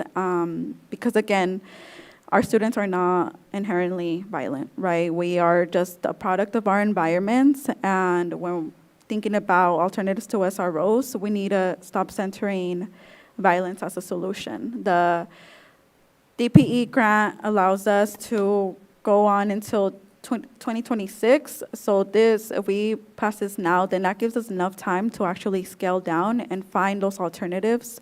And make sure that we continue to honor that commitment that we've been honoring, or that we've been trying to push since 2017, 2018. And this is why I put that down there, because we continue to be in this place. I'm sick of talking about safety too, but because we have been holding this line for that long, it feels like we're just dragging it and dragging it and dragging it. And so this is why I put it now, because I need this to be done with now. So when we move on next year, the year after that, we stop talking about safety and we do start talking about academics and, everything else that brings our students. Because you're right, it's not just about safety all the time, although safety means a lot of different things. I will say that. Safety is not just police.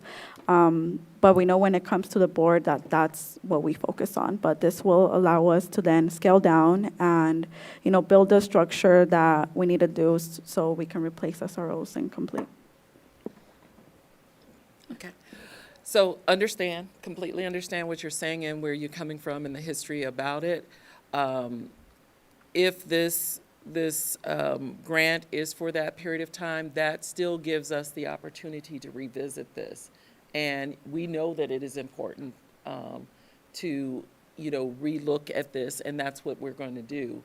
But to force ourselves to be in that position, other than, talk through it ongoing and get the reporting and the data back, and let that tell us what we should do, is what I'm saying.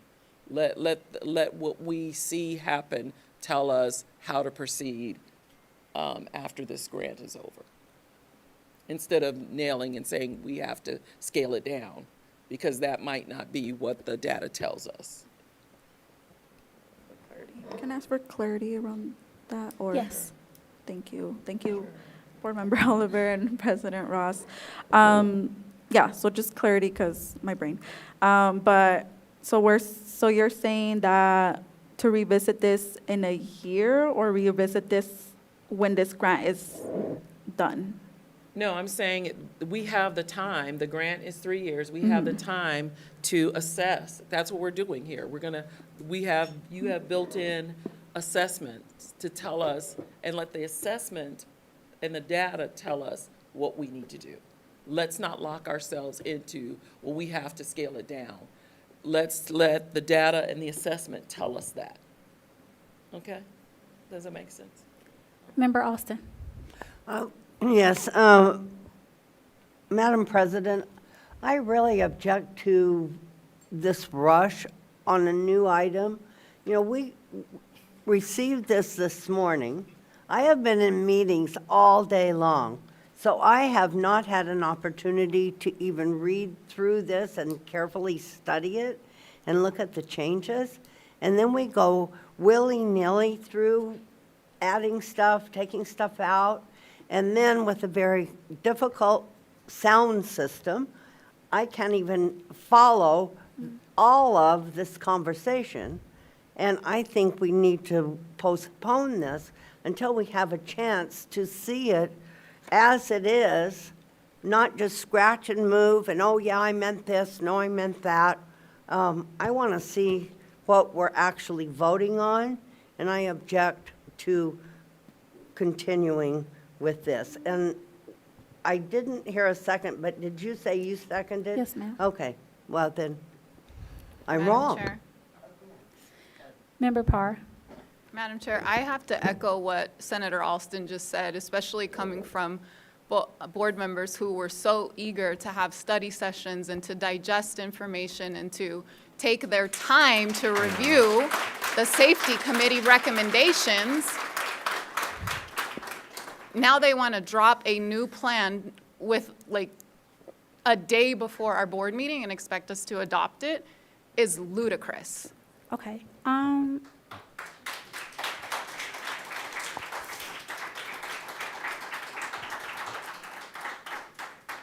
Member Parra, I've been serving with you for 5 years at this point, and there have been times where you and I don't agree. There have been several times where you and I don't agree. I have never come after you directly. I've never called you out publicly. I don't think it is the best for working relationships among the board members. I'm going to politely ask you publicly to not call out your fellow board members. You can state your opinion, which is why we're here, and you can disagree, and we disagree all the time without creating divisiveness among the board members. Please, Member Parra. I either saw Member Oliver or Member Hernandez's hand over there. Yes, Member Hernandez. Thank you, President Ross. I will just answer that, not answer it, but just say that this wasn't just random. This was literally what we heard at the study session. So everything that is reflected now and was edited was based on what we heard in the study sessions that we were all there, we were all involved in. We've had, a few people come up, answer questions, and so this was based on that. It wasn't just, I slept, I woke up and was like, okay, well, these are new plans. But no, it was because of what I heard from the study sessions where we were there, several hours. And so I do want to say this is not random. And if you look at the plan again, you will recognize a lot of this stuff you heard. Member Oliver. Madam Chair. 1 second, please. Member Oliver. I'm gonna go ahead and echo Member Hernandez's. There is nothing that she presented here in this revised that we have not had a lot of discussion on. She apparently thought through this and thought about what we all talked about and incorporated it in here. So I think it's a disservice and a disgrace to continue to kick a can down the road continually because we can't completely agree 100% on everything. We owe this school district, we owe those people in the back of the room, we owe the community, we owe the students to put a comprehensive plan in place and then work on perfecting it. We're not gonna hit perfection tonight. We're going to do something to move us forward, to get us a comprehensive plan so that we can work on it. That's what this is. That's what this is. And it doesn't matter who put it forward. That shouldn't be a consideration. The consideration is, can we do something that's workable for this district and to keep people safe? Madam I Chair. think, I'm not I'm sorry. finished. I think Mr. Greenberg said something earlier that resonated with me. He talked about the or. Every time somebody stood up there and talked to me, I was thinking and, not or. And I think we need to start thinking about and, not or. Everybody is valuable. Everybody's voice is their voice. Everybody's opinion is their opinion, even members of this board. But I just don't understand why we would ever kick a can any further down this road. We have work to do. We have students that are depending on us. We have teachers that are depending on us. We have administrators depending on us to do something. And that's what this is. It's not replacing the next gen, it's enhancing the next gen.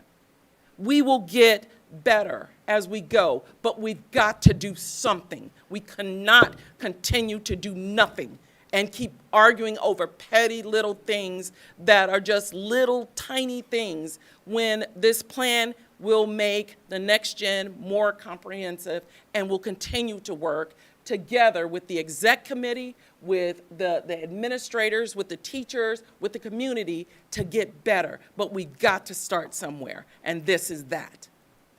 I yield. Madam Chair. Member Barr. Thank you. Thank you, Madam Chair. I agree with you. I want to stop kicking the can down the road. I think I said that at the April board meeting before those new study sessions were introduced. And so I actually want to hear from our superintendent about these proposed changes and whether or not, like, I want to hear the executive team's recommendations here. And they have not been given an opportunity to fully digest this, to crosswalk with the next gen safety to see what we're doing, what we're not doing. So I want to hear from Dr. Geston and Superintendent Andrade about what they think that we should do. Sure. Before we get to you, Dr. G, Member Marquez, do you have any thoughts? Yes, I do.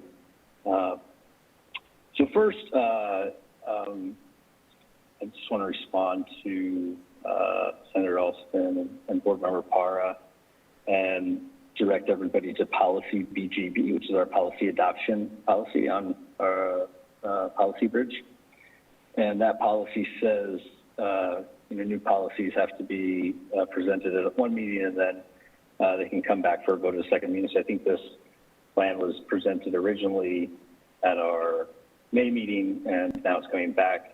But that policy BGB specifically does say that any change shall not require that the policy go through an additional review, except as the board determines that change requires further study, that an additional review would be desirable. So I think we're within our policy guidelines to vote on this as presented by Board Member Hernandez with the amendments or subtractions as presented by Board Member Oliver. So I think I just want to make sure that's clear that we are following policy and how this goes, but that there's the caveat in that sentence that says, is it desirable? So I think for Senator Alston and Board Member Parra, they say it would be desirable to study these changes since there were significant changes made based on our study sessions that we're trying to incorporate the feedback from those study sessions.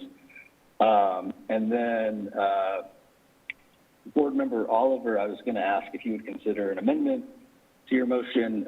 It seems like quite a bit of what you struck from Board Member Hernandez's policy was the oversight committee.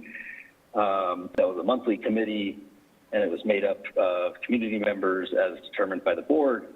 I was wondering if you entertain an amendment to have a standing committee of board members as I presented in my policy proposal in May, and that could be a committee as selected by our board president of 3 to 5 board members with the superintendent or their designee as a non-voting member of that committee as well.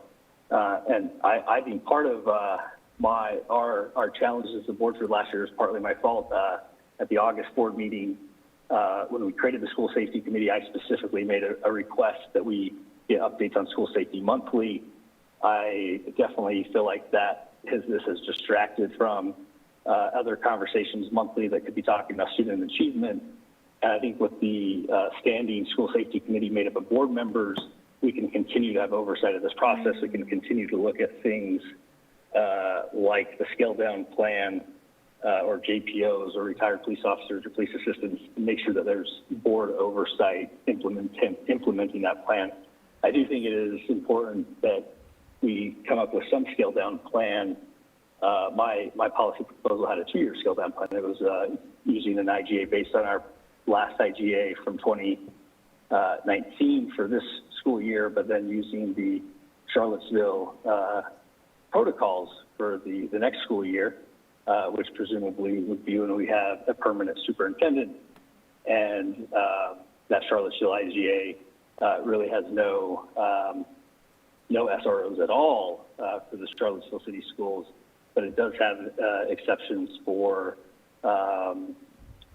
police support for events and other large scale type needs. So I think as we go into a new superintendent search for permanent superintendent, certainly want to welcome Superintendent Andrade to get us through this year and to sort of start thinking about, how do we actually scale down? That's a priority for me and the permanent superintendent. I didn't want to move completely to a scale down plan during an interim year. But I think if it's not something we can include in this motion tonight, I think that standing committee of board members would be a place where we can continue to have oversight and make policy recommendations to the full board.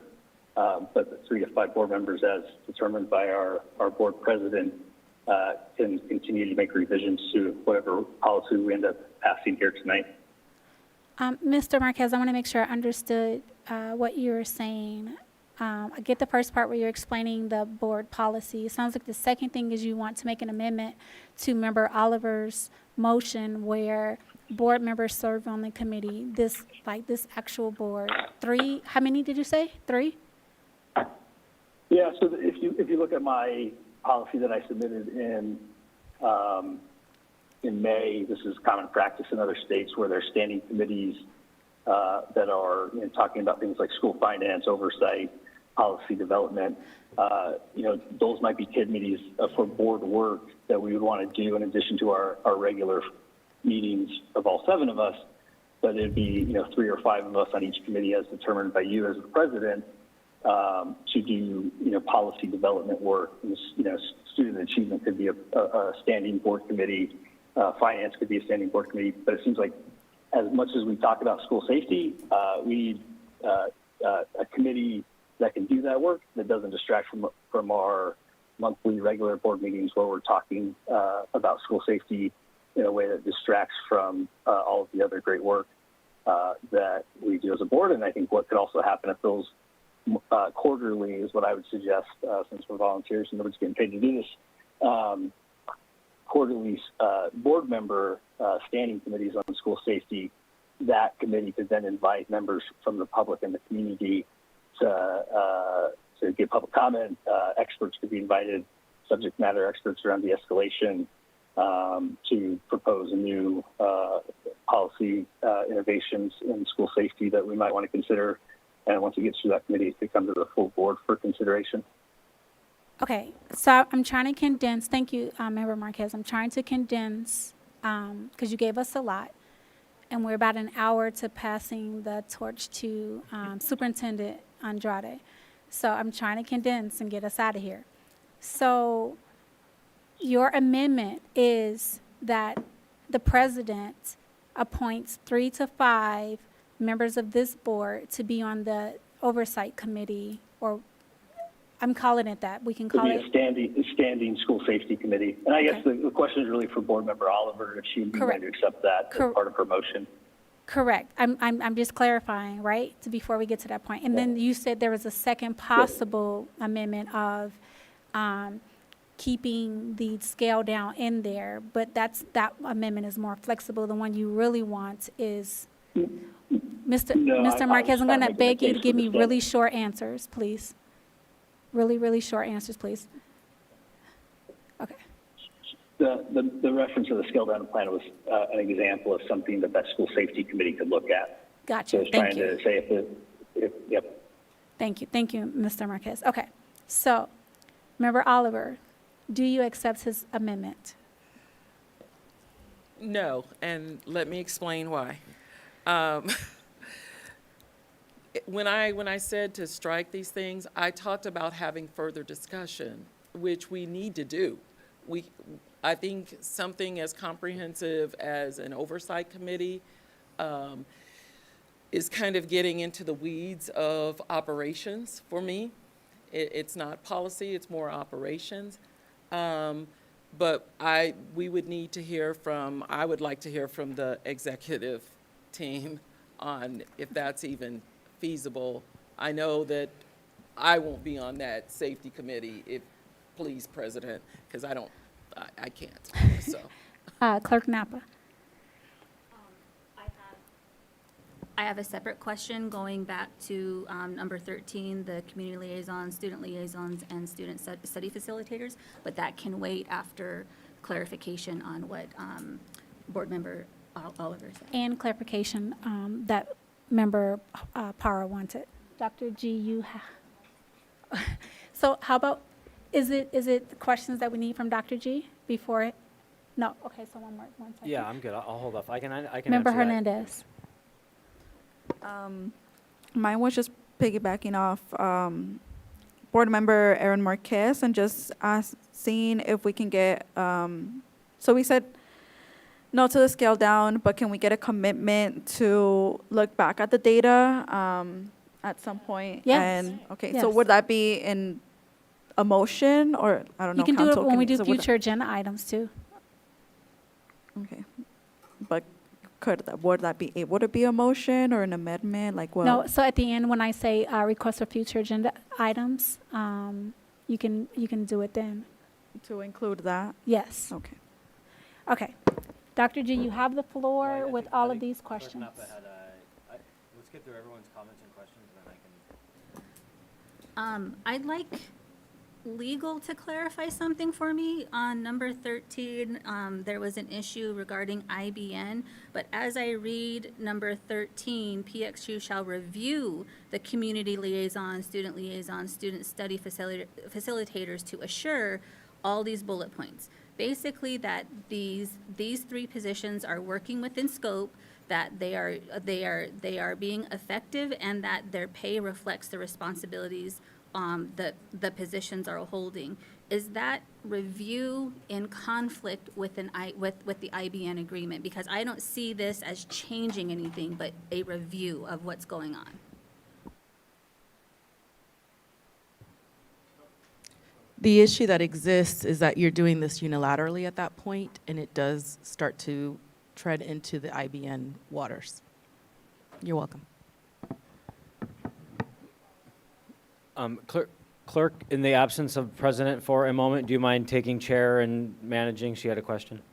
Just a quick follow-up to that. So then similarly on number 10, related to a data analyst, it says PXU shall identify an analyst who's already employed by the district to focus specifically on collecting, tracking, compiling, analyzing, and reporting safety and wellness-related data. Again, this is the changing of job descriptions outside of a process that we have, and it seems very operational to me. It may not involve having to change a job description. It could be that staff looks at this and realizes that there's an employee that already has this in their job description and could play this role. Dr. Guestin, Superintendent Andrade, could I get your opinion on that? Clerk, any other questions, just so I can? Okay. Could we just pause for a minute so President Rossin gets back, because I want to make sure that she hears my comments as well, please.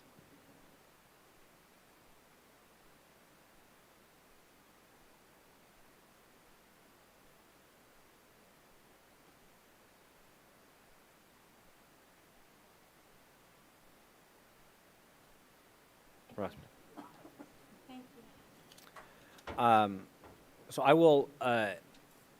will give specific answers to some of the questions around IBN and each agenda item. I think a few things the board needs to really think about. I look at this plan, and it's not policy, this is a plan. So a lot of this is already overreach into operations. So we just have to be honest about that. To call this policy is not true.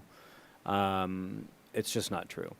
And so I look at this, when you think about looking at job descriptions, when you look at ratios, when you look at safety teams, that is all IBN staffing, finance, and personnel. So a lot of this, I think, and I'm going to go, just for the sake of public record, I will go section by section. But a lot of this is overreach into IBN and staffing and finance. A lot of this says Phoenix Union shall, exec team will. I look at this and I tried to say to Ms. Ross, but it was better publicly. I don't know who's going to do this. Like, I don't know who's, every time it says PXU shall, that's somebody. Like, that's people and persons that are going to go. So any of these, like, launch this committee, review this, take this into consideration, launch an RFP. I mean, like, so all this is people and money and resources. So that is the context for my comments as I get to specifics. So as you went through, so number one, yes, of course, an IGA. We've been very supportive of that. I agree. Number two, JPOs are not a good thing for Phoenix Union or our children. Number three, the removing JPOs from that's great. Obviously, we disagree with 6. We think it should be more than 6. We're very clear about that. We can grant right to get to a number that's more reasonable. So 3, removing, yes. 6, too little. We can grant fund to whatever number you get to. Number 4, you don't need that. We don't do job descriptions for contracted employees. That's why the IGA exists. So you don't need 4. That's in the IGA. We did a whole section of the IGA on what is the officer, what's the characteristics of the, so you actually don't need 4. And we don't do job descriptions for external people. That's, again, we do IGA. So you don't need 4. We also agree phase down. We don't know what Phoenix is gonna look like, the day is gonna look like in a year or 2 or 3. So that one's, number 6, you struck and we agree. 7, we should look at complaint process. Although I'll have comments on timelines in a moment. Student Bill of Rights, we should look at that. What would that look like in Phoenix Union? Understanding threats, we should look at threats, but I will tell you a couple of things about that. We already do. And we have to be very careful about what's public and what's not public. There's a reason why school systems can have executive sessions around safety, because if we start to publicize how we navigate threats, who we talk to, we start to expose ourselves and risk the health and safety of many of our people. And so I think it's fair that we can talk about threats, but we can talk about that privately. But that should not be documented on a piece of paper that makes Phoenix Union vulnerable. I'm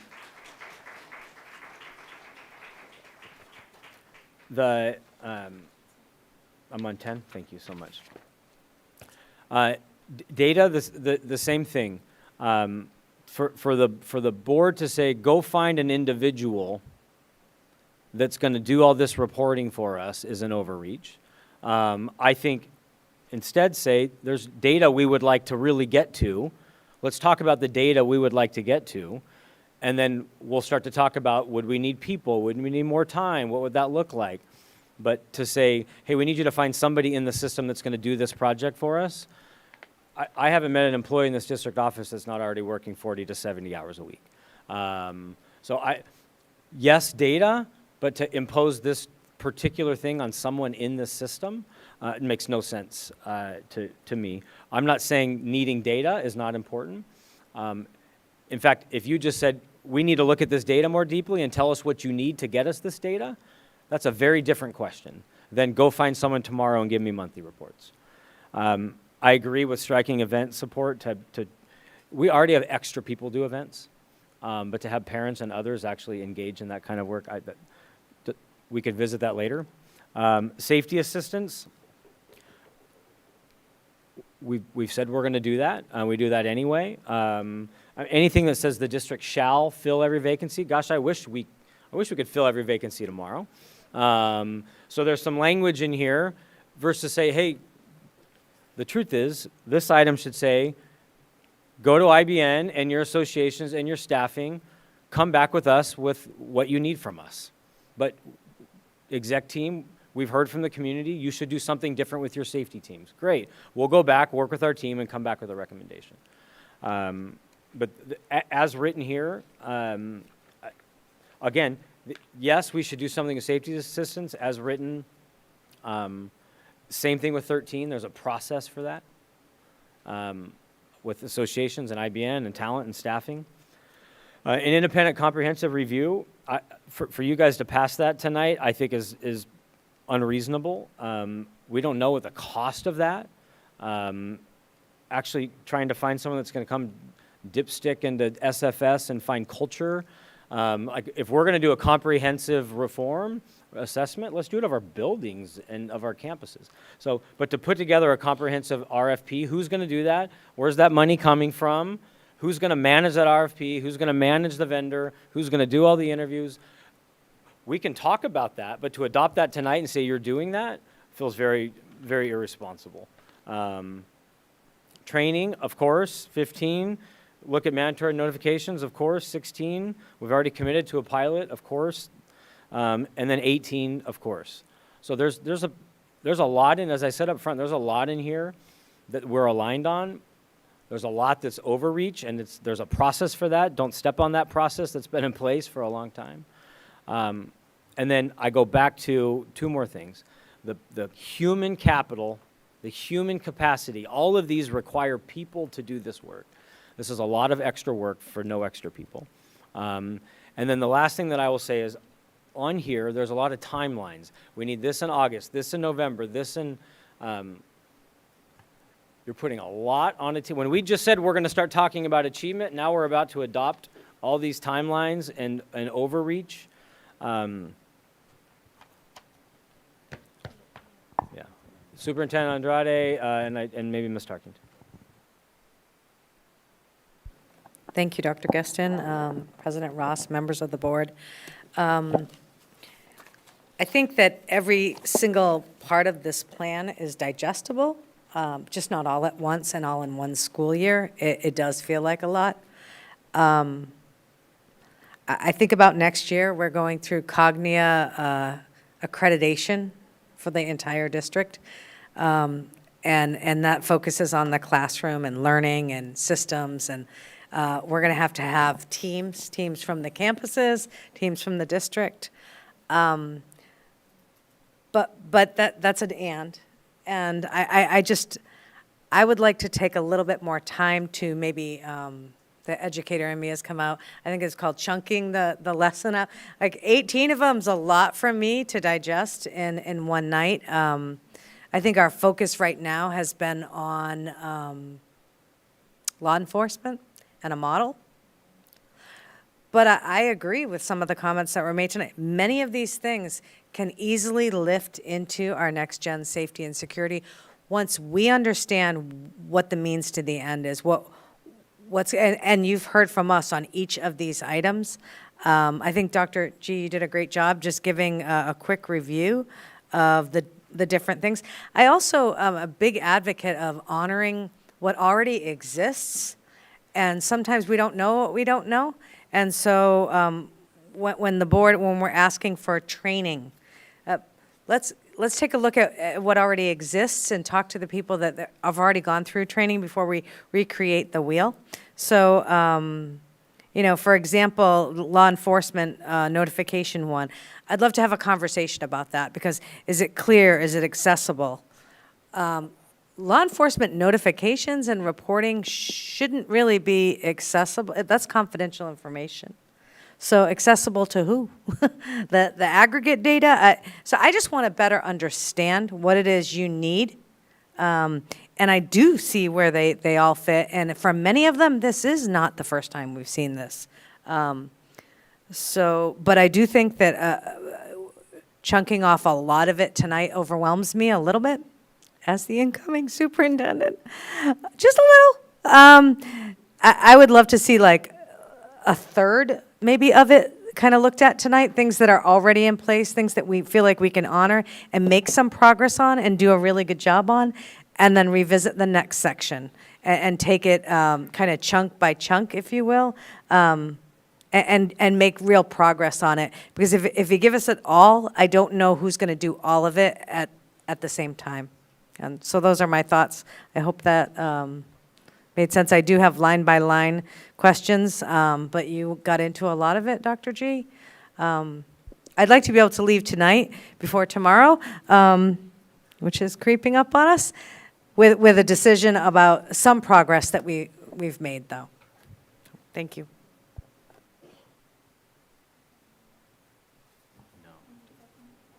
I saw Member Hernandez first.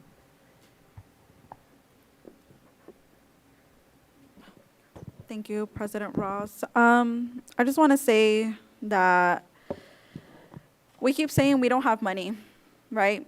We keep coming back to this conversation. We don't have money for this. We don't have money for that. But yet we're looking to invest more in SROs. If there's grants for SROs, I'm sure we can find grants elsewhere as well. So I'm sure there is money. And we talked about this a couple days ago. We said, yeah, we can have money for SROs. We can find this grant money. But if needed be, we're going to have to go through our M&O budget.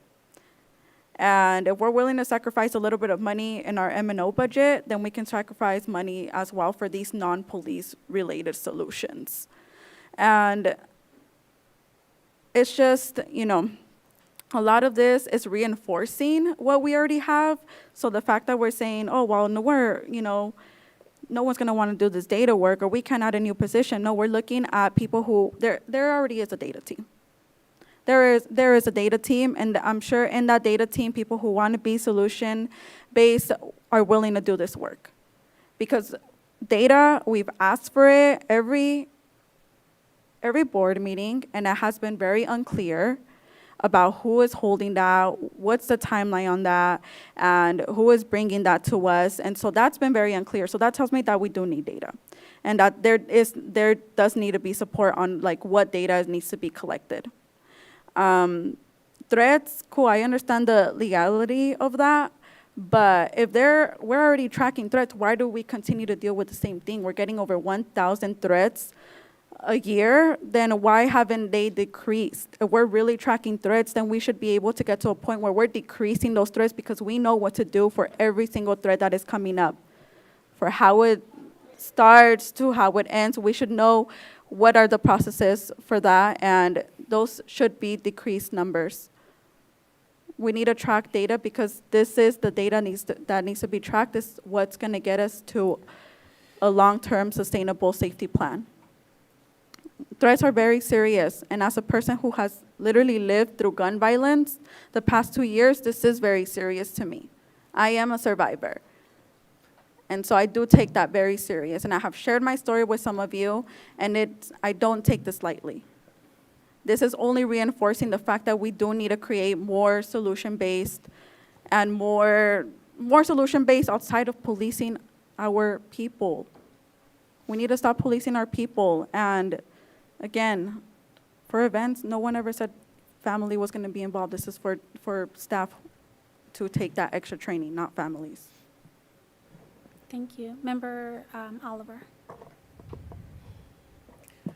So this is to not yet. Superintendent Andrade. So you said something that I want you to give me more information on.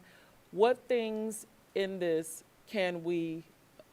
would you like us to agree on tonight? Because I do not want to kick another can down the road. What things can we agree on tonight that are doable? Can you give us that?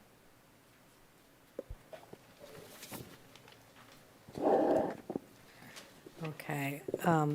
Dr. G, if you think I'm misstepping, please jump in, but I'm going to go ahead and try to tackle this one. I believe with all my heart, we have got to tackle number one tonight, which is the IGA. We are up against a deadline. I know you're all aware of that, which will compromise our grant that we've already been accepted for. So that's something that I'd really like to get moving, given that the city takes their summer break. And we still have to go back and work with them on the approved language. So that concerns me, and that's all I'll say about that. So number one, for sure.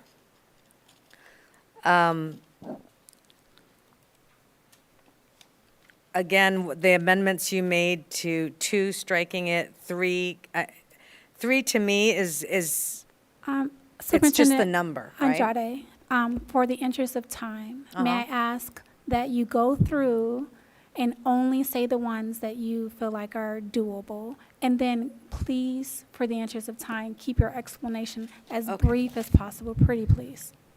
And so my brain worked a little bit different, President Ross. I wrote down the ones that absolutely concerned me. So I don't know why that happened. I did it the other way around. So again, I don't have a problem with 1, and I think it's very important.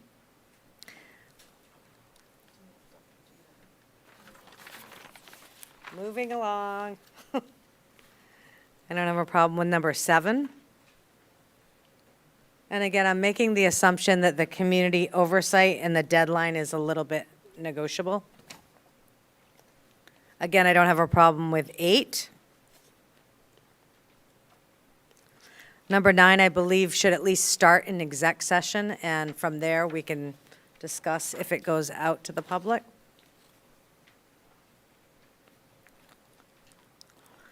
Number 10, again, I support, and I know you don't want my explanation, but I do want to just say that when you take from one part of the system, we have system analysts. We absolutely do. But then who's going to do that job for them? So it's just a matter of really looking at the resources, looking at the time, realign. So we just need a little bit of time on that. And I don't think anyone here is arguing that a system analyst couldn't be dedicated to how important this data is. Again, though, if you take from somewhere, it's got to give somewhere else. So it creates a little bit of a hole in the system. November, perhaps, maybe. Number 12, I appreciate it, but I also believe we're already doing that.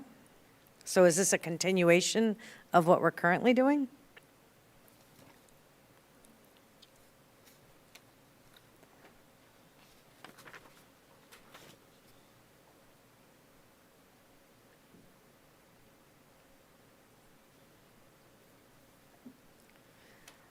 I think 16, we can get very clear on that. We have plans for 17. But again, that's going to take time.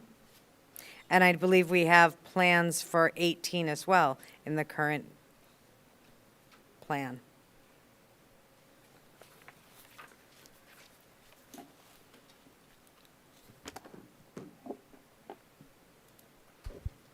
Thank you.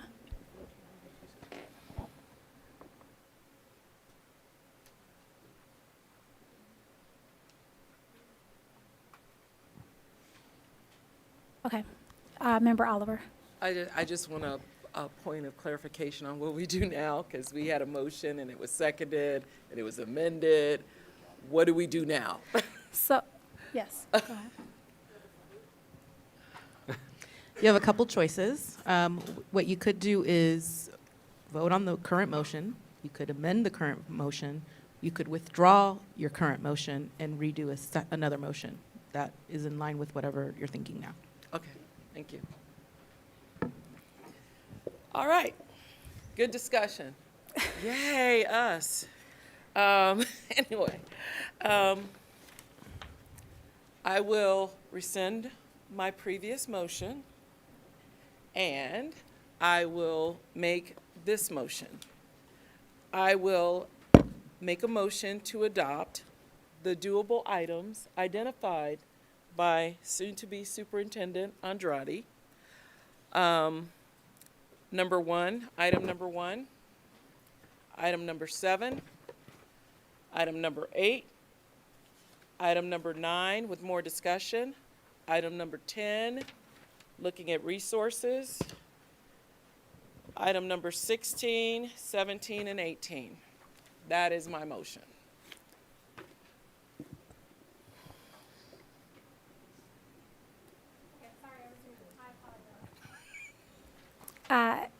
A motion is on the floor made by Member Oliver. Is there a second? I am trying to read it, and so it's hard to like read and call for these. Yes, ma'am.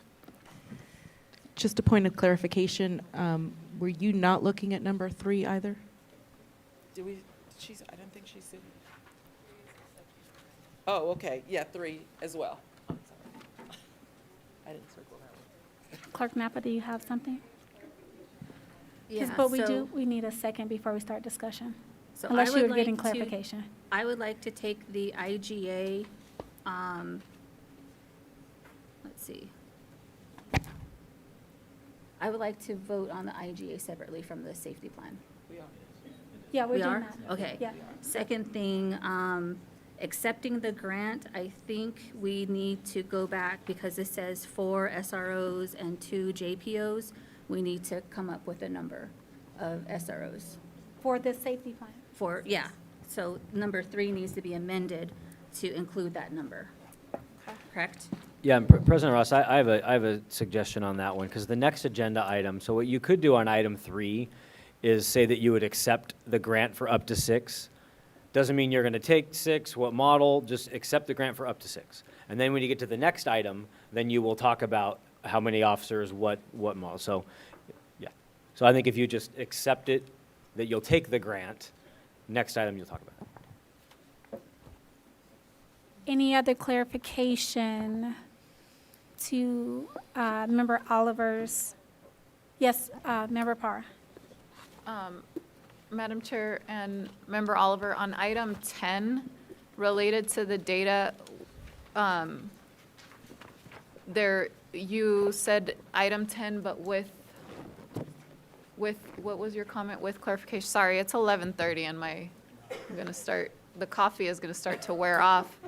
So I just want to make sure that it's not locked into this specific, but that what I heard from Superintendent Andrade and Dr. Geston is that this would, like, I agree. I love reviewing data. I am data-driven. But I want it to be more of like, can the board be presented with data, not locking in the district to designating X person to giving us data. Does that make sense? So can it be more general in nature that we need to review the data related to safety? I will answer that. Let me take it to, what did you say? Because I was trying to amend it to that. President Ross, Member Oliver, I believe that that's something, if we value it, we can eventually get to it. I think initially, quarter 1, quarter 2, we may just be able to get you the reports.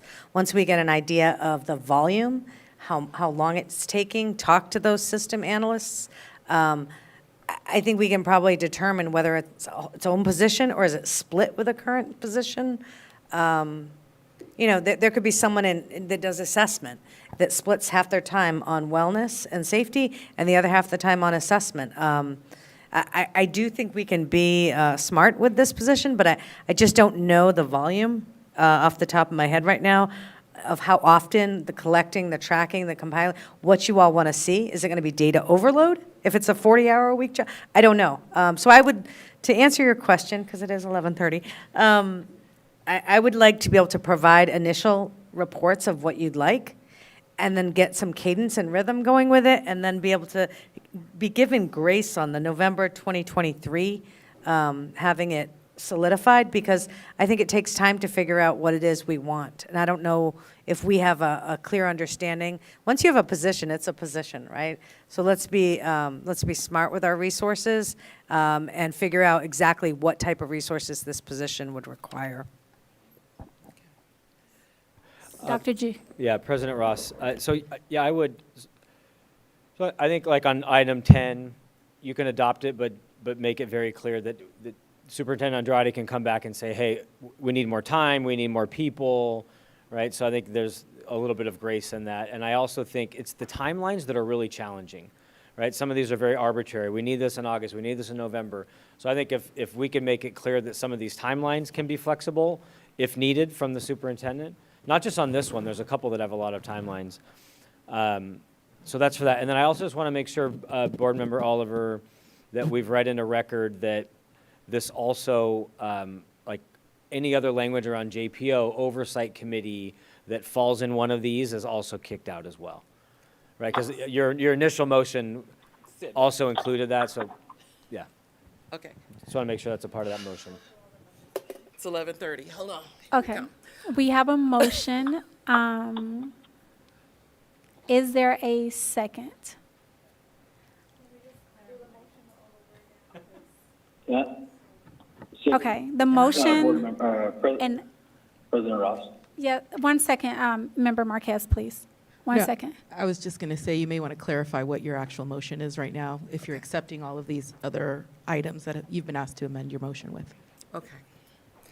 Let's try it 1 one more second, time. Member Marquez. We're going to restate the motion, and then if your question is to clarify, I'll come back to you. Otherwise, we have to follow the process of motion and then second. So 1 moment, please, Mr. Marquez.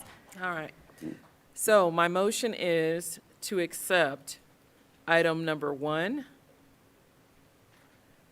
as written. Item number 3, without the JPOs, we're accepting the Department of Public Education grant. Item number 7.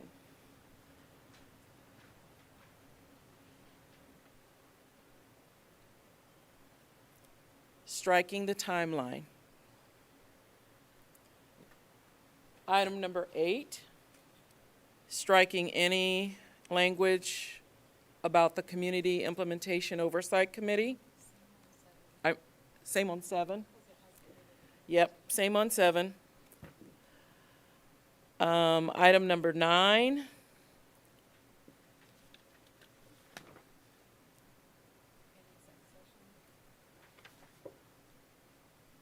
And item number 9 in exec session. Item number 10, that incorporates Ms. Andrade's ability to provide the information later in a timely fashion, and striking any reference to the Implementation Oversight Committee.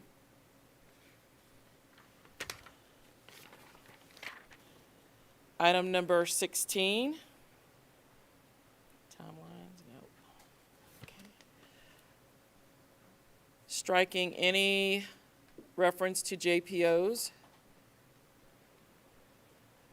Item number 17. As written. Item number 18. Striking the timeline, putting in a reasonable fashion.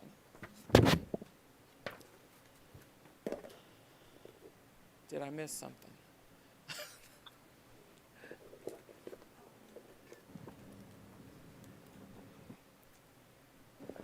I believe it's item number 3, that the grant covers up to 6 officers.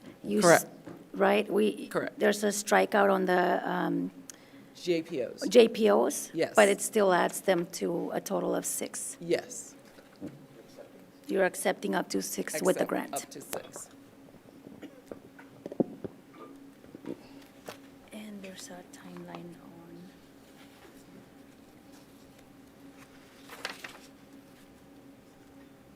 And there's one also mentions a November board meeting.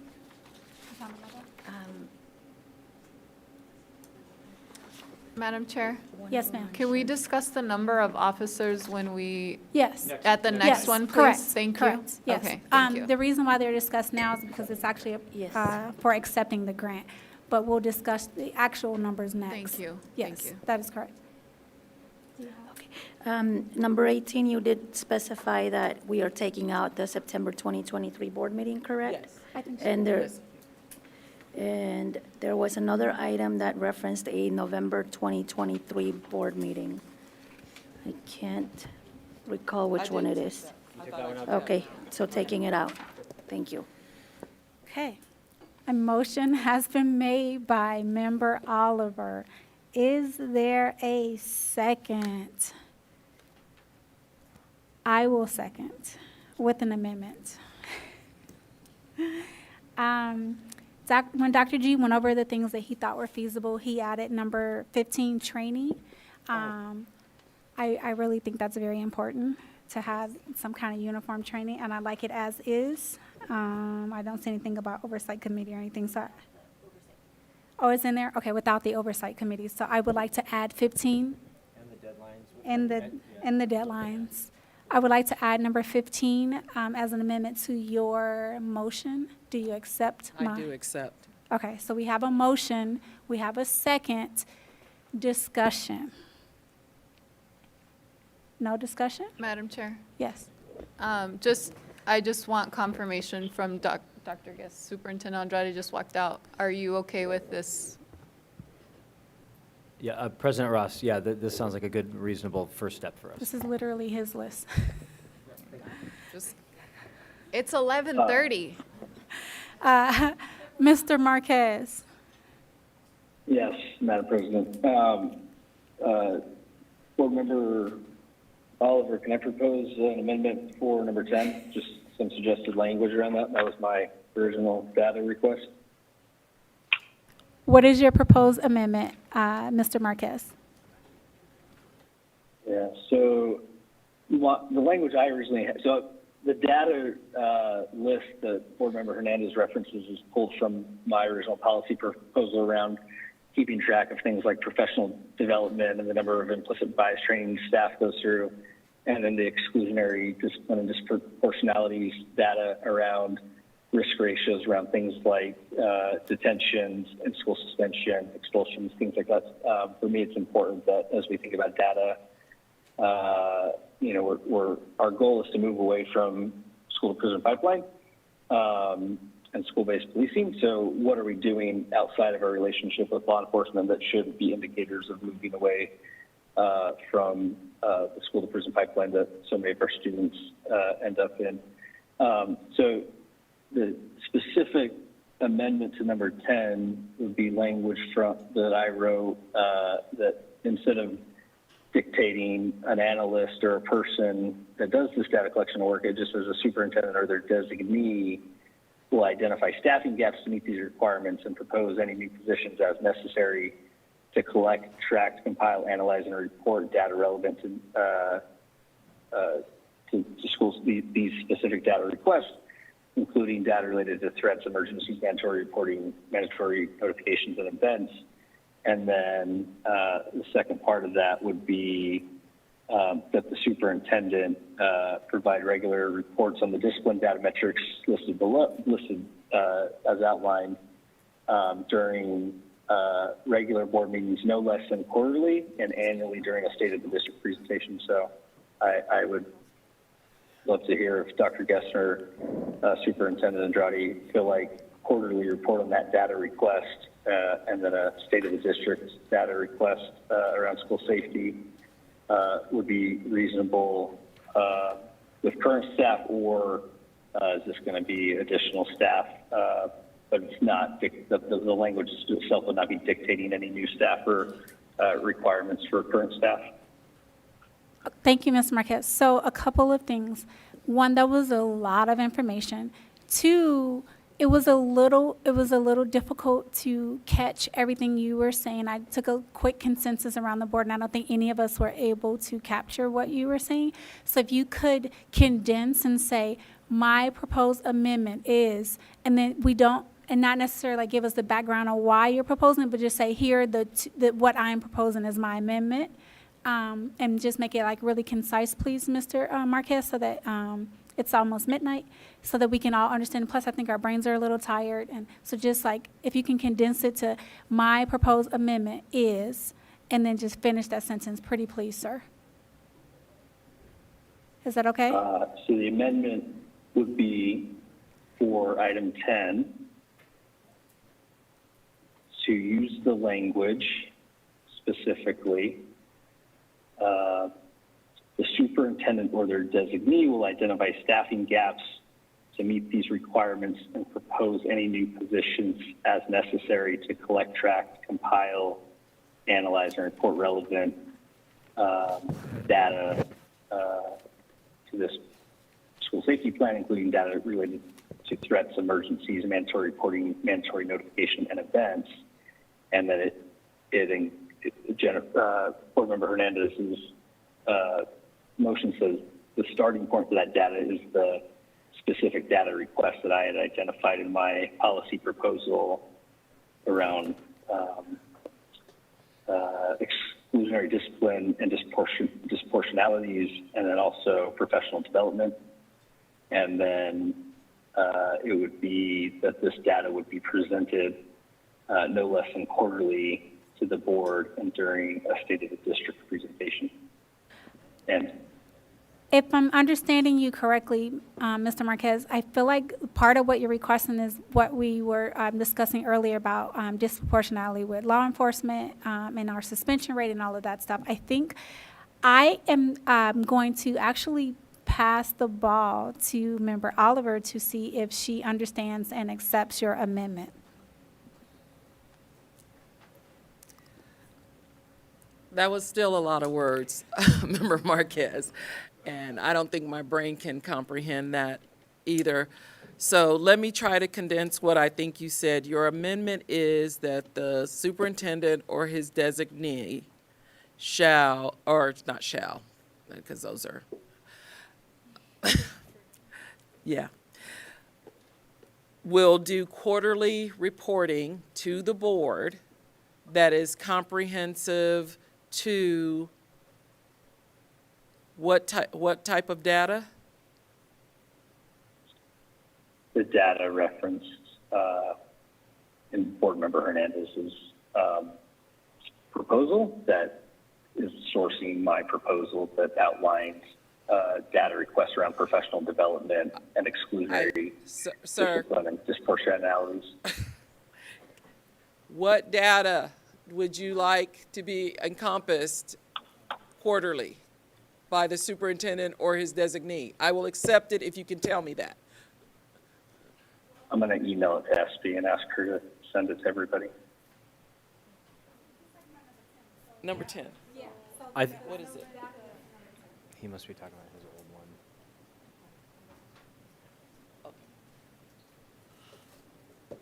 one.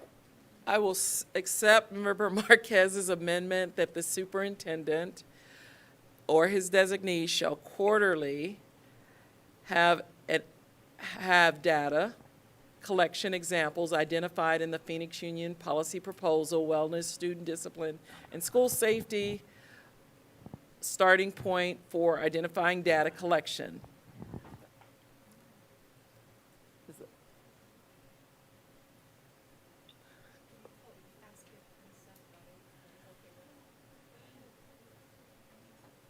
Okay, thank you.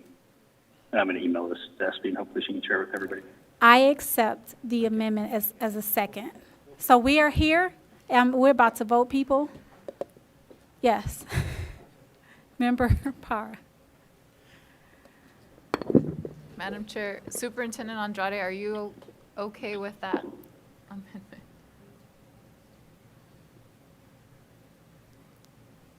There's a 20 in it for you. And would you have a different suggestion? So, President Ross and members of the board, some of this data is already collected quarterly by our research and evaluation team. So that part of it is not a concern for me. Can I get clarity? Are we presenting it or just sharing it quarterly? Once, repeat it, I apologize. Is the motion sharing for us it. to collect it and share? Yeah, not present, Okay. share. Share. So as long as it's in line with what the research team collects quarterly and provides, and it doesn't put too much of an additional burden on that team, I think it's very doable.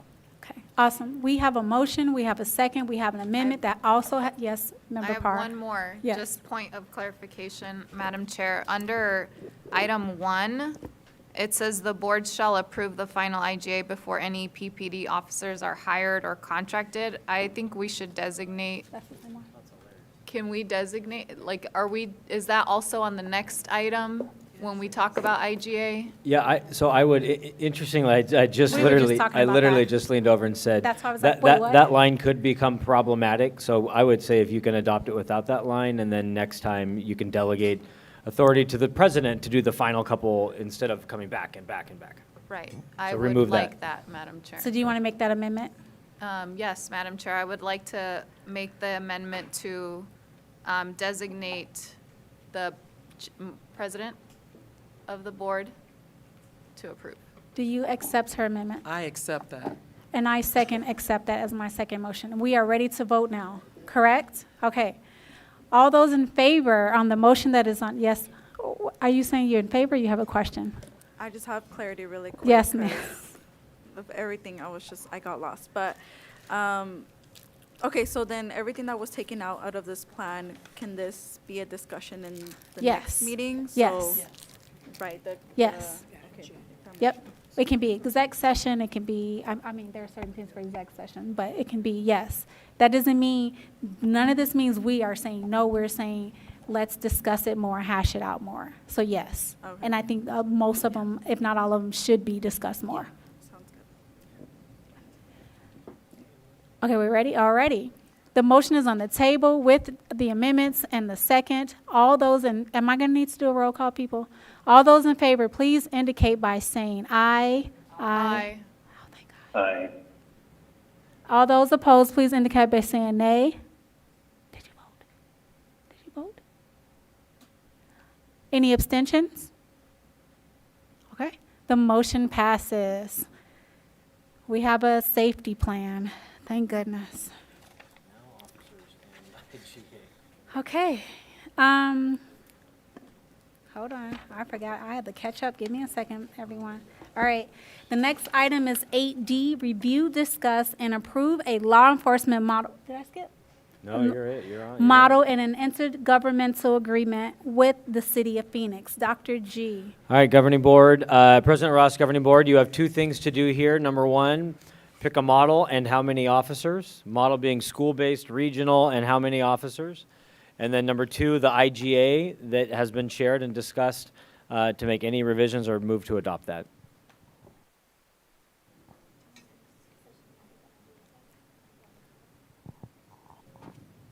I move PXU to proceed with an intergovernmental agreement with the City of Phoenix as amended and instructed in executive session. Second. Perfect. Motion has been made by Clerk Napa, seconded by President Ross. All those in favor, please indicate by saying aye. Aye. All those, oh, there it is, thank you. All those opposed, please indicate by saying nay. The motion, any discussion? Any abstentions? The motion passes. We have an beginning IGA. The next item is our model, as well as a number of officers, RROs. We have not discussed this as a group, so I guess we could start with discussion, or someone can just throw out a motion if we want to go home. I have Yes. a motion, Madam Chair. Yes, ma'am. Madam Chair, I would like to motion to support executive team recommendations for a regional response model for up to 5 officers per region, but no less than 3 per region, per availability, plus 1 regional response officer specifically for PXU support schools. The motion has been made by Member Parra and seconded by Member, my brain is gone, Austin. All those in favor, actually, I'm going to do a roll call. Oh, discussion, that's right. Any discussion? No discussion on that? Yes. So to clarify, I heard 5, 3 to 5, so we're Per- up to 5, per- so region, so 15. Yeah, Up to 5 per region? per region, but no less than 3 per region, per availability, plus 1 regional response officer specifically for PXU support schools.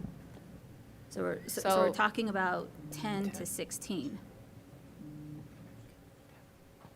Okay. Any other discussion? All right, we're going to do roll call votes. The motion has been made by Member Parra to have 16, what was the number, 16 to 20? 10 to 16 officers total. And what was the second part? My brain's gone, I'm sorry. Part, and another one for availability? That's included in the. That's included in the Do you want me 10. to say it again? No, because I think everyone heard you. My brain's gone. So we have a motion by Member Parra, and we have a second by Member Austin. I'm going to do a roll call vote. We know that you are aye, Member Parra, because it's yours. Member Hernandez. Member Oliver. Member Marquez. No. Member Austin. Clerk Napa. Nay. I am also nay, although my vote didn't matter because at that point it failed. Is there a second motion? Yes.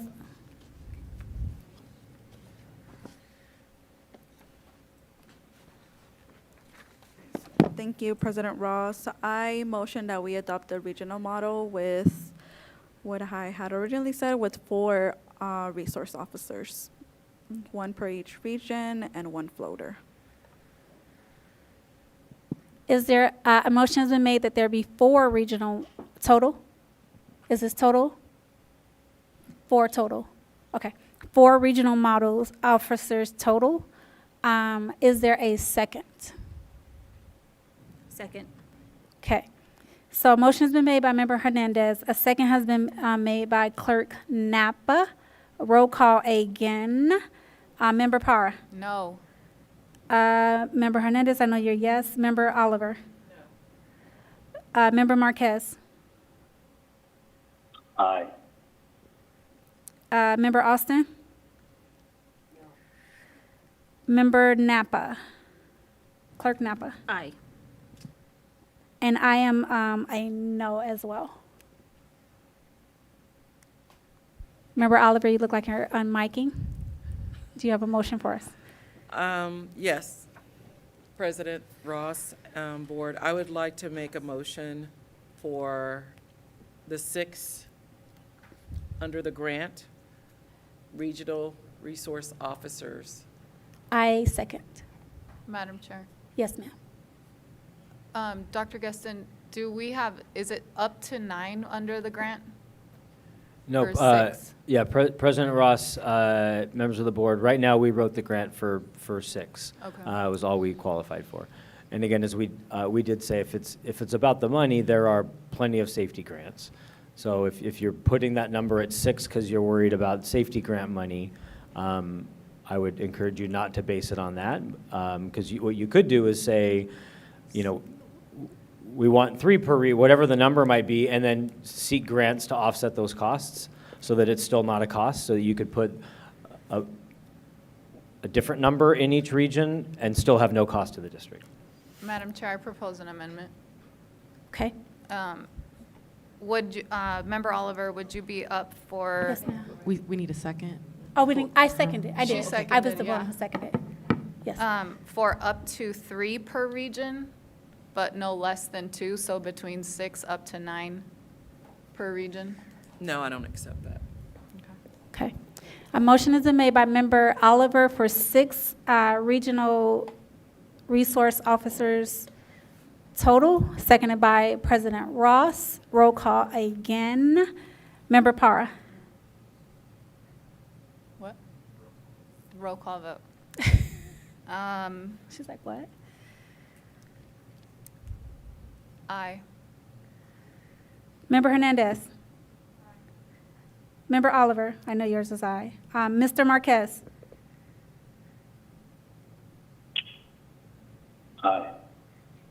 Member Austin. Clerk Napa. Aye. I am also an aye. The motion passes. We have 6. We are agreeing to 6 RROs. The next item is 10A, approval of proposed 2023-2024 expenditure budget. Dr. G. President Alston, members of the board, looking at the time, it's a proposed budget, so I just wonder, instead of a long 20-minute presentation, adopt the proposed budget. You come back on the 20th and reapprove it. Perfect. So adopt the proposed budget tonight. We'll send you the 8-slide Sherry read, and you can come back with questions. Perfect. Yes, we agree on that, board? So we are adopting, so I have to do a motion? I motion that we approve the proposed budget. Is there a second? A second by Member Napa. All those in favor? Any extensions? Is there Any? discussion? Well, I'm sorry? Discussion? Just, I'm asking he's for saying discussion discussion. before a I'm vote. sorry. I didn't understand what you're saying. I apologize, Mr. Marquez. Yes, what's your discussion? Yeah, I wrote specific questions that I had for the budget that I'm hoping the superintendent or their designee can respond via Blackboard before the public hearing. President Ross, Board Member Marquez, we have your 12 questions here, and we'll make sure, we'll give them to Ms. Salaya and see if she can get through as many of them as she can by the 20th. Yeah, and can you share those with all the other board members as well while we're in public session? I have one question regarding the expenditure budget also, so. Go ahead. That I can send in, or Please, yeah, ask please, now? please send in. Yes. And we'll also make sure the board sees Board Member Marquez's 13 questions. We got to any discussion? All those in favor? Aye. All those opposed? Any abstentions? Wait, did you say aye for oppose or aye for, what was your vote, Mr. Marquez? I said aye. Ms. Madam Mayor. Yes, okay. It passes. The next item is 12B, approval of recommendation to expel student 202223-11. Is there a motion to approve the recommendation to expel the student identified as 202223-11? I motion. There's a motion made by Member Para and a second by Member Austin. All those in favor? Aye. All those against it? Nay. Yep. It passes. On the motion, blah, blah, blah, blah, blah, we did that. We don't need to do that, right? We're good. I don't think so. Okay. The next item is 12C, approval of the recommendation to expel student 20222312. Is there a motion? I motion. A motion is made by Member Parr, seconded by Member Austin. All those in favor, please indicate by saying aye. Aye. All those opposed, please indicate by saying nay. Am I saying Nay. 2 nays? Okay. The motion carries. The next items are for information only, no action is required. Item 12D, receipt of new governing board exhibit IJL-E, library material selection and adoption. And item 12E, receipt of revised governing board exhibit KF-EC, community use of school facilities. These items are informational only, and though no action is required, receipt of governing board exhibits IJL-E and KF-EC is acknowledged.